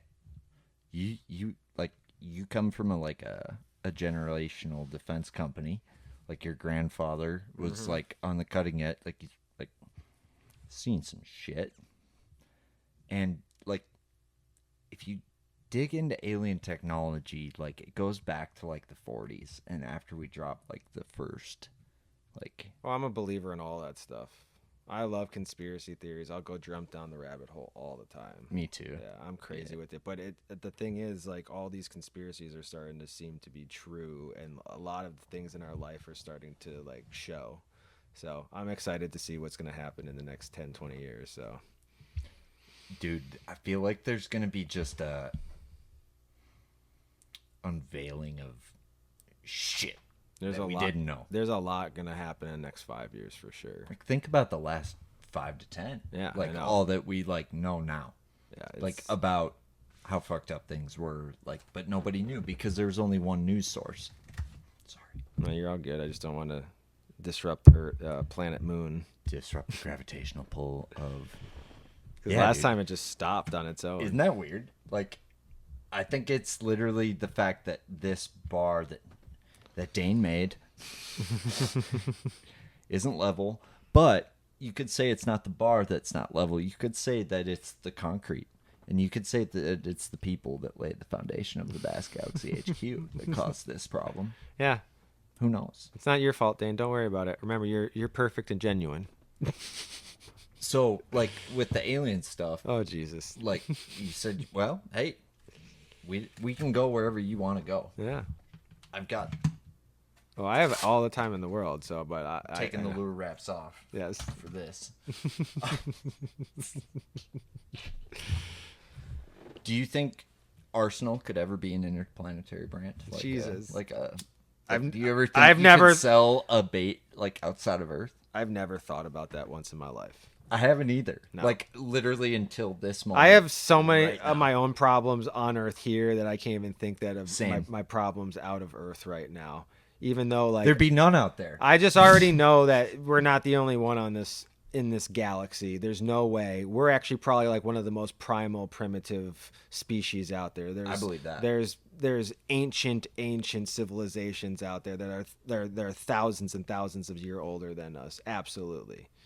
You know, I know that. It's Our just- sun is like smaller than, Yes, it's- than a lot of other places' suns. Like, which tells me that we might be minuscule compared to other planets like us in another Yeah. galaxy that worship a much bigger sun. Oh yeah, I mean, I've been really going down these rabbit holes hard lately, so I cannot go there right now. But like, cause I can go deep, but I'm just not like, that's what I said. Like, I definitely am a believer that there's. I want you to know you have full allowance. We have, no, Here you have full allowance. no, I'm coming back. We have We'll be more, back. we have more episodes. I appreciate that because we've only scratched the surface here. Oh, the ladies calling. Uh-oh. Actually, to be honest, we're like 4 H's. Are we really? Dude, Holy time shit. time works weirdly in the galaxy. Hello? You're on Aaron Teal's Backs Galaxy podcast. How are you doing tonight? Hello. Oh, she hung up on us. Uh-oh. Oh, what? Dang.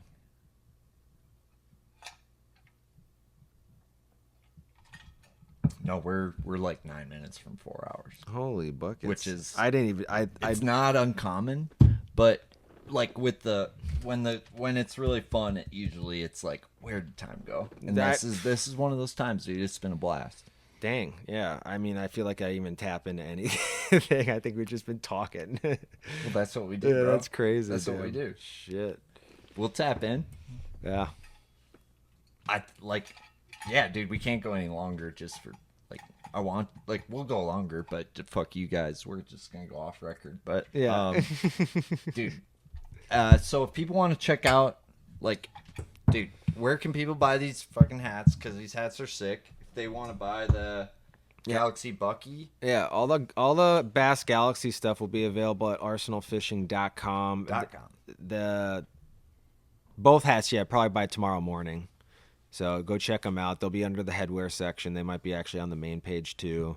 Again, when you buy them from Arsenal's website, you are also supporting. We're both going to be having a split on here, so you're also supporting the podcast at the same time.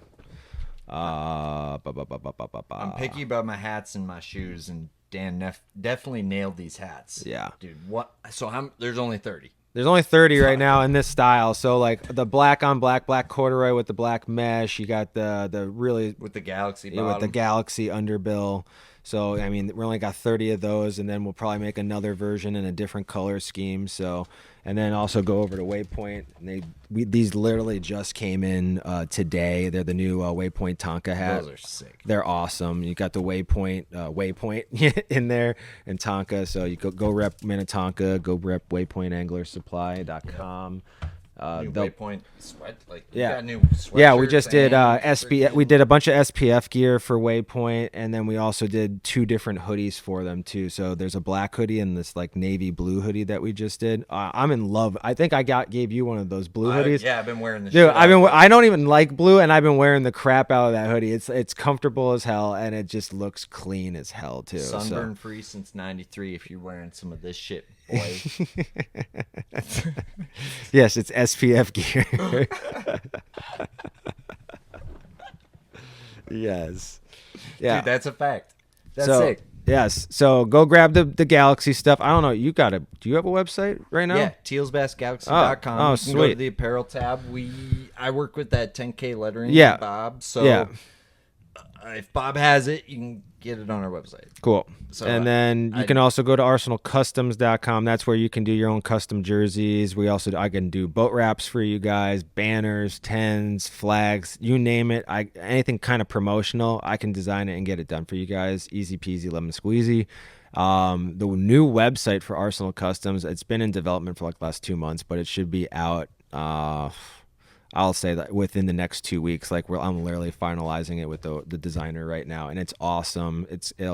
We're gonna obviously be offering a lot more different sport genres now because we've kind of dabbled in little league and hockey, football, lacrosse, bowling. I've Moto X. There's so many people that have reached out. I just did a bunch of archery and hunting companies too, so it's really cool that the company's really growing. But again, I haven't even put a dime into advertising, so next year we're going to put a significant amount of money into actually marketing the company. And then once we have the website built with the ads promoting all these different sports, but fishing's going to be still the main squeeze.